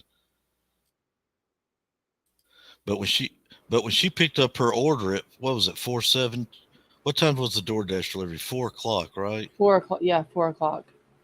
All right, so okay. And she was playing TikTok or going through her TikTok at 4:17, right? 4:12. 4:12. I apologize. Yeah. No, that's fine. 4:17 is when the camera over at the neighbor's house picked up those sounds. Okay, that would make sense. About 5 minutes later. See, I can't wait to see the timeline when we get into the courtroom where they think he traveled first, who passed away first, who was second, who was third, and who was fourth, and then which way he traveled out. Yeah, uh, I'm telling you, when we start hearing the evidence, our jaws are probably going to hit the floor. Now, the part I always it turns me off board is they'll bring an expert in, and he'll spend 3 hours talking about phone pings. Yeah, I think probably the cell phone data is probably going to. I would say that would take the longest, don't you think? From Like what out of the whole trial. Yeah, because he's going to explain how it works and what what newer technology we have now. It's not the old triangular anymore. This is what we're using, and then the defense is going to bring their expert to counter that. Okay, so I don't have to type all this out. Denise says, "Yeah, was that? What was all of that?" She's talking about the red stuff on the ceiling and the cabinets in the kitchen. Did y'all see those pictures? I don't think that was red fluid. I think what that was is whenever they put the stuff that they used to find the red stuff, it ended up bringing stains out on the cabinets. Some people said it could have been like coat that had been spilt on the cabinet or on the counter and it ran down onto the cabinet doors. Some people said it could have been like grease on the doors and all that. Wait, wonder what? Crystal Twitch.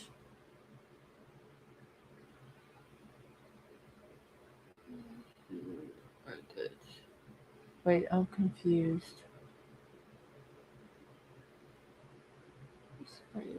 Yeah, Melissa, I'm thinking that's what it was.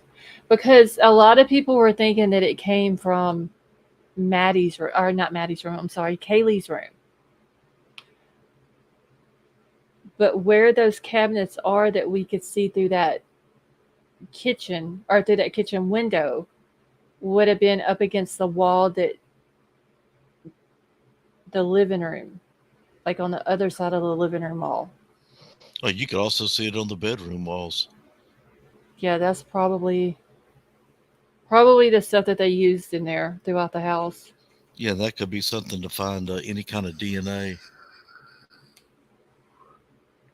Right.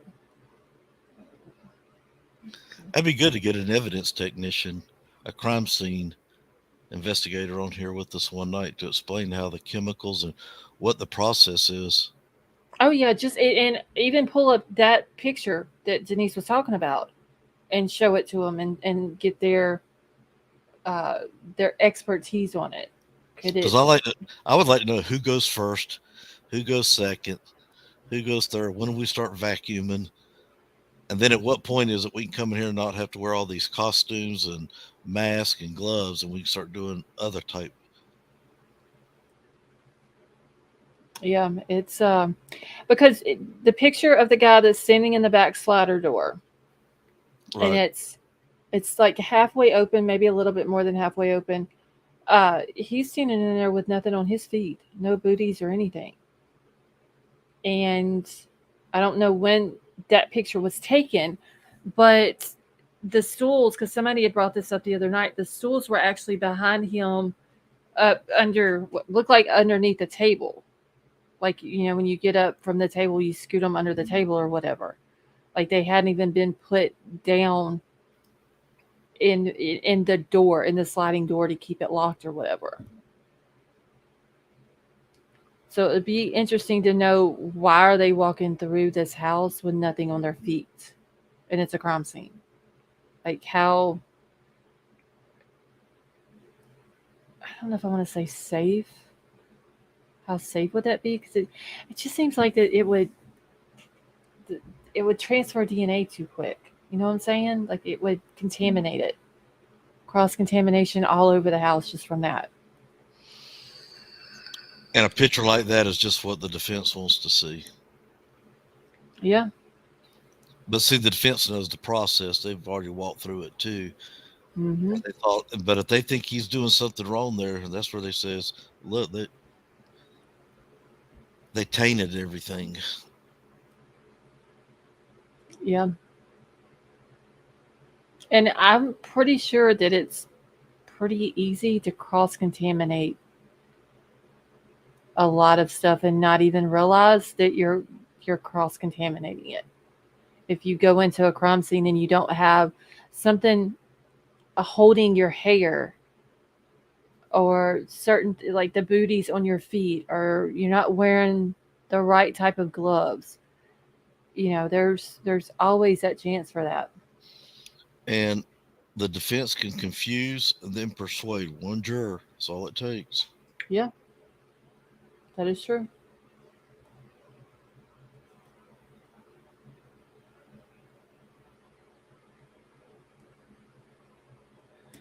Let's see. I can tell you, friends. Wait, hold on.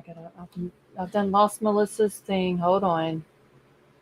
Okay, so I can tell you, friends, summoned to the residence and walking around the home is going to be a major issue. Oh yeah, they walked all over it, probably walked through it, touched stuff, probably didn't even think about, like, we don't need to be in the house, we need to be outside, and we don't need to touch anything, and all that. That probably didn't even cross their minds. It'd be interesting to know if the 911 dispatch told them that they needed to get out of the house and don't touch anything. Now, we'll probably never know, but I would love to find out how many people went in that house. And if they saw something, how many of them start putting it out on text messages before the 911 call, and how many people knew that any or all had deceased in there, any or one or all four deceased before the family even knew it. Yeah. Because it's, excuse me, they're saying what the one guy that was on the channel, someone else's channel, said he woke up that morning to get ready to go to work, and there was so many messages that he really didn't want to have to go through them all, but he's seen what they were talking about. And it was like that early in the morning. He couldn't remember an exact time, but he just knew that it was early that morning.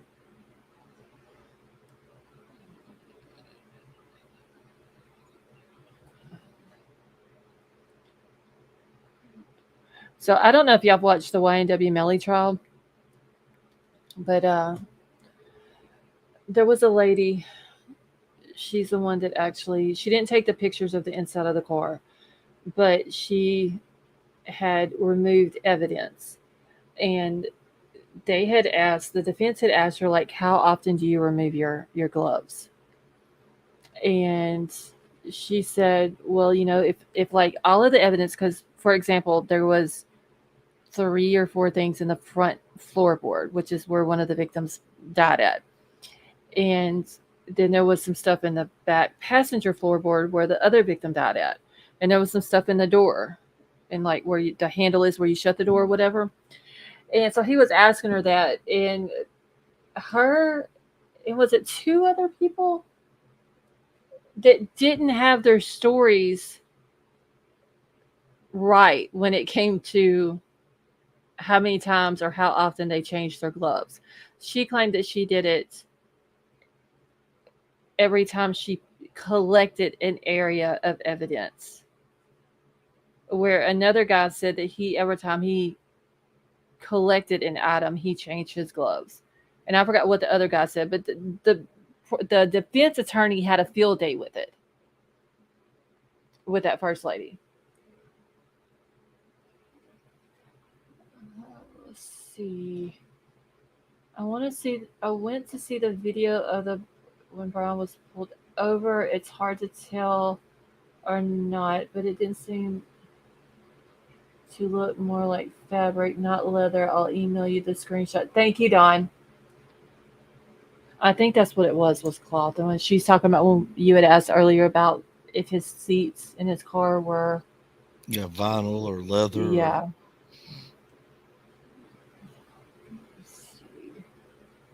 I have not been keeping up with chat.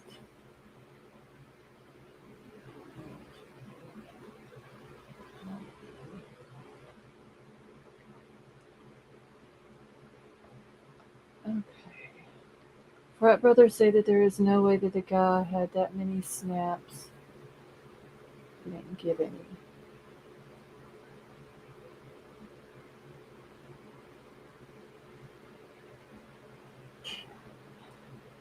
Oh, J Lord. Okay, so you're talking about the multiple frat boys. We're talking about Dave saying that Dave didn't have that many.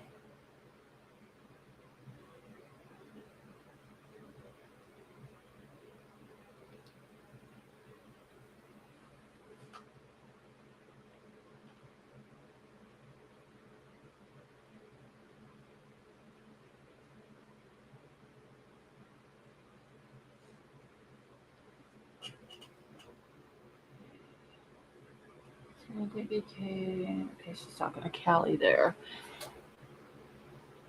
They're always laughing and playing footsie with his lawyer. Mariah, you're talking about Wayne W. Milley? He can make some weird faces during court.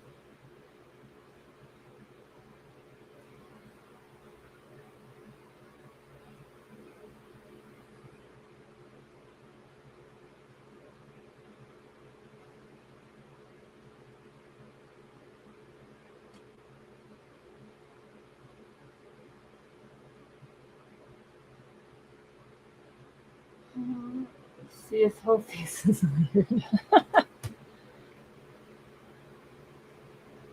All I know is BK has a baller defense team, and we are in for it when it goes to trial. Melissa Jade, I have to agree with you. Ann Taylor is actually doing her job by defending her client and doing everything necessary that she is supposed to do. Scarlett, think this happens in October or no? I'm hoping, Tad, that it does. But I'm hoping that I hope whenever it starts, whether it's October or it's pushed back a little ways, that the defense is ready.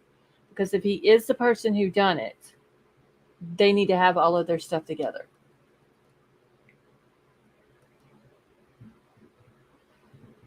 Ethan's frat brother's Dave isn't Ethan's frat brother.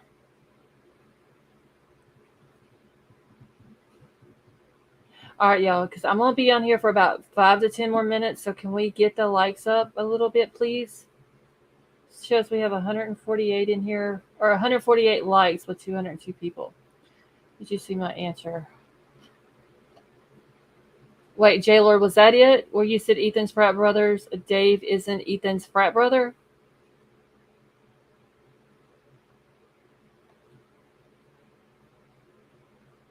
Let me scroll up.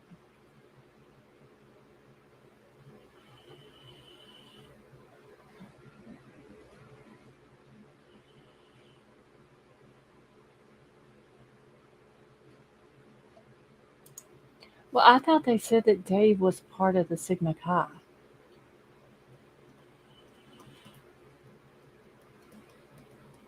I'll have to go back and listen to that. I thought that's who he was with.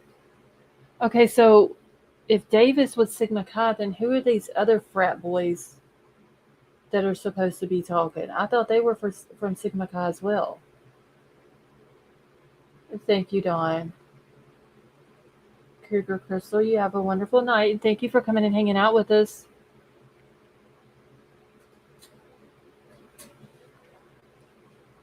Okay, so Melissa Jade, about the screen. If you watch the body cam footage where the cops go to the backslider and talk to Kaylee, that screen is on the ground in that body cam footage.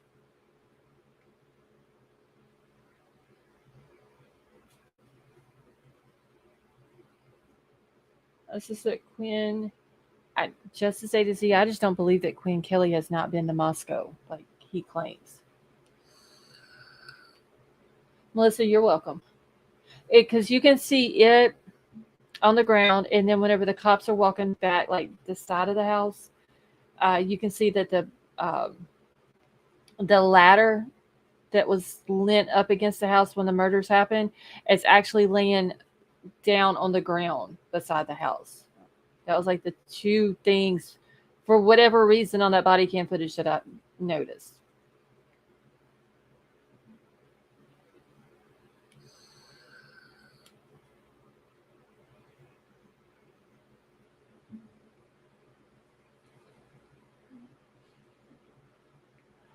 Oh, okay. Thank you for that, J. Lord.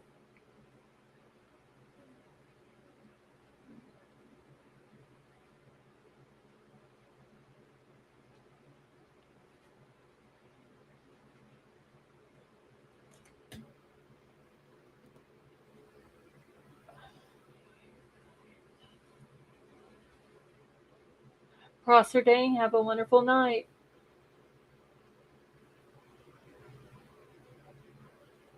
See, I'm thinking back at the very beginning, y'all. So when we all thought that the guy Jeremy was the part, does any? Oh yes, I do remember that. It was him, all the Jacks, the creepy neighbor.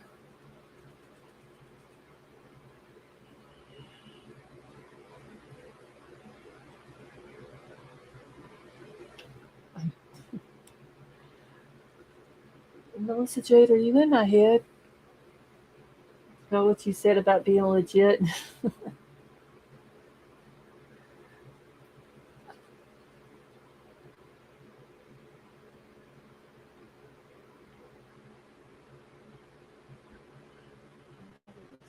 hoodie guy. Don, I think a lot of people thought that the hoodie guy might have had something to do with it, because there was a rumor. Well, I mean, if you watch the body cam footage, um, probably I can technically be Dave with a voice changer and a bad story. Oh my god. Anyway, when you watch the video footage of the grub truck and you watch how Hoodie Guy stands a bit back away from him, it's almost like he's watching them instead of being their friend and just making sure that they made it there okay. And then you see Maddie get upset, and you see him basically what looks like they ditched him. They just run off and jump in the car. Uh,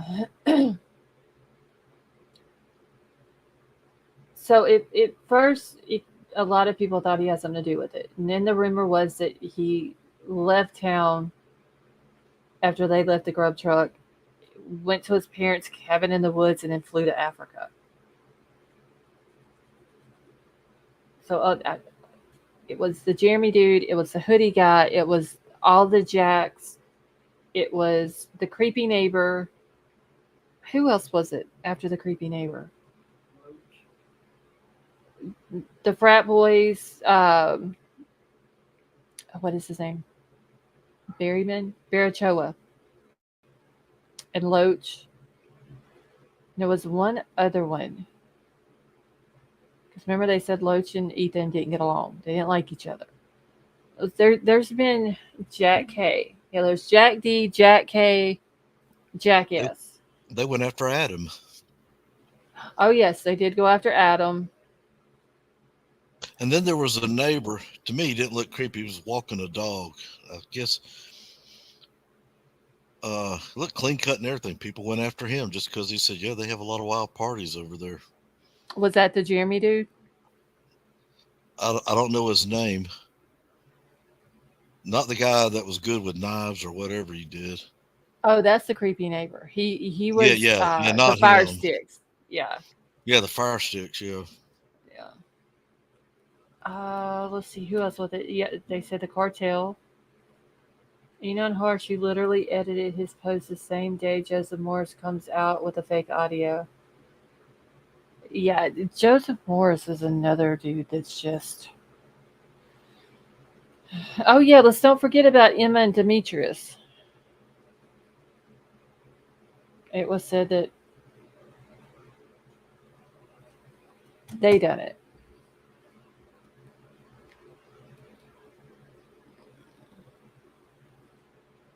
Let's see, maybe they were being high maintenance and wanting demanding drunk girls while he hung back.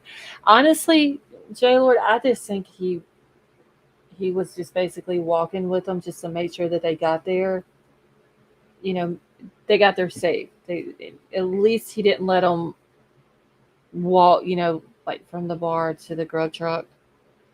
Um, oh, what was his name?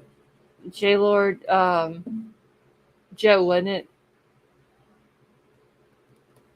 The friend of a friend's uncle. Didn't they blame BF at one time? Summer, they have said that BF. Well, they said that Dylan probably had something to do with it. Um, I've heard people say that Bethany is probably going to be the key to it. Oh, excuse me. That Bethany will probably be the key to the whole thing. There's been a lot of people that's been accused of this. Joseph Moore shouldn't have a channel. I'm sorry. I've had friends taken off of his platform for just reporting what the news won't and real life stuff. Starlin, do we know what the four victims, what they were majoring? Uh, Kaylee? Was she general studies? Does anybody remember? I want to say Xana and Maddie were marketing, and then Ethan was something to do with. I don't remember the exact name, but it's like outdoors stuff. I can't remember exactly what his was, but his had to do with outdoor stuff that he was majoring in. Oh yeah, don't forget about Bethany's brother. Tourism management. Thank you, Glowbug. Is what Ethan's was. Um,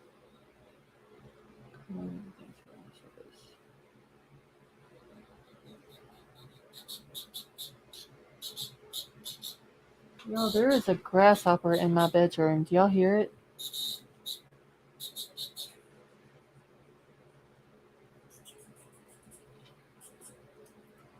Good lord.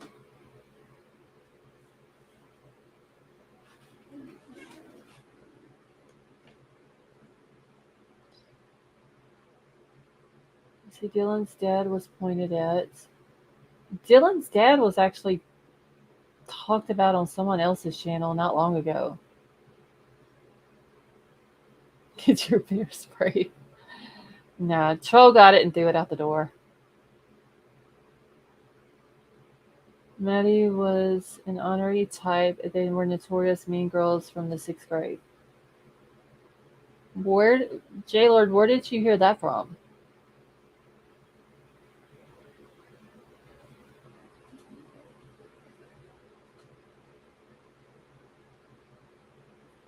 See, he said BK was guilty. Poor little Murphy, y'all.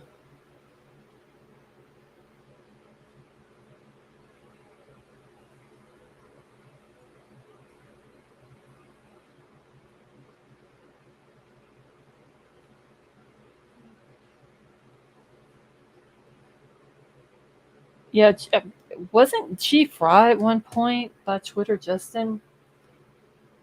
Wasn't he accusing Chief Raw of this too?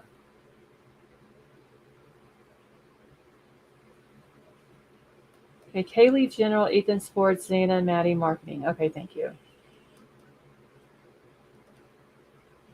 Before it's over with, y'all, it's going to be Santa Claus has something to do with it.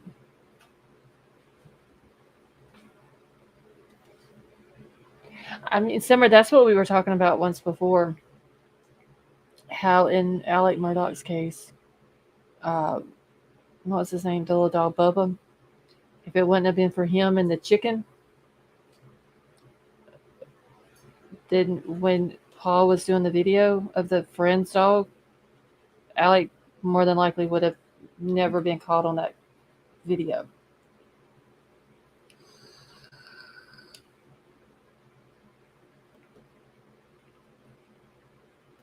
See, Chief Fry was literally accused of multiple. Melissa, yes, wasn't it out in Illinois that he was being accused of doing that to some older people? Or one of them was an attorney, or both of them was an attorney. I can't remember. Cash and Bubba, yes. If it wasn't for them, I mean, that case would have.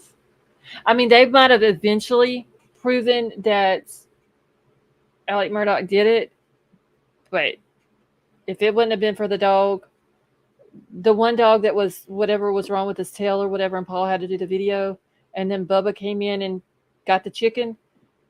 If it wouldn't have been for those two dogs, the video probably would have never been made. Alec would have never been caught on the video. You think of the dog as a child. I mean, we all know that it saves regardless custody battles and homicides. You never know. I don't know how Murphy could, but it would be nice if he did. This is Steve Fry. Just A to Z. I thought Twitter Justin said it was cheaper. I'll have to go back and see if I can find where he said it. Every time I see chicken, I have to say it.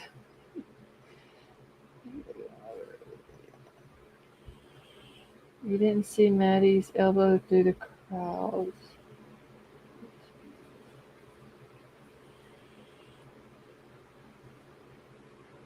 Oh, yeah, J-Lord, I did see her when she was pointing at the guy or whatever.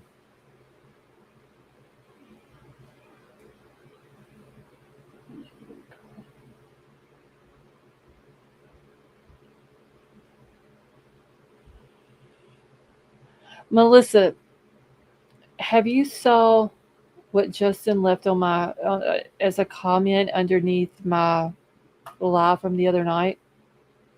And I went live last night and I completely forgot about showing everybody in chat. And then I seen where you had put a video out today about him, and I didn't get to watch it, but I saw your thumbnail and thought about to show everyone.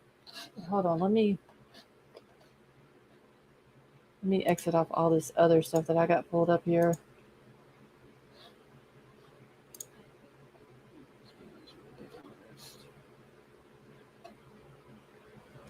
Did you see what I just sent you? No. On Richard Allen.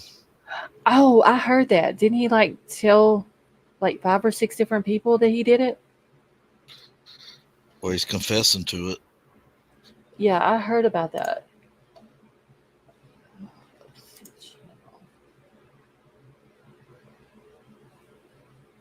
Can you drop a link to Melissa's video?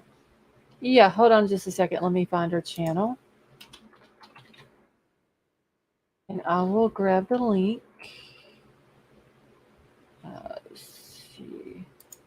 It was the one from 6 hours ago. Copy. Okay, there is the link to her video.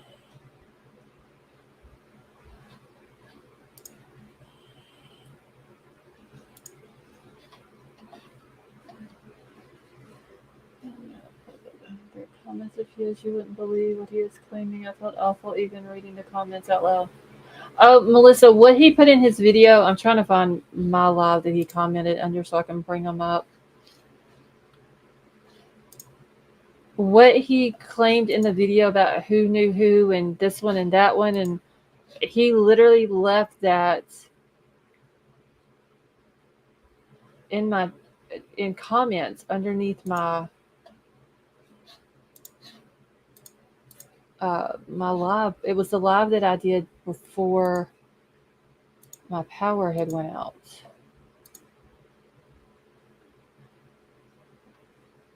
You're welcome, Dawn. So, like I said, Melissa, it's basically the same thing. It is the fact that Bryan Kohberger is innocent and did not do the crime, but does not exclude the father. If the DNA on the knife sheath had belonged to Bryan Kohberger, if it had been a positive match to Bryan, it would have ruled out or excluded his father. The DNA did not exclude Bryan's father. Why did the DNA not exclude Bryan's father? He's very repetitive in stuff that he says. So you saw these comments, Melissa? Or some other ones? You should have screenshotted it. No, Summer, he didn't delete it. It's still on here. I did screenshot most of them, just not the last one that he told me to go off. Oh, you saw worse comments. Okay, well, I won't read all these because it's in his video. Then he did another video about something about his dad that I'm not going to repeat. If y'all want to see it, y'all can go to his channel and watch it.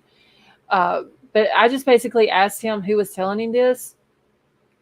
And then he goes into Chief Fry worked with his dad's dad and all this and that. And this orthodontist knows the Funks but through the dentistry thing. And the Funks has properties out in Illinois. And I'm still asking him where's his actual proof of it. And he said, everything I've said has been 100% true, but go off. You'll be eating your words soon enough. Is he the same guy that said one of the girls was really a guy? Yes, that is him. Twitter Justin. That nut job? Yep. That is him. He's very disrespectful. And like I said, I have questions about Dylan as far as the 8-hour time gap, but what was said about her was very disrespectful. He should have never said that. He was claiming Kaylee was 3. Baby, oh, see, I didn't see that, Melissa Jade. He claims about attempted towards parents. Oh, damn. I didn't see that. That is just it's ridiculous. He definitely leaves bad Yelp reviews. You remember last night we were researching about DoorDash? Everything. They sent me a thing. Are you interested in working for DoorDash? Not now. Make you some extra money. Yeah, $2 an hour. We all have natural questions, but no, you can't say that type of stuff without. And that's why I kept asking him. And he kept saying, well, this one knows this one and this. And I was like, that just because somebody knows somebody else doesn't prove what you're saying. And because I kept questioning him and told him I didn't believe him, he wasn't having none of that. So I'll be waiting to eat my words.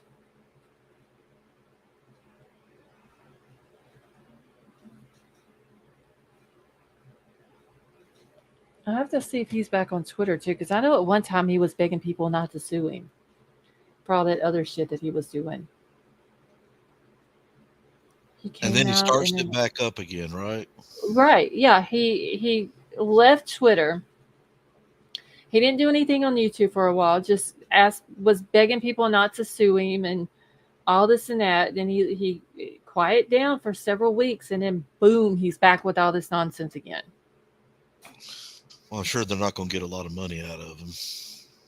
It's just the stuff that he says is just, it's disgusting. Like, there's no, like, some people can come out with a theory and you may think about it and be like, okay, well, maybe that makes sense, but I still don't believe it. You know what I'm saying? This dude comes out with shit and you just look at him whenever he's talking and you're just like, Nothing that you're saying makes no sense. There's no way this can be true. And it's disgusting.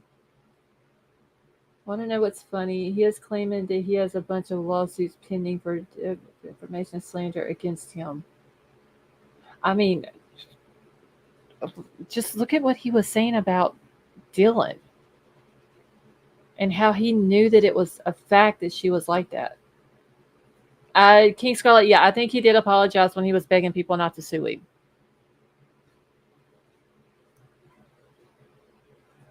Denise, we are talking about this dude named Justin that's putting out crazy stuff.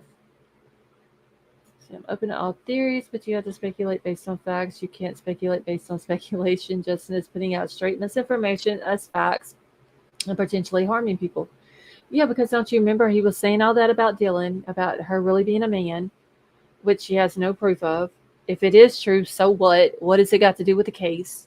That's her private life, and if she is like that, which I don't think she is, that's her story to tell, not his. Then she says that Dylan got jumped and got hurt and all this and that. It's just craziness.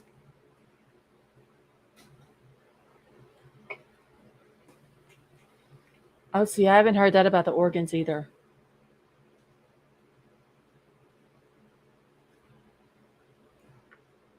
That is disgusting. He gets defensive, but said my attorney will be calling you. Get a clue, please, on where to see Justin's ridiculous remarks. Rosie, if you want to see some of them, I don't know where Melissa Jade has seen the ones that she's read.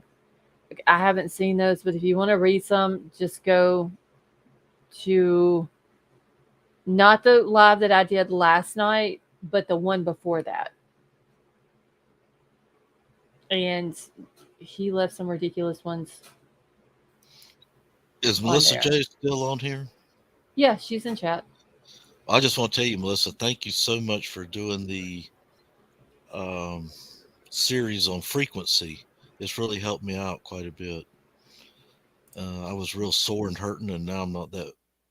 I don't hurt as much. Okay, that's all. She has a wonderful channel. If you I went over there. If you haven't visited or joined, I enjoy going in there, listening to her, and most of her stuff is about crime, but she will go on to about some phenomenals that we don't think about, like frequency. And I thought I was the only nut that knew about that. That's why I never said that, because I didn't want to be put in a straitjacket or a room with no sharp objects. But frequency can heal you if you have certain problems. It can do a lot of different things. It goes as far back as the Germans were studying it in World War II. Oh, wow. There's certain things that frequency can do for people who have anxiety, people who have arthritis, for people who are in pain. And it's proven on some people, not everybody, that it works and it helps out.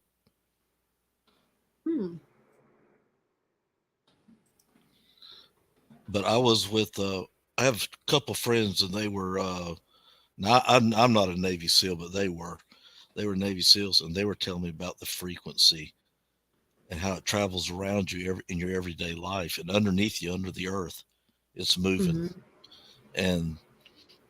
But now all my studies on frequency from when I was in the Air Force was 400 hertz, things like that, what everything works off of. But there was something that we read one time where the government did not want certain frequencies to go beyond this point, even like in music, for what it could do to people. And I don't know what it was.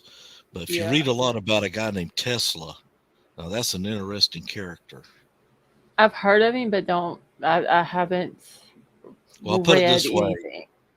Einstein was asked, what's it like to be the smartest man in the world? He said, I don't know. Ask Nikola Tesla. And Tesla was a scientist, and he was one that was coming out with wireless electricity. And everybody laughed. He's the reason that we have AC current coming into our homes. The other gentleman wanted DC, and that means they would have to put a power station about every 3 blocks in your neighborhood.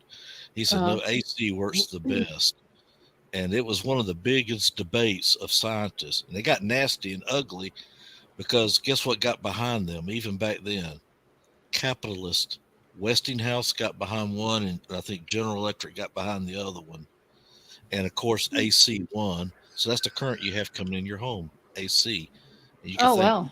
you can thank Nikolai, but mysteriously, I think he was emmed, or they found him unresponsive and just want to say, well, it was his time to go. But he had a lot of secrets. But one of the people said that talked to him, you can do whatever you want to, but make sure it has a meter on it. In other words, they want to make money off of this electricity, not have it where it's free to everybody. Right. But he's one of the smartest scientists that we've ever known. Good guy to Google and go watch about 30 minutes of him. I'll have to do that. That's interesting. Ashes. Thank you, Melissa J. Ashes wants to know, who does this Justin guy say that he's related to? He's saying that his dad worked with Chief Fry's brother. I have to go back and read the comment that he left under my thing. And that his aunt knows the Funks through the orthodontistry and the dentistry business. And didn't he say he was in the Army? Yeah, he was in the Army, but I don't think he made it through his basic training. Something to do, I want to say he said he broke his hip or something. And so he didn't get to finish his basic. But he said he worked under the command of Payne. Yeah, it was Kyle Payne was the CO at Fort Benning. And I'm trying to think of what else he said. Now, he more than likely could have been in the Army. I want to say that I've seen a picture of him in uniform. So that part could be true. I don't know about the whole Kyle Payne thing, or if Kyle Payne is true. Is that really Brett Payne's brother? That I don't know. But he puts out all of this crazy stuff, and then there's channels that let him come up and spread his bullshitness. That's what they do. And it's like, why would you allow someone on your panel to say the stuff that you're saying as facts when everybody knows, anybody with common sense knows that it's not facts.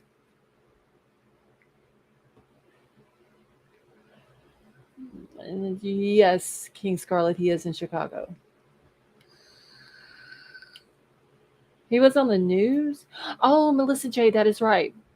Didn't he do an interview about his surgeries or something like that in his transformation in being in the military? Justin did because of his art. Yeah, I mean, if he's transgender, if he wants to be like that and that's what makes him happy, I'm happy for him. You know, I'm not gonna knock him for choosing to do something that makes him happy. But first trans in the military type new. Okay, I'll remember that.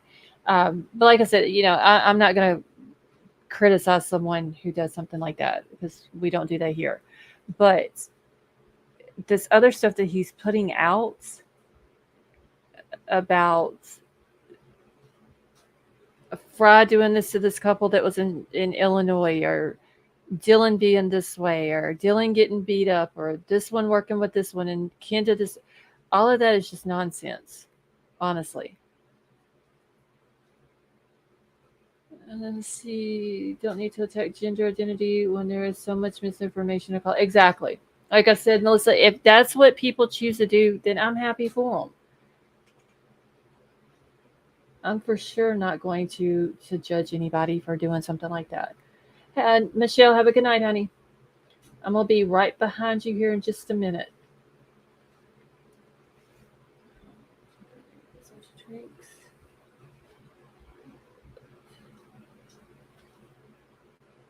See, that's how I feel. As long as they're adults, do what you want. Never know until I was watching something of it.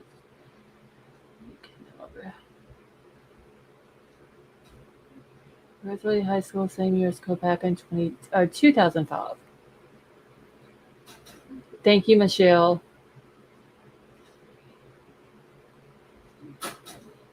Denise, that is true.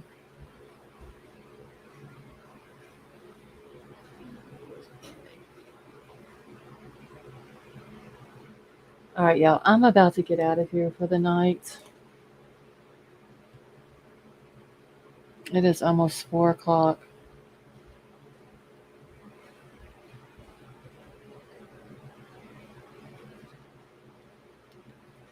If y'all haven't done so on your way out, please hit the thumbs up. The couple he claims she probably was involved with is, yeah, Ashes. I didn't believe it whenever he come out saying all that. Sally may have a good night. Thank you, Don. You have a good night as well.